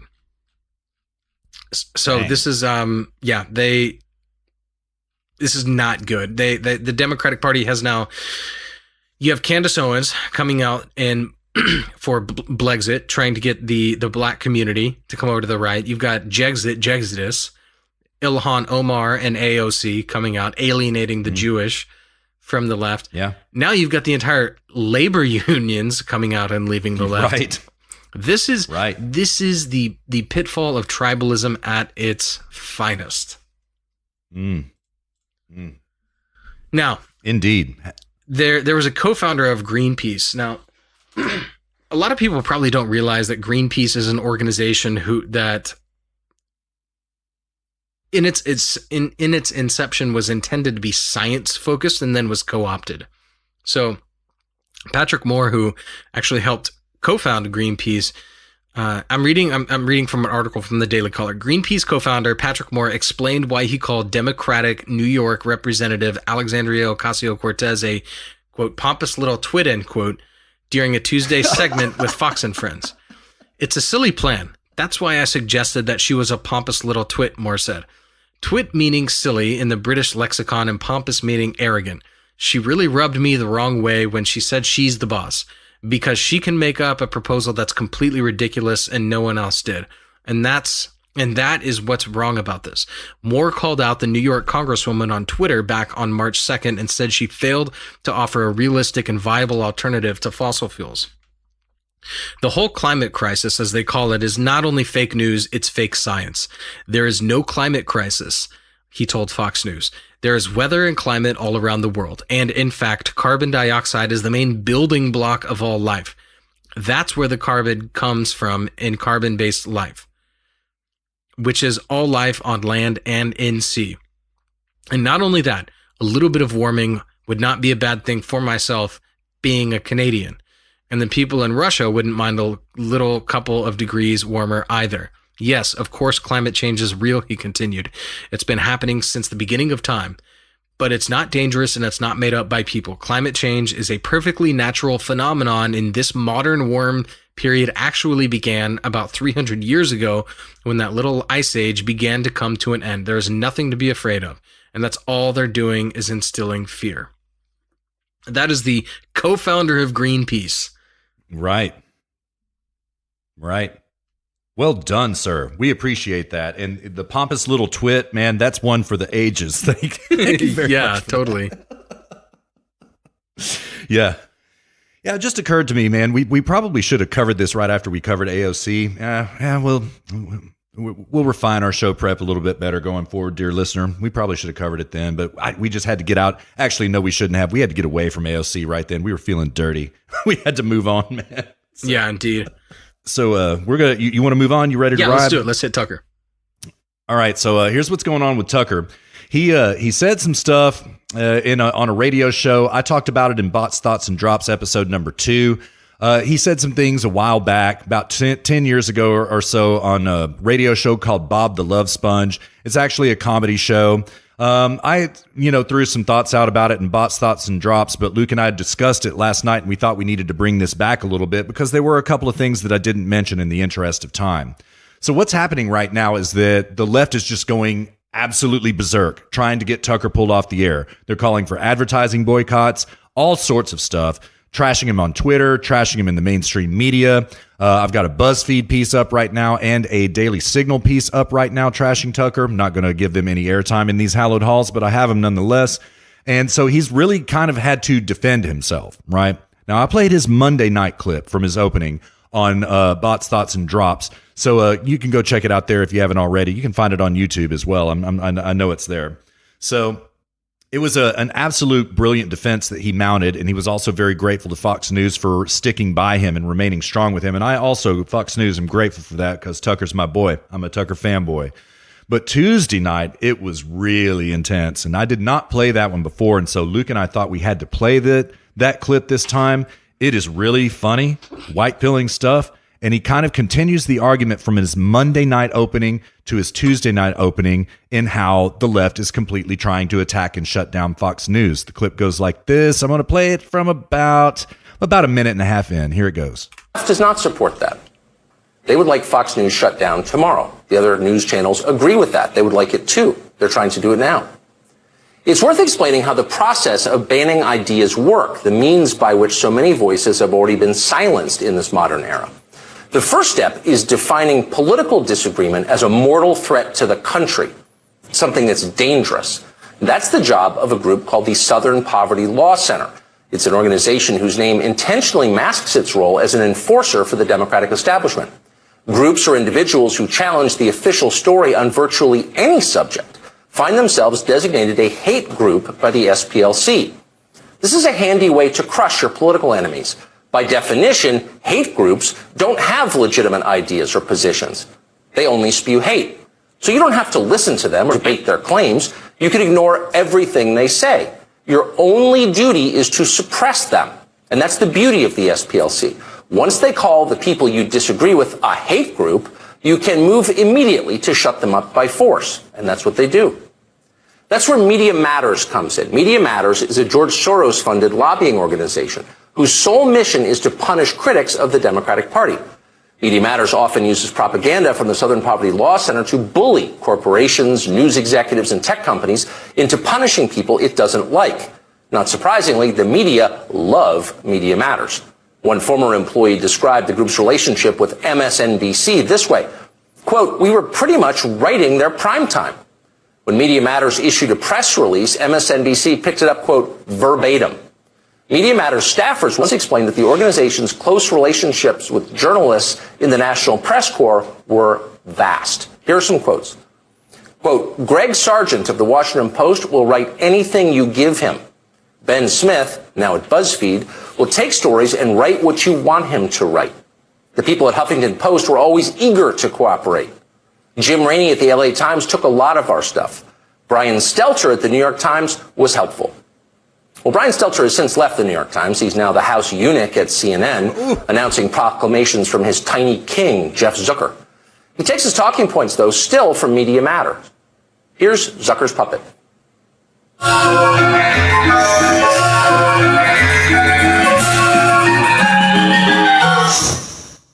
A lot of what Fox does in primetime is resentment television, making you resent liberals and others who are trying to hurt you. That's the message from Fox. I think all of this matters.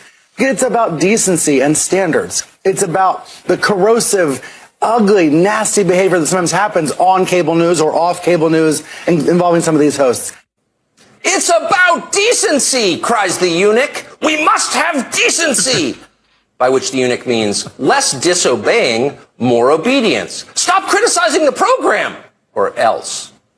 This is the face of state media. Ooh, scathing, hilarious. House eunuch. Oh my goodness. So, I think he lays out the case perfectly, Luke. I think that's exactly the way opinion is shut down on the right there. You call them a hate group, and then you spam it out in the media and meme it into reality.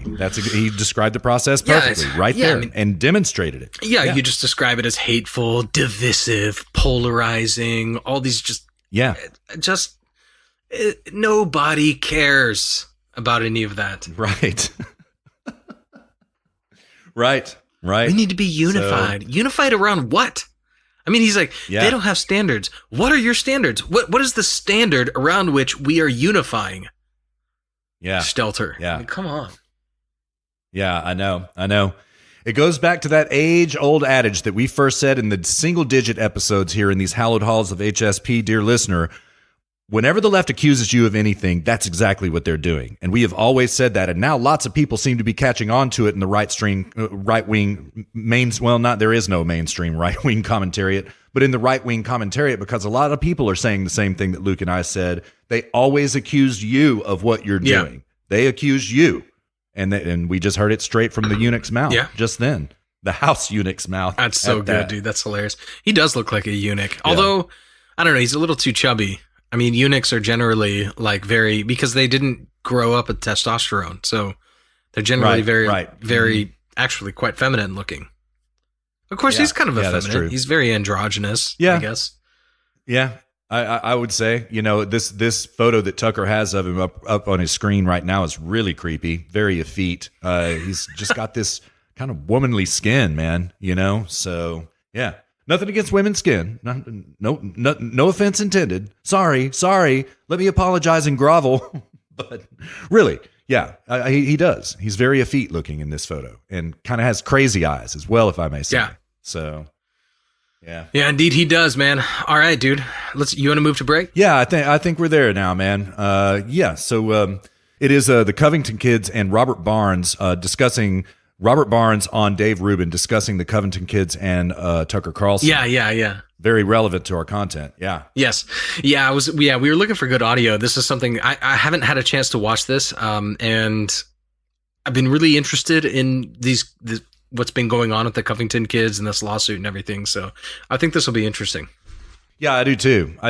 And, to put the facts on the ground, what has happened is that the attorneys for the Covington kids, particularly Nick Sandman, first of all sued the Washington Post for, what was it, $500 million? 250.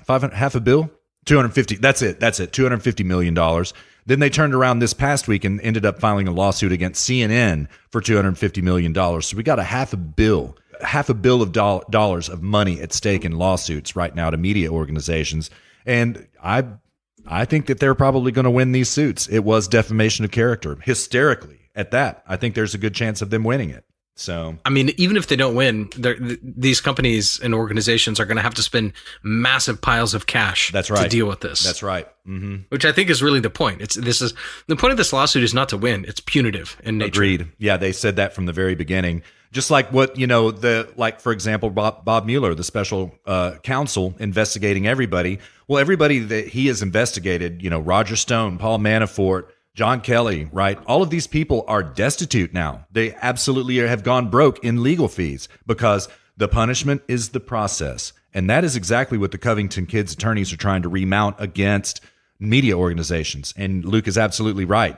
Although they do want to win, they'd flat out said when they filed their first lawsuit, as we detailed in, what was it? I think that was HSP number 27 when that first broke, Luke, sometime right around there. Yeah, they wanted to punish them. And yeah, one way or another, they are punishing them. All right, well, let's roll. All right, man. So I'm queued up at about 5 minutes right now. The clip is 36 minutes long, but dear listener, we promised you that we were going to take a shorter break this time because we took a long one for the last audio break. So we'll, what do you say, Luke? Maybe about 7 minutes, 10 minutes, somewhere in there. Something like that. Yeah. 7 to 10 minutes. We'll make this one quick. Anyway, so 7 to 10 minutes of real time, dear listener. We'll find a stopping point in a little bit. Let us refresh beverages, take a break off the mic for just a moment. We'll be back at you before you know it.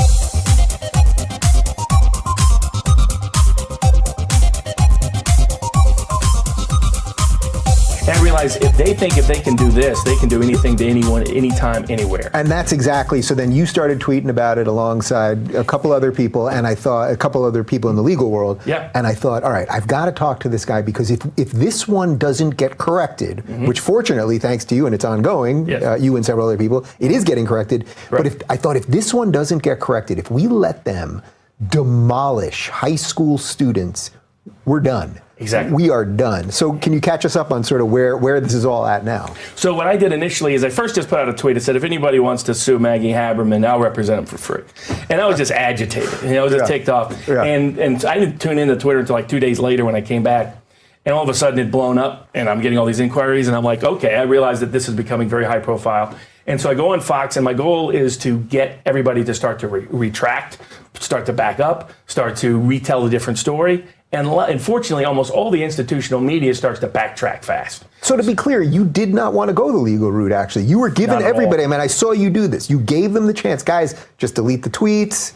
Did you even ask them to issue apologies? I don't even remember that specifically. All I said was, that everybody's got 48 hours to do one of three things. Yeah. Either correct, or delete, or apologize. Just do something to correct the record. Mm-hmm. And I mean, to her credit, Congresswoman Omar, who usually has no problem saying anything under God's green earth, she did. She did it within an hour. But she only did it because Roll Call covered my story. Right. As soon as Roll Call covered my story, it's like, oh, maybe I can get sued. And took it down. Yeah, and by the way, right before that, she had sent out a tweet linking them to white supremacists and a whole bunch of other stuff. And a whole bunch of false information. Yeah. She libeled them in whole new unique ways. Yeah. Leave it to her to figure out a way to do that. Yeah. This is a member of Congress, by the way. Yeah. Then you have Senator Warren, who's running for the presidency of the United States, repeating false statements about these kids. Well, that's because she's Native American. So. Yeah. Yes, exactly. Okay. She has to stand up for her tribe. Yeah. They portrayed him as a Native American elder. Well, I clerked for Native American tribes. I worked for one of these old school lefty, one of the best tribal lawyers in the country. And I was like, I don't think he's an elder of that particular tribe. Then I realized they were just confusing the terms. Because he's elderly, they were going to call him an elder. I was like, that's an insult to all the... most Native American elders are very carefully selected. Mm-hmm. They take their job very seriously. In fact, their court system, if we had an ideal court system in the world, it would be the Native American elder system. I'd be all for it. Because there's 12 people sit around, you come in, you tell them your dispute, and they try to find a remedy that will satisfy everybody. And they try not to be too punitive. They try not to be too involved. They just try to say, okay, what's caused this problem? How can we address the cause of it? And they're focused on reconciliation. How can we bring people together so it doesn't happen again and people don't feel bad at the end of it? Not great for your profession, but that's... Exactly, but a much better system. I'd be all for it. I'd happily forfeit my law degree to see that system put in place. Have the 12 members of your community get to decide these kind of disputes and find ways to put people back together and protect all the things that matter to us, rather than deepening the division and the bitterness that exists. And the legal system often creates that. People often leave it, even when they win, unsatisfied. And so they put this guy in that context, just like he wasn't a Vietnam War veteran, was really not really being accurate. They're trying to script a narrative, trying to tell a story, but doing it to these kids. And clearly the message was, if we can destroy them, we can destroy you. It was an ultimate exemplar mechanism of media narrative structuring. And that's why I volunteered to help them out. And so now I represent 14 families in Covington. About 90% of the people, I went on Fox and said, 48 hours notice, just clean it up and we'll be done. Yeah. And even after that, I've given people additional opportunities. Please take it down. Please correct. None of the family members want to sue. They don't want to deal with the nightmares of the legal system. They don't have to go through all that hassle or hurdle. But they want the record corrected, and they don't want it to happen to anyone else. That's it. And so I was like, let's set a record, let's set a pattern, let's set a precedent here that this can get corrected and remedied, that you can't do this to these kids, you can't do this to these people, that you do have standards, you have to be bound by those standards, you have to be governed by those standards, and you have to act according to those standards. For those that refuse to do anything about it, they're going to be sued. Yeah, so some of them still left the tweets up or didn't apologize. Kathy Griffin, Matthew Dowd, oddly enough, Maggie Haberman, Senator Warren, Congresswoman Howland. Those are the 5 highest profile examples of people who refuse to correct. When you see a mob descend, it's a little hard to figure out how coordinated it is, whether it's groupthink, is this coming from the top, is this organic? As much as you've had to deal with these things, and especially since you dealt with the most recent one that's still unfolding right now, what's your take? Is it a little bit of everything? It's 2 different things. One is they've started to green light mob culture. That's what was scary here, because this started out with a bot account who was spreading it through sort of liberal ideological culture, who was trying to create an online mob. But the reality is that online mob would have never reached critical mass, at least as it related to these kids, without the blue checkmark crowd saying, yay, yay, yay. And that's the problem. They're the green light for online mob behavior. And that's why they have to be stopped, and they have to correct their actions, or they have to be remedied in court, because they are the ones that are permitting it and expanding it. And for them, I don't know how often it's deliberate and how often it's a cultural mindset. I used to call it cotton ball culture. So in the South, people used to go to the cotton ball. They're part of the privileged classes when they're 16 and 17, and they're sort of incorporated and acculturated to a certain mindset. So it's not that they all get together and conspire, but that they have a certain point of view that's been created by the culture they shared. And I think there's some of the online mob culture that's been festering over the past decade. And the worst part of it is it continued to be green light by institutional people, or people with big platforms and big power. Are you shocked also how the racial element has become so blatant? So it was like, these kids are white, so they have punchable faces, or excusing the black Israelites because they're black, so they can call these kids faggots, and that's okay, even though you're supposed to defend gay people. But I guess if it's black people, they create this oppression Olympics. The intersectional this intersectional lunacy. So are you just shocked how solidified that is in so many people's brains? Well, it's extraordinary for 2 different reasons. One, whenever I see people do it or raise it, my instinctual view is, I was like, well, what has that person actually done for civil rights? So when I've been attacked, I'm like, well, I've done civil rights for 20 years. I've done very difficult cases in very difficult places advocating for civil rights. So I was like, is this a person really out there trying to help protect people? Or is it somebody who wants a social brownie point and social prestige point for being on the right political side? And that's 95% of them. These are people that aren't actually doing anything to improve the well-being of African Americans and Latinos in this country. The second part of it is, it's become social prestige to out people that are a particular disfavored political class. And it happens to be that right now our disfavored political classes are white people, are men, are people of certain sort of parts of the country, certain political orientation. Kids wearing MAGA hats. Exactly. I was like, that's the same sort of bigotry. The bigotry doesn't know color. Bigotry is bigotry. And this is just racial bigotry disguised as trying to protect people. They're not out to protect people. They're out to hurt and harm people, and they just want to feel morally justified when they do it. So when you now have to move forward on this lawsuit that you're saying you're going into, not really because you want to, you're giving these people a chance to go out. How does this even work logistically when you're going after people that have nothing to do with each other, other than they all did it on the same platform? So we're going to bring it as a class claim. So all the plaintiffs will be combined. So all 14 kids will be one group of plaintiffs, and all the defendants will be combined. So so you can combine the defendants together when there's a common nucleus of facts and they're behaving in a coordinated way, even if it doesn't rise to the level of, say, legal conspiracy or aiding and abetting, which it may in some of these instances. The effect of it is you can add them together because for judicial economy purposes, they're all part of the same event, and it's easier for one judge to preside over all the cases combined than the cases differently. And so it's interesting, some of the left media's use of these kind of defamation claims has used this exact procedure. And it's time to use the exact procedure back the other way. All right, welcome back to episode number 31 of HSP. Dear listener, I have to apologize. I've made a couple of newbie mistakes in this episode. All right, the first audio clip that we played for you at the sound break, I had the audio turned all the way low, right? I do that because when Luke and I listen to these and we screen these clips and tee things up, it blasts through Luke's speakers. So I try to keep it low, and I forgot to turn these up. My apologies. I mean, fix it in post, right, Luke? That's what we'll do. Fix it in post. Yep.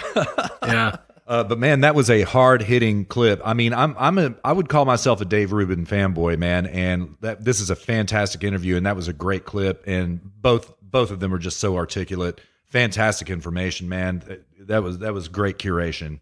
Great curation. Totally. 100% agree. Yeah. Yeah.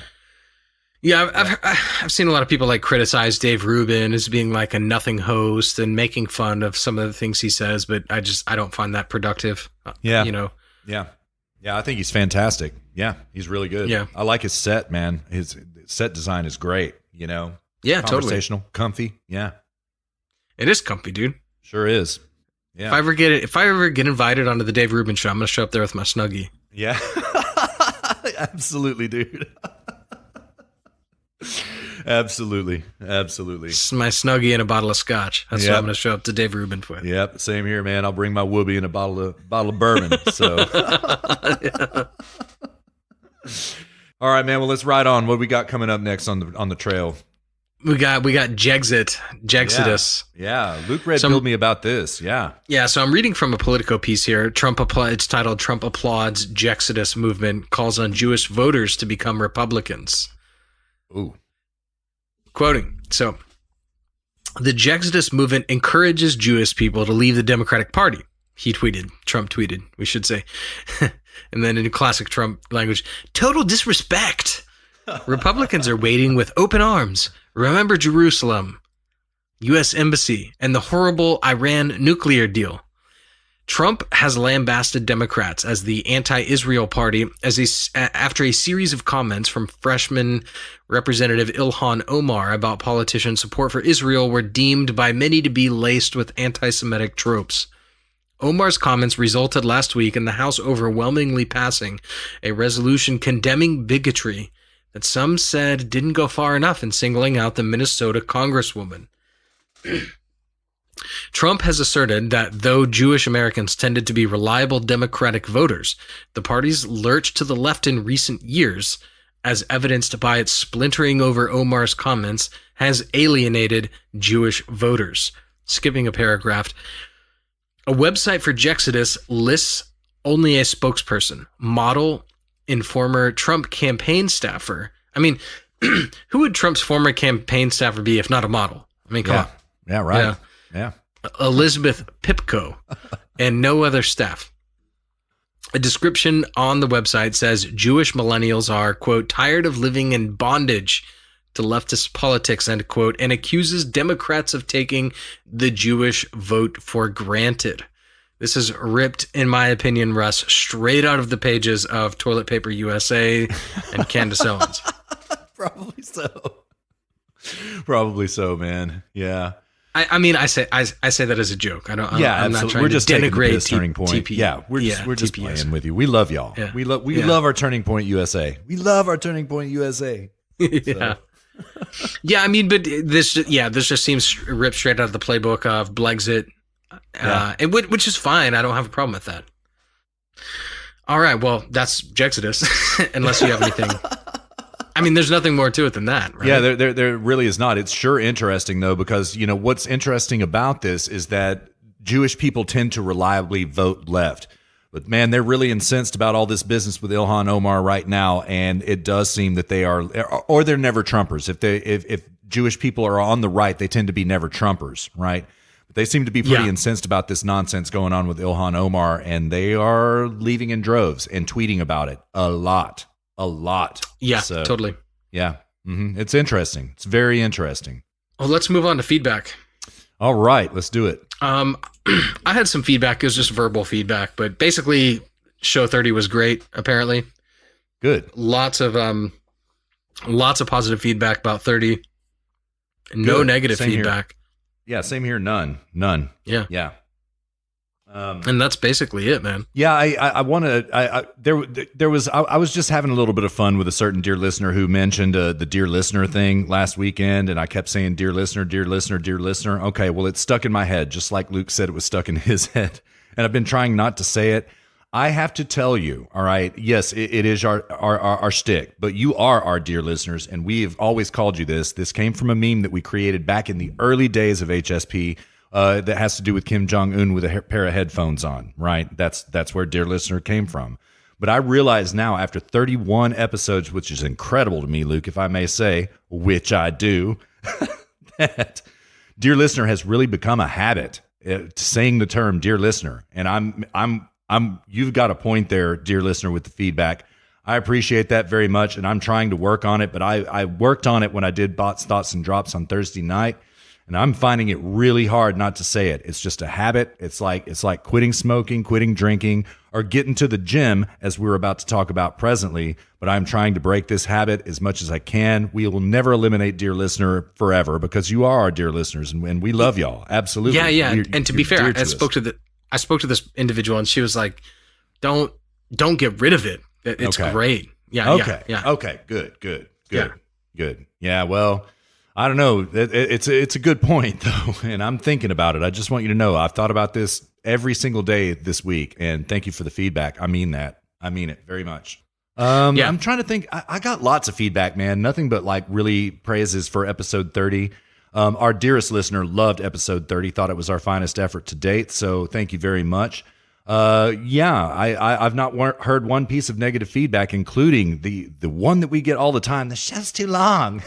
Well, I didn't hear that this week at all. Oh, my God. Yeah. Ah, yeah. That's wonderful. Yeah. I mean, maybe we've struck the balance. Yeah. Either that or we've conditioned our listeners. You know? Yeah.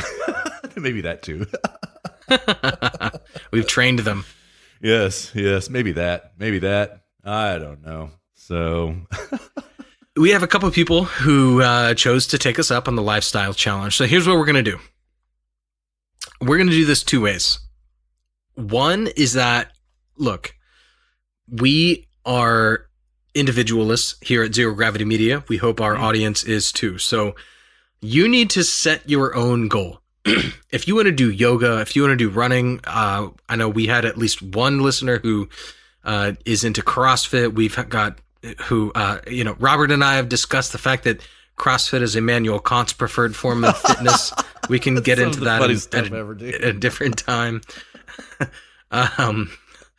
But we have another listener who kind of has a patchwork of different fitness regimens put together, and that's fine too. But the point is that it's hard to set a standard across all of these different things. So here's what we're going to do. I will create a post each week, which is the lifestyle post. I'll put it up on the website. You need to go to zero-gravity-media.com, click on the nav on the right side, go to articles, and in there you will see a lifestyle set of posts, and we will do one each week. Okay, so go there and comment your status. If you are going to hold yourself accountable, right? Like, look, if you're going to do this, the least you can do is just go comment what you did that week. And you need to do it once a week. Just say, go to the first post. We will create this before the show airs. We'll probably put this out Sunday night in real time, your time. So when you're listening to this, it'll be sometime after Sunday night, and I will have already created the post, which will serve as a repository for you to hold yourself accountable. So you get on there, say, I don't care, we don't care what your username is. It can be whatever. It can be your real name. It can be whatever. And just say, I'm in, and this is the standard I'm holding myself to. And it could be, I'm going to work out 5 days a week, 6 days a week, whatever. And come back each week and say, okay, week 2, I'll put up the post at the same time. which will, by the way, we will start Wednesday. Okay, so Wednesday the post will be up. Actually, all right. Before Wednesday. Sorry, before Wednesday the post will be up. So on Wednesday, comment, say, all right, week 1, this is what I am going to do. Okay, set yourself goal, post it publicly, and then each week I will create a new post on Sunday, and you'll have until Wednesday to comment on the second post. Okay, and we'll do that week over week, and it's going to be instead of 60 days, we're going to do 8 weeks. We're going to do an 8-week challenge. So in the first post, set yourself a standard and comment. And then each week afterwards, you are responsible for commenting on each post with, did you succeed? Did you not? And if you didn't, the point of this, if you didn't, just say why. Maybe there's people that can help. That's the point of this. Right. We might be able to help. If it's a nutrition thing and you're having trouble with your diet, maybe we can help.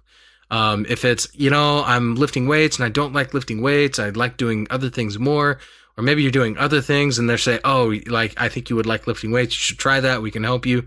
This is the point. It's to, like, get a community going around this. Okay. So it's not just like, we're not just trying to rope you in to comment on our site. This is going to be a forum in which people can communicate with each other. And that's the point. Yeah. Okay. So that's the challenge. You need to set your own standard. Sorry, dear listener. You need to decide what you want to do. You need to set your own standard. And on the first week, comment, and then you need to do it week over week over week for 8 weeks straight. Okay. Now, in the context of weightlifting, I like the original challenge of moving freight. So we're going to have 2 challenges on this. And I already know that the person who wrote this in is going to win. But if you want to win one challenge, right? So we need to have a second one. So he's going to win unless there's some other meathead listener that we don't know about, who's stronger than him. God, that would be so epic if the person who wrote this in got beat, because that would be insane. That would mean that we have like an extreme meathead listener. Now, we do drug test here at Zero Gravity Media. Okay, so you might get visited at 3:00 in the morning by what is the commission, Russ? Like that goes like shows up at Anti-Doping Commission. So yeah, you might get visited by the Anti-Doping Commission on behalf of Zero Gravity Media at 3:00 in the morning, to make sure you're clean. Okay. Yeah. But yeah, so we're going to do, so if your challenge is just pure weightlifting, right? There's going to be 2 challenges associated with, okay? One is percentage. So if you're push, pull, whatever, like take what you do at the beginning and track it through the course of time. And then what you do at the end and percentage change by, if it's muscle group or if you do push, pull. So basically by session, by day, right? So like if you do chest, legs, arms, shoulders, back, track that in the first week and then track that in the last week and then calculate the percentage change and average that. And that's your total percentage change. Okay. And then there is the other one, which is just raw freight moving, which is you track it the entire time. And then that's how much weight you moved over the course of time, which I didn't like at first, but as I think about it more, I become more excited about it. So I'm going to do both. I expect to lose the latter because I'm starting fresh. But I expect to win the former because I'm starting fresh. So, and also part of my challenge, I'm going to incorporate diet. I'm going to do lean gains, is what Robert calls it, actually. I don't know. Which is basically intermittent fasting mixed with keto. So I'm going to do that as my nutrition regimen. I'm going to try to stick to that 6 days a week. I'm going to try to not drink during the week, but for sure I'm doing nutrition and I'm doing lifting. So nutrition 6 days a week, lifting 6 days a week. That's my challenge that I'm issuing to myself. What about you, Russ? All right. I've thought a lot about this. And right now, like what's going on, dear listener, with me is that I am an absolute physical wreck right now. I've been putting on weight. I've had dietary changes since moving back to Texas from San Francisco. So I am kind of echoing Luke's sentiments about a couple things here. Number one, I'm going to not drink during the week. And I believe that I'm not going to be able to drink during the week, dear listener, because I'm going to be so wiped out. I'm going to be so sore that literally I'll be too sore to lift the glass. So no drinking during the week. I'm going to step up on my diet. And I got used to a lifestyle in San Francisco where diet was very easy to accommodate, right? I also got used to a lifestyle in San Francisco where you walk everywhere. So like just getting to work and home for me every day that I was there, I would walk about 3.2 miles, right? I also had a very regimented yoga regimen when I was there in San Francisco because it's very easy to do. Here in Texas, not so much, right? So diet, not drinking during the week, probably just by default, probably burn it down on a couple of HSPs here coming up. Our apologies in advance. And my first goal is that I want to hit the yoga mat. I said to Luke last night, every single day, I don't think that'll be possible because my body is such a wreck right now. I think that I'm going to have to do it 3 or 4 days a week, depending on how sore I get, right? And so that is my first priority, right? And when I do yoga, I don't mess around, right? I don't wake up in the morning and do a couple sun salutations and get on with my day. When I jump on the yoga mat, I would usually practice for about an hour and 45 minutes to 2 hours and 15 minutes. So this is problematic because I'm so short of time right now. I'm not trying to cry about it or anything like that, and I'm not trying to make an excuse. It's just the fact of the matter. My job is hard. We work constantly on HSP and zero gravity media. And I have no social life. I have no time for a social life right now. So working in a workout regimen is going to be hard to do. And I also think that I'm going to be so impossibly sore. In fact, I know it. It's going to take me 3 weeks to shake the dust off. So week 1, 3 days a week on the yoga mat at the very minimum. No drinking during the week. Get my diet straight. Week 2, try to move it up to 4 days on the yoga mat a week. Week 3, definitely 4 days a week on the yoga mat. And by the end of the challenge, I will be doing, as Lucas suggested, I will be on the yoga mat 6 days a week by the end of 8 weeks. 6 days a week. That's tough, right? I also hope to be in the gym, again, lifting weights by the end of week 8. So my goals are a lot less measurable than Luke's. This is not about numbers in my particular case, right? In my particular case, this is about a wholesale lifestyle reinvention that I'm facing right now. Yeah, holistic lifestyle change. Reinvention. Are you going to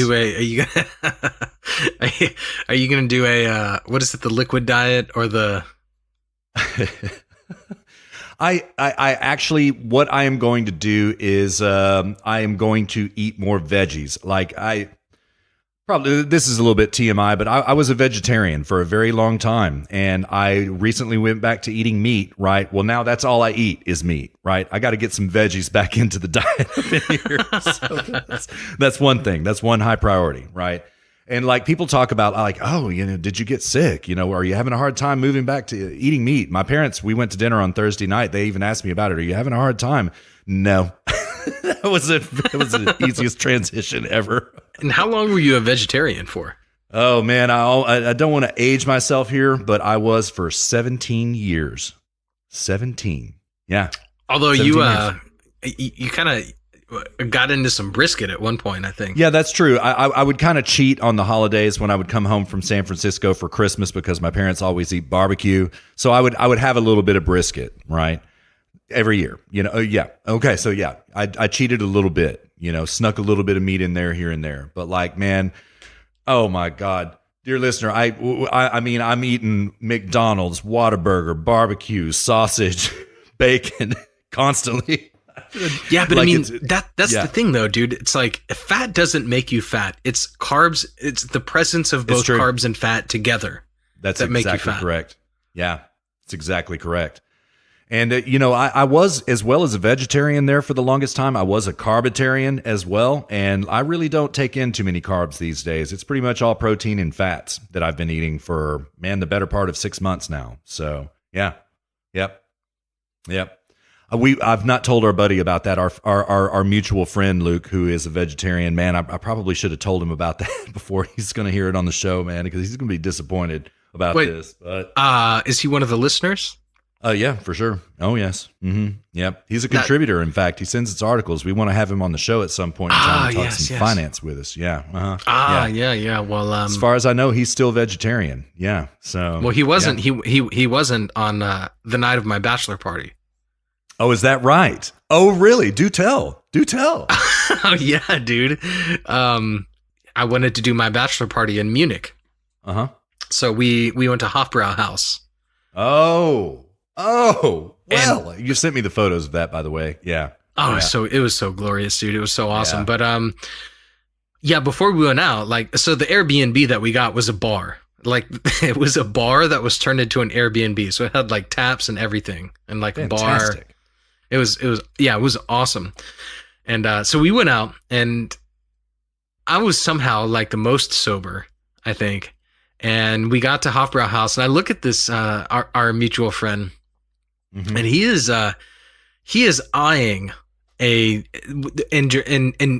Germany they call it meatloaf. It's not really meatloaf. It's like if you could just imagine like sandwich meat that's just cut like 1 inch thick. That's really what it is, and then sort of like grilled. And I look over there, and he's just eyeing it, and he's obviously he's been enjoying the evening so far. We'll put it that way. And then I see him kind of be like, "Yo, let me taste that." And sure enough, he takes a little small fork, and then I look over there about 3 minutes later, and then he just has his plate in front of him. Goodness. He just has our other friend's plate just straight up in front of him and just eats the entire thing. Oh man, this has not yet been confessed to. So I'm glad to hear this. Yeah, just devoured it, dude. And then the next day, he's like, "Yeah, I did that."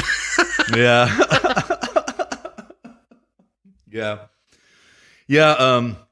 This is one of mine and Luke's closest buddies. As we've said, he is a dear listener. He listens to us every week. He sends us a lot of really intriguing comment, which we have mentioned on HSP. Haven't heard from him for a while. He also just moved back to Texas from San Francisco, and I'm so glad he's here. I have not had a chance to see him yet because, again, I have no time.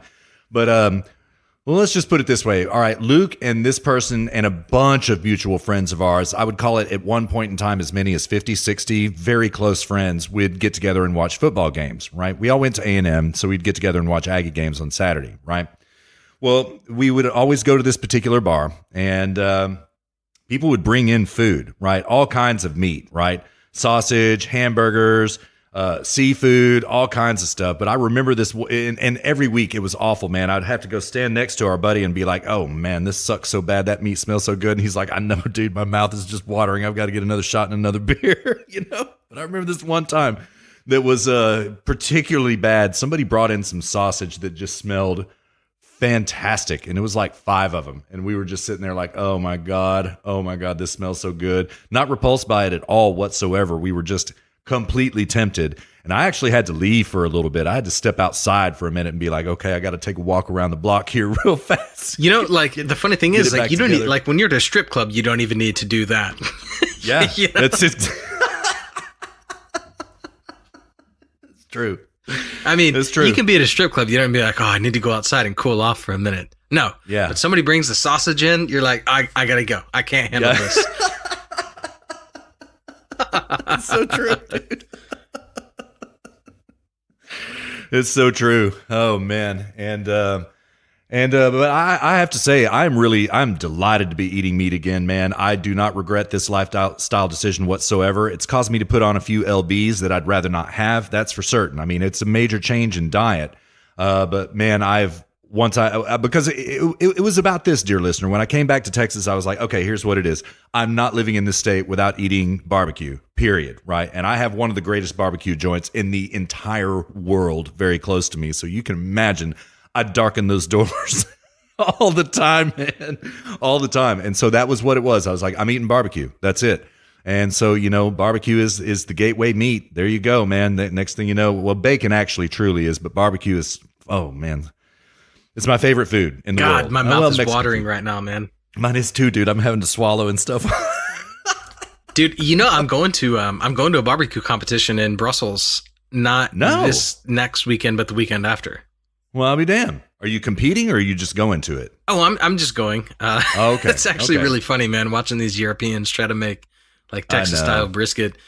I actually was signed up to get certified as a the official. Well, okay, so like the gold standard of barbecue competitions is the KCBS, the Kansas City Barbecue Society.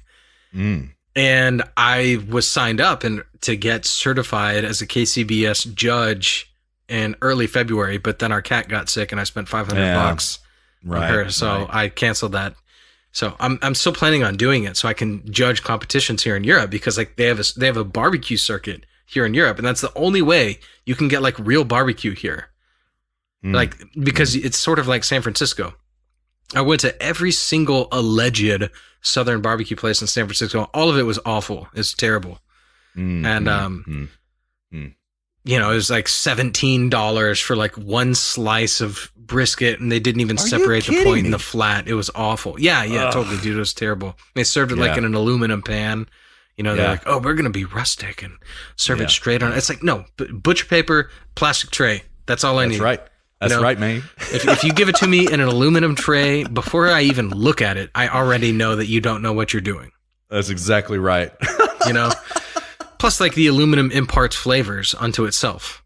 You know? Yeah, so it certainly does. Yeah. Yeah. So anyways, but there's a barbecue competition in northern Belgium in this small town, which happens to be the same town where Jessica and I actually met. So we have like a standing trip each year where we go to this barbecue competition in northern Belgium, and like we go to the house where we met and the company where we met, and then we go barbecue, or you know, go to the barbecue competition, taste everyone's brisket and ribs and chicken and stuff, and go to Brussels and party for a couple of days. And this time we're gonna go to Bruges and go to the beach because I'm being forced to take vacation. I couldn't take all my vacation last year. That's lovely. It's lovely, man. So, Forced vacation. Yeah. We don't have it so lucky here in the United States. That's for sure, man. I'll tell you that. So yeah. But yeah, that's the only way you can get barbecue. Good barbecue. Although there's one place in Mannheim, but that's pretty good barbecue. But yeah, the barbecue circuit is pretty much it. I would love to like bring some Texans here in Europe, and then it's sort of like the American basketball team in the Olympics, how it's just like they just dominate everybody all the time. Yeah, I'd love to like do the same thing, like the European barbecue circuit.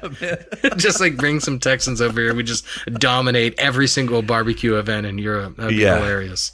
Yeah, it would, man. It absolutely would. I mean, to give you an idea how little they actually know about it. Like, there was one team where they thought that they should cook the brisket medium rare, like you do a steak. Oh, come on, man. Come on. Dude. So, like, the middle of the brisket was, like, pink. Oh, man. One team got disqualified because they served it with red kale, I think is what it was, or red cabbage. That's grounds for disqualification. Yes, right there. That's grounds for disqualification. And they were like, they thought that was going to be their edge, was like a different color of the garnish, you know? Yeah. It just goes to show, like, they have no idea that, like, no, there's a nuance in cooking the meat. That's what it is. Nobody gives a shit about, like, what you're serving it on. Like, that's a formality, you know? So they're like, what's going to be, so we're cooking this thing called the brisket, but what's going to be our edge? Right. You know, let's use red cabbage instead of green kale. Like, that's how little they know about it. Oh man. And they got just disqualified straight away. It's hilarious. Yeah.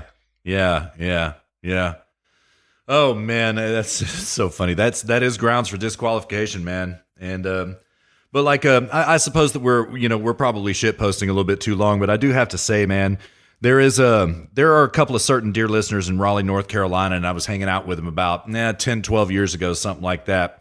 And this is not the first time this has happened to me, man. We have these, conversations. I've been all around the lower 48, and this somehow always comes up. Somebody wants to come up and kind of chest bump you about Texas barbecue. No, man, Memphis pit style is the best barbecue in the world. And every time I'm just like, yeah, nope. That's exactly how I feel. Yep, that's one thing that we have figured out. There are two things, dear listener, that Texas really ultimately had. Three. Okay, Tex-Mex, barbecue, and chili. We are the masters, and we do not confess to a higher power than ourselves about these things. Yeah, totally. Yes. Oh man, yeah. But it's so funny how these conversations come up all the time. Somebody finds out you're from Texas and they're like, oh, so, what do you think about, Alabama barbecue? What do you think about Northeastern barbecue? And I'm like, it sucks. And that's what I think, man. Although, absolutely sucks. I will say I love, my favorite barbecue sauce is mayonnaise-based Alabama barbecue sauce. I love it. I like it too. It's not my favorite. My favorite is Texas style, but I like it a lot. I must confess, I truly do. Yeah, it's good, but dude, a good smoke, a really good, well smoked pork loin with or beer can chicken with. Even though the beer can is a myth, it's the posture of the chicken that makes it. Yeah. I stopped cooking. I use the beer can stand without a beer can because it doesn't do anything. It's just that's a myth that it's the beer. Yeah, it's the posture of the chicken. But in whatever the case, a really good, and I make it myself. You have to let it set for a day. That's the key. Really good mayonnaise-based barbecue sauce for chicken or pork. Oh, dude, it's so good. Yeah, it is. It is, man. That reminds me, man, I can't believe I haven't told you this, but man, my dad has been making some fire-ass ribs lately, man, and he's using that kind of sauce.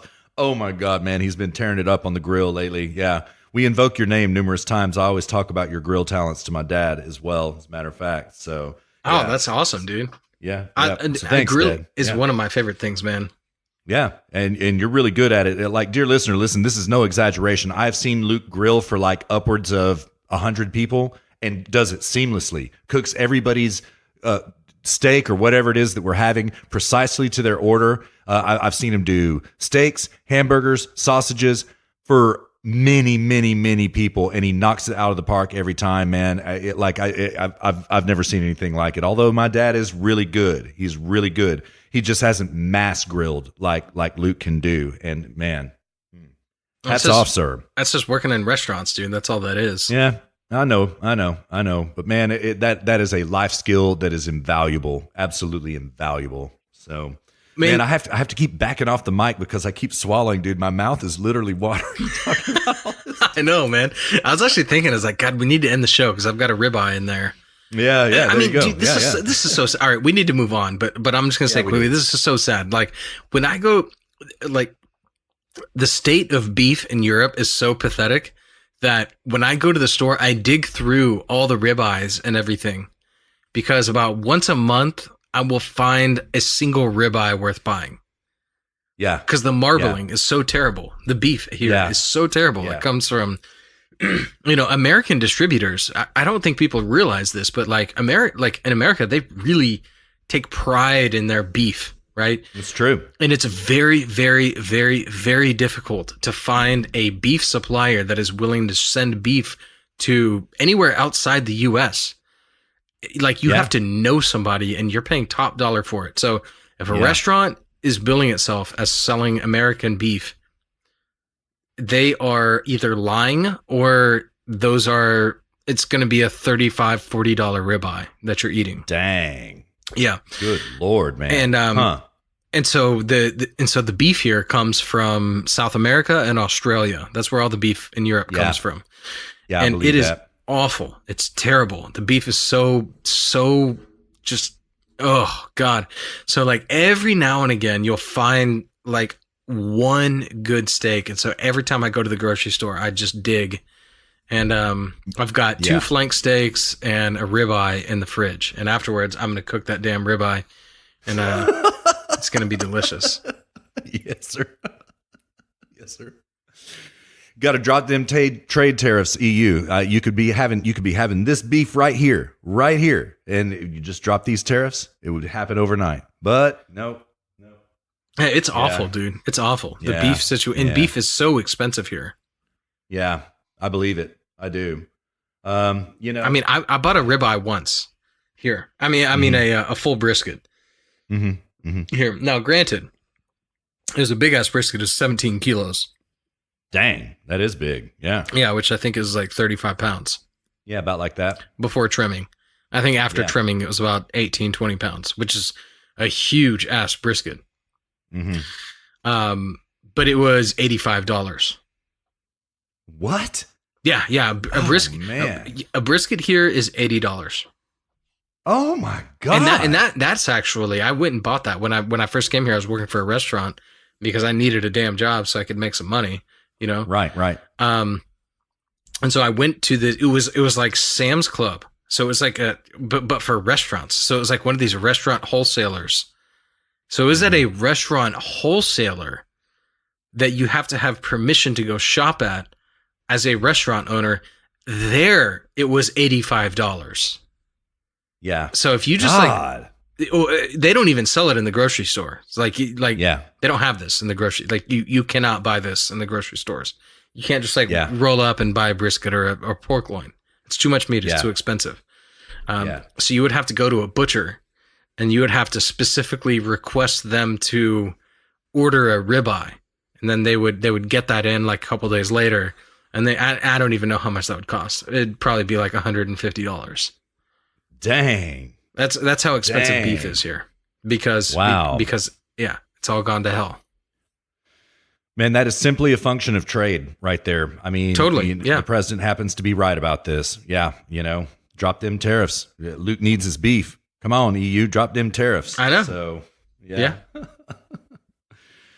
Man, before we roll on, I have to say and I'll make it quick, I have a correction. I actually did start eating meat a little bit in San Francisco before I moved back. There is a certain dear listener out there who we would eat some meat. There are 3 dear listeners out there with whom we would consume not copious amounts of meat, but like I kind of stuck my toes in the water then until getting back to Texas when it was breakfast, lunch, and dinner. Apparently, that's where I'm at. So, So sorry about that. I don't mean to be neglectful of our times, you 3 glorious dear listeners. My apologies. Sorry about that, Luke.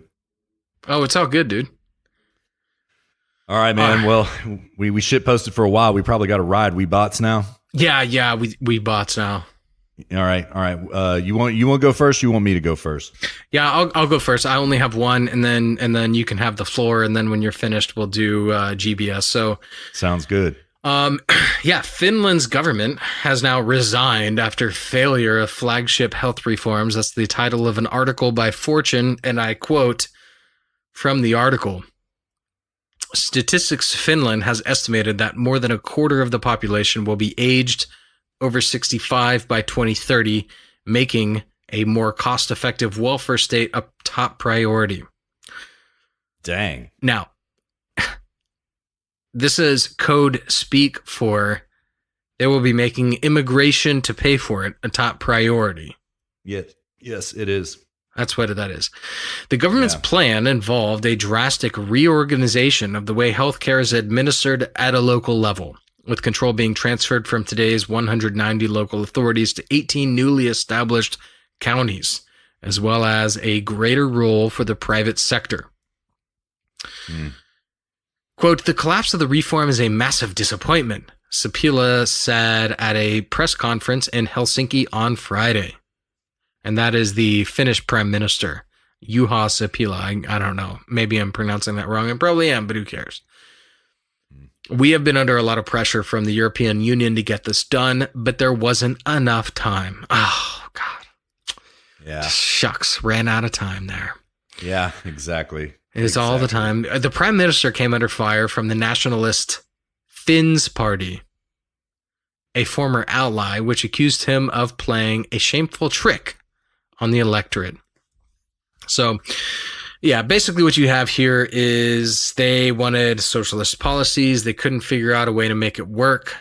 And that's it. The government has collapsed, and they are now, in their own words, by the way. I mean, everybody is admitting, even themselves, they are all admitting that the government has collapsed, and that they're basically just sort of riding it out until the next election. So, yeah, man, that's blackpilling. Wow. Yeah. Wow. So one more quote here: "The collapse of the government is in a way surprising, but also understandable," said Pasi Kuoppamäki, chief economist of the Danske Bank AS in Helsinki. Now the coalition partners can focus on campaigning for the elections without needing to cooperate closely. there will be no major impact on the economy. So that's true. It's not like their economy collapsed. It's not like their country collapsed, but their government collapsed in the sense that they couldn't figure out a way to make their socialist policies work. And right, it just is what it is. That's what happened. I don't think it's worth going into. That's why it's a bot. Yeah, fair enough. So what you got, Russ? Oh man, all right. So I've got numerous, dear listener. I covered a lot of stuff on bots, thoughts, and drops, trying to take time away from this segment, which that's the purpose of Botstod, episode number 2. But I still have a lot of bots that I didn't get to, but I'm closely curating in the interest of time. I'm only going to mention a couple of them, and I'm going to zoom through these. First of all, Brexit. Yes, it's on our radar. We know all about what's been going on this week. It was actually a main topic in the show for this week, but we decided to bot it because of, really not much has changed and not much is going to change in the foreseeable future. Yeah. There's been a lot of action about it. Don't get us wrong. There's been a lot going on with it, right? But we don't know where the end and aim of this is. Yeah, basically the gestalt is that they can't agree on a deal, and they can't agree on not agreeing on a deal. That's what's happening. So they're trying to agree on not agreeing on a deal and agreeing on a deal. They're trying to just delay the thing. The whole that's exactly right. That's it. They're kicking the can down the road. We fully expect that to happen, and it doesn't really deserve anything else than that. Yeah.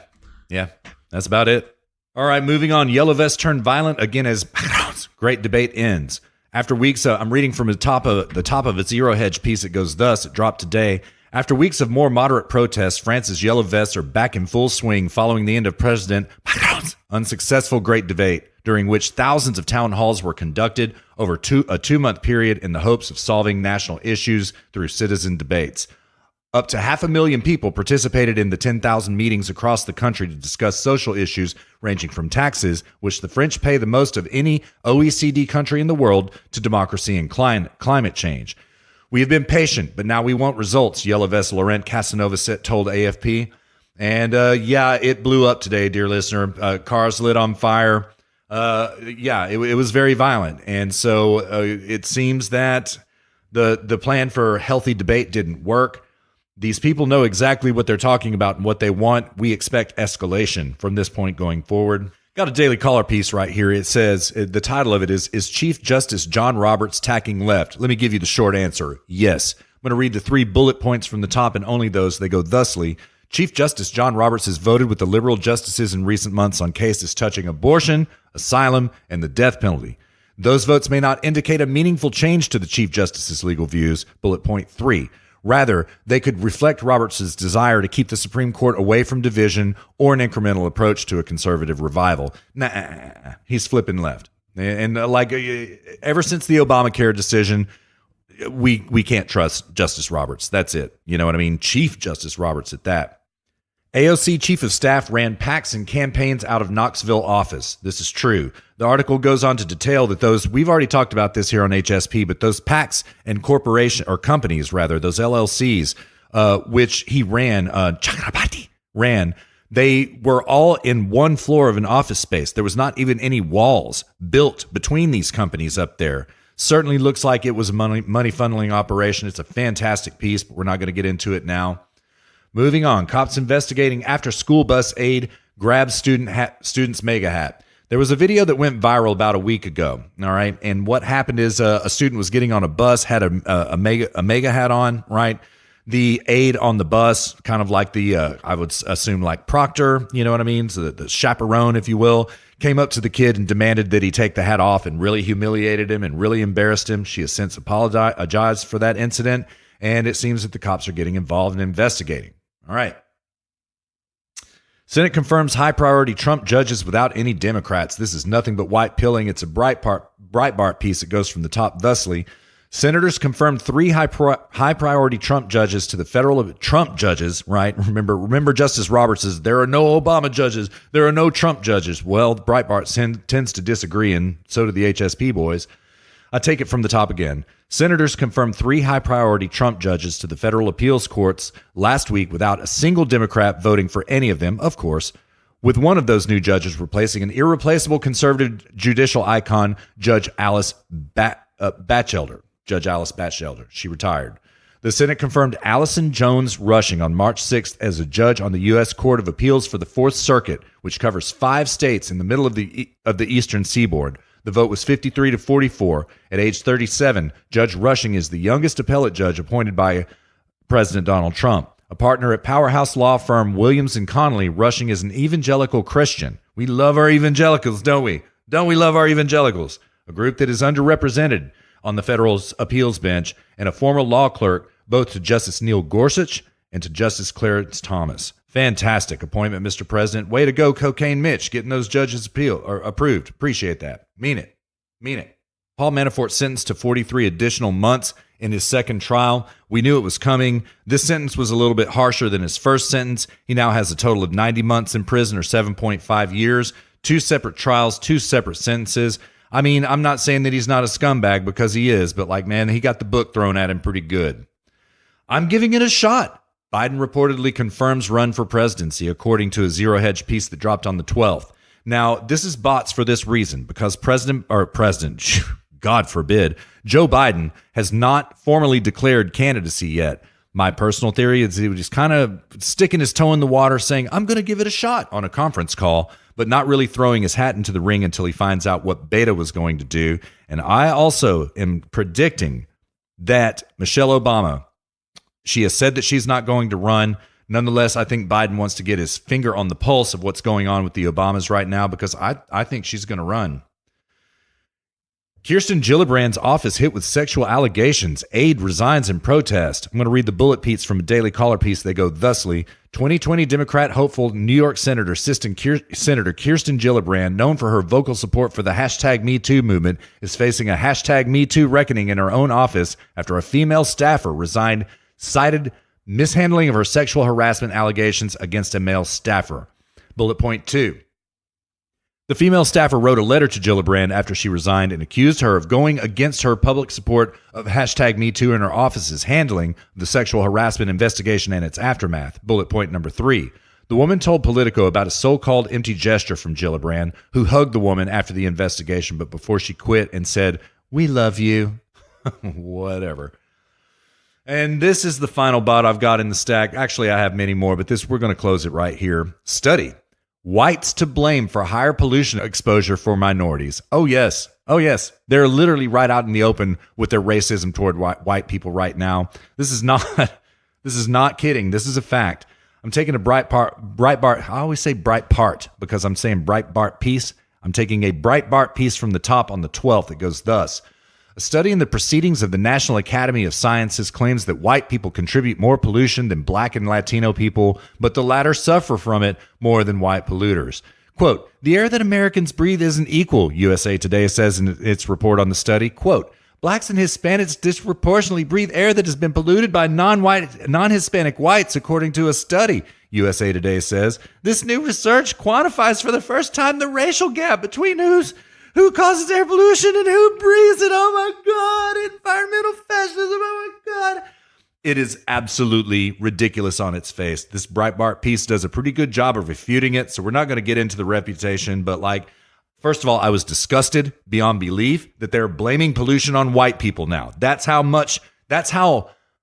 acceptable it is to be racist toward white people right now, that you get the blame for pollution. I mean, have you ever driven through any ghetto, dear listener? What's the pollution comparison there compared to, say, like San Francisco? Well, actually, San Francisco is hella polluted, bad example, but gated communities out in suburbia, right?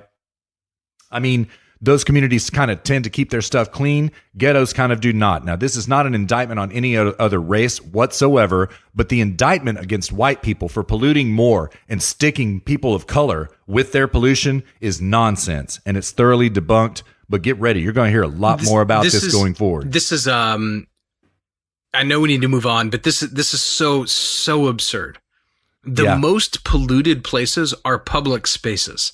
When that's it. When land is not privately owned. You know, the communists were like huge environmentalists, and yet they were the most polluted. I remember I used to walk every single day in San Francisco. I used to walk to work, and There was about 2 blocks, and I noticed one day there was like one block where it was always perfectly clean granite sidewalks. And then the other side was just concrete, and it was disgusting and dirty. And I think I'd been walking this path, like, you know, I'd walk to work on one side and home from work on the other. And like one day after a few weeks, it struck me. I was like, wait a minute, I'm always walking, like one side is always terrible and the other side's not. And there were actually plaques in the sidewalk that says this is a privately owned sidewalk. This is owned by the business. This is privately owned, privately maintained. You cannot sleep here, blah, blah. And there was like ground rules, you know? And then the other one was the public sidewalk. And I walked it every day for 3 years. And for 3 years, one sidewalk got worse. The other one was just pristine the entire time. I know exactly where you're talking about, too. Yeah, this is one of those phenomenons in San Francisco called privately owned public spaces. That sidewalk is a privately owned public space. I know exactly where you're talking about, man. Yeah. Yep. So this has this edifies Russ's point that this is just anti-white racism. Again, going back to something when this is tribalism, anti-white racism. Yep. This has nothing to do with race. This has to do with property rights, private property rights, public property rights, private property rights, not public property rights. That's what I meant to say. That's all this is. Yeah. If you want things to be clean, if you want people to get clean water, clean streets, clean roads, clean air, then form property rights and uphold them. Yeah, man. Yeah. Anyways, yeah, the study itself was nonsense. Breitbart ripped it apart. They did a great job on this. We're not going to get into it, but again, dear listener, I guarantee you we're going to be talking about this. And Luke, very well said. Very well said. And you are absolutely correct. Absolutely correct. All right, and that's all I got on bots, man. We grab bag special now? Yeah, let's only do 2 grab bags though. Okay, that's fair enough. We're running a little bit long. Yeah. That's true. Yeah, for sure. All right. Do you want to introduce who we have up for grab bag special? So we've got one guy. He's a professor out of Canada. I actually like him a lot. His name's Gadsad.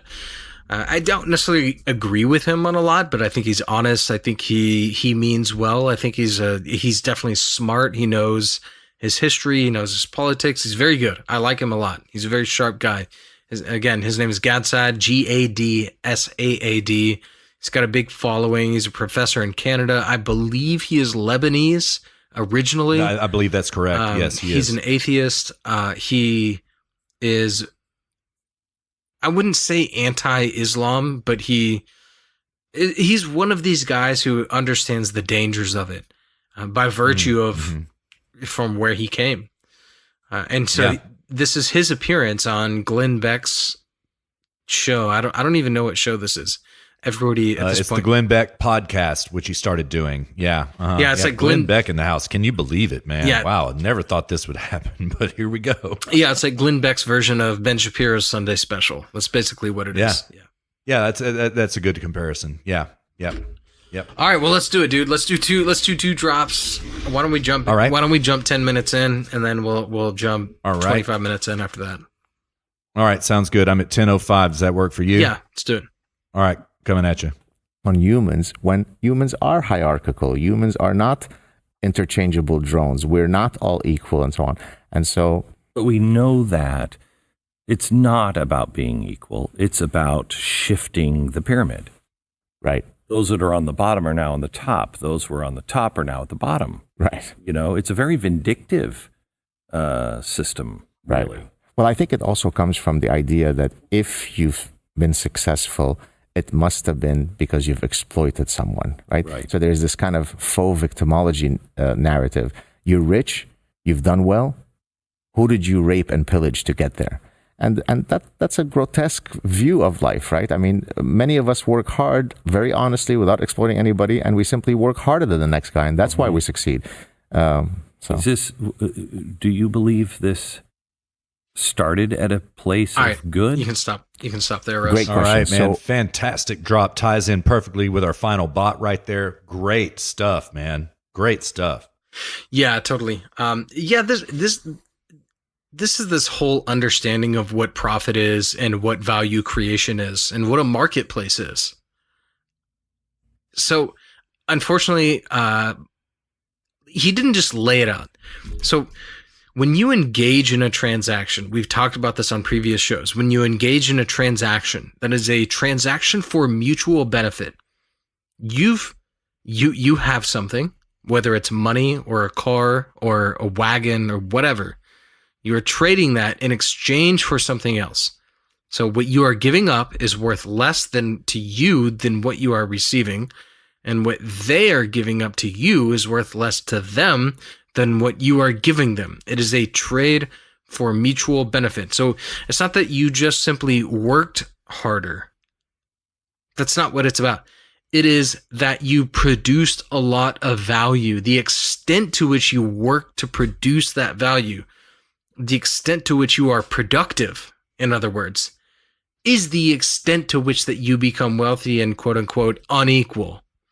This is why inequality is a very evil idea.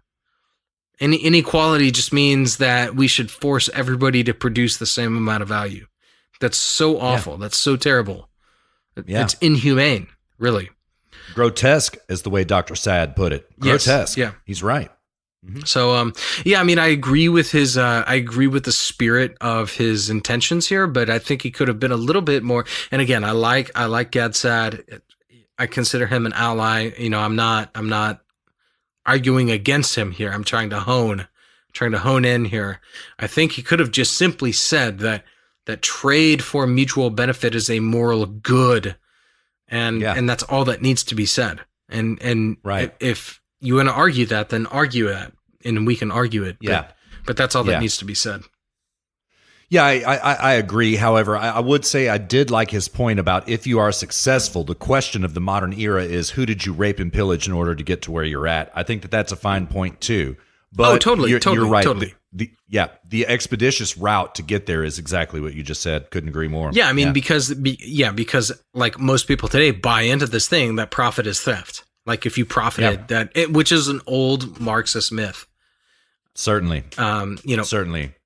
This is what's funny is actually it was other economists that came up with the labor theory of value. Everyone attributes that to Marx, but it was not actually Marx that came up with labor theory of value. But I mean, the labor theory of value is that it essentially says that if you profit, that's theft.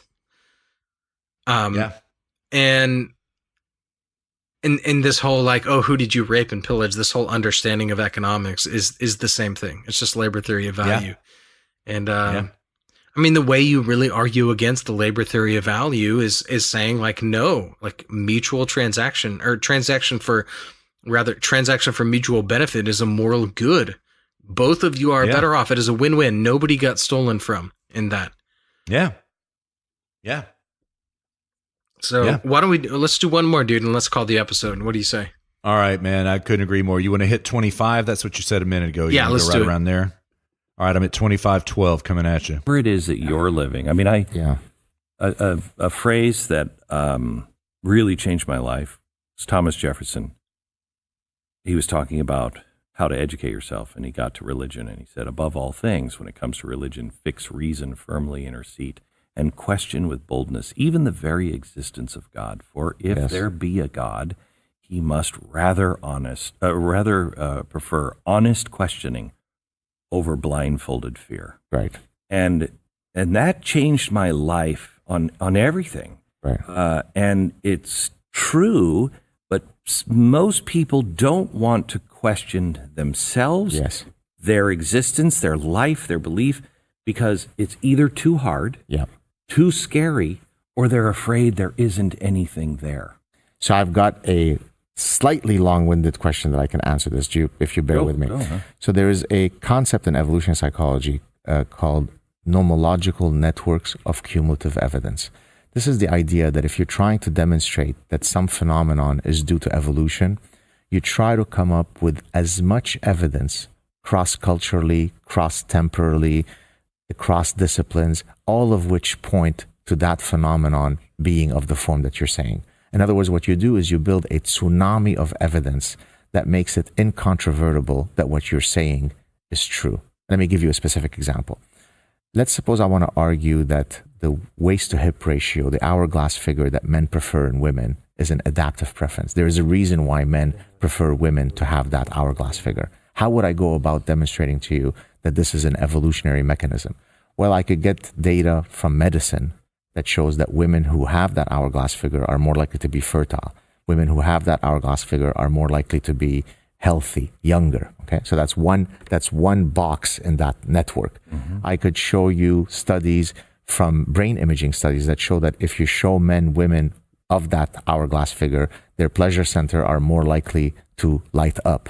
I could get you data from congenitally blind men who have never had the gift of sight. So they couldn't have been socialized through Elle magazine and through Oprah and through Hollywood Images. You're ruling out that possibility. And yet when you ask them to haptically, by touch, see different women of different shapes, they prefer the one that has the hourglass figure. So what I can do is bit by bit, I could construct this nomological network of evidence that makes it nearly impossible for you to not at least be somewhat humble at the counter evidence that I'm giving. But it's tedious and it's slow paced because I've got to build that network slowly. And the person that I'm trying to convince has to have the humility to be willing to concede that his position was wrong if my evidence proves that he's wrong. And the problem is, and you pointed to this, most people are not humble enough to accept that. So even when I build this network to prove to you that my position is correct, you'll just go la la la. And so one of the things that I'm trying to do in this book is to try to see how I can get through this impasse. So how can you? All right, stop there. I'm going to stop it right there. Yeah. What do you think? Rationalism, philosophical rationalism. Yeah, agreed entirely. Yeah. This is, by the way, this mechanism with which he is constructing arguments, this is a hallmark of the alt-right, as we've already talked about in this episode. This is exactly how they make... Yeah. Astute observation. Yeah. I hadn't even thought about that. Yeah. This is the argumentation style that they use. So I love that. A tsunami of evidence. Mm-hmm.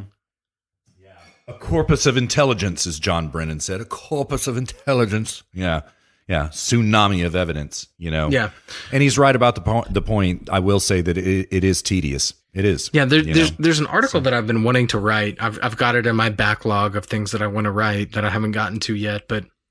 It's this idea of crowdsourced rationalism, which is a lot of the internet, where it's like you get some thread going and they're like, oh, now it can come to be that actually this is a really good exercise. The Huindu, you remember that, Russ? Oh yeah. I mean, that was crowdsourced rationalism right up until they had the person driving around honking their horn in a live stream and they could hear it. That was when they grounded it into reality. Yeah. You know what I mean? Yeah, I do. Now, I know exactly what you mean. That doesn't mean that rationalism is bad. It doesn't mean you shouldn't try to rationalize, but rationalization is not an end in itself. There has to be some end goal. There has to be some purpose. You should try to, at some point, ground that in reality. And that's the purpose. Yes. And in the Huindu phenomenon, which what episode was that, Russ? We should clip that and put it on YouTube for the. Yeah, we should. I can't remember, man. I want to say it's around 13, maybe 14, something like this. Like that. Yeah. It was He Will Not Divide Us, which was the God. What was that some bitch's name? Oh my God, the actor from Transformers. I can't think of. Yeah. This is gonna drive me crazy. I gotta look Shay it up. Or something. Yeah.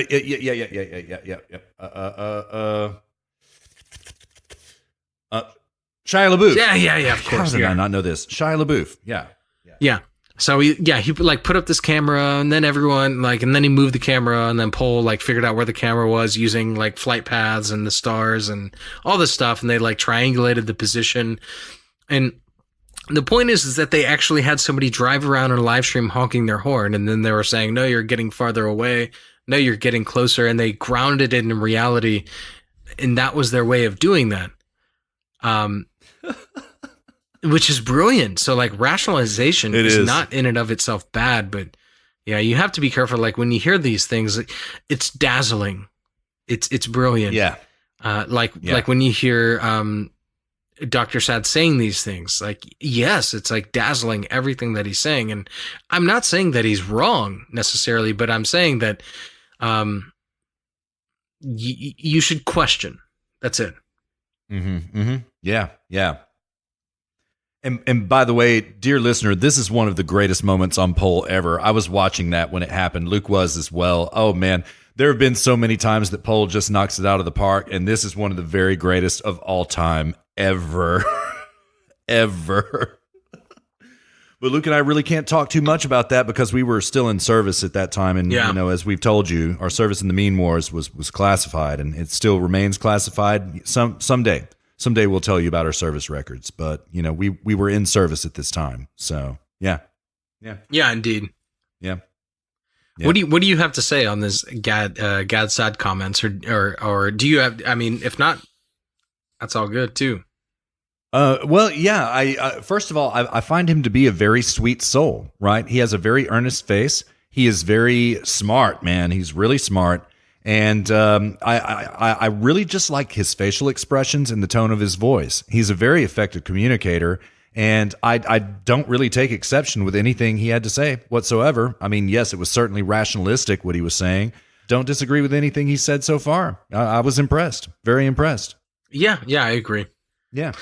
All right, man. Well, I think we put a bookmark in it. What do you think, man? You feeling good about it? Yeah, agreed. Let's do it. All right, man. Great show. Had a great time, man. I hope you did too. Great stuff. We got lucky, man. There was some congruity to the show. Actually, we kind of tend to get lucky almost on every single episode we do, if I may say so myself, which I do. Kidding. Just trying to have some fun. I'm not really that arrogant. But I feel really solid about this content. I know we ran a little bit long, probably talked too much about barbecue and stuff. All right, well, Luke, until episode number 32. 32, brother. Man. 32. Next weekend, on time and under budget, as always, dear listener. We'll be back at you. You believe this. We'll be back every single week. Absolutely. All right, brother. You take care of yourself, man. You have a good week. Likewise, brother. Peace. Like.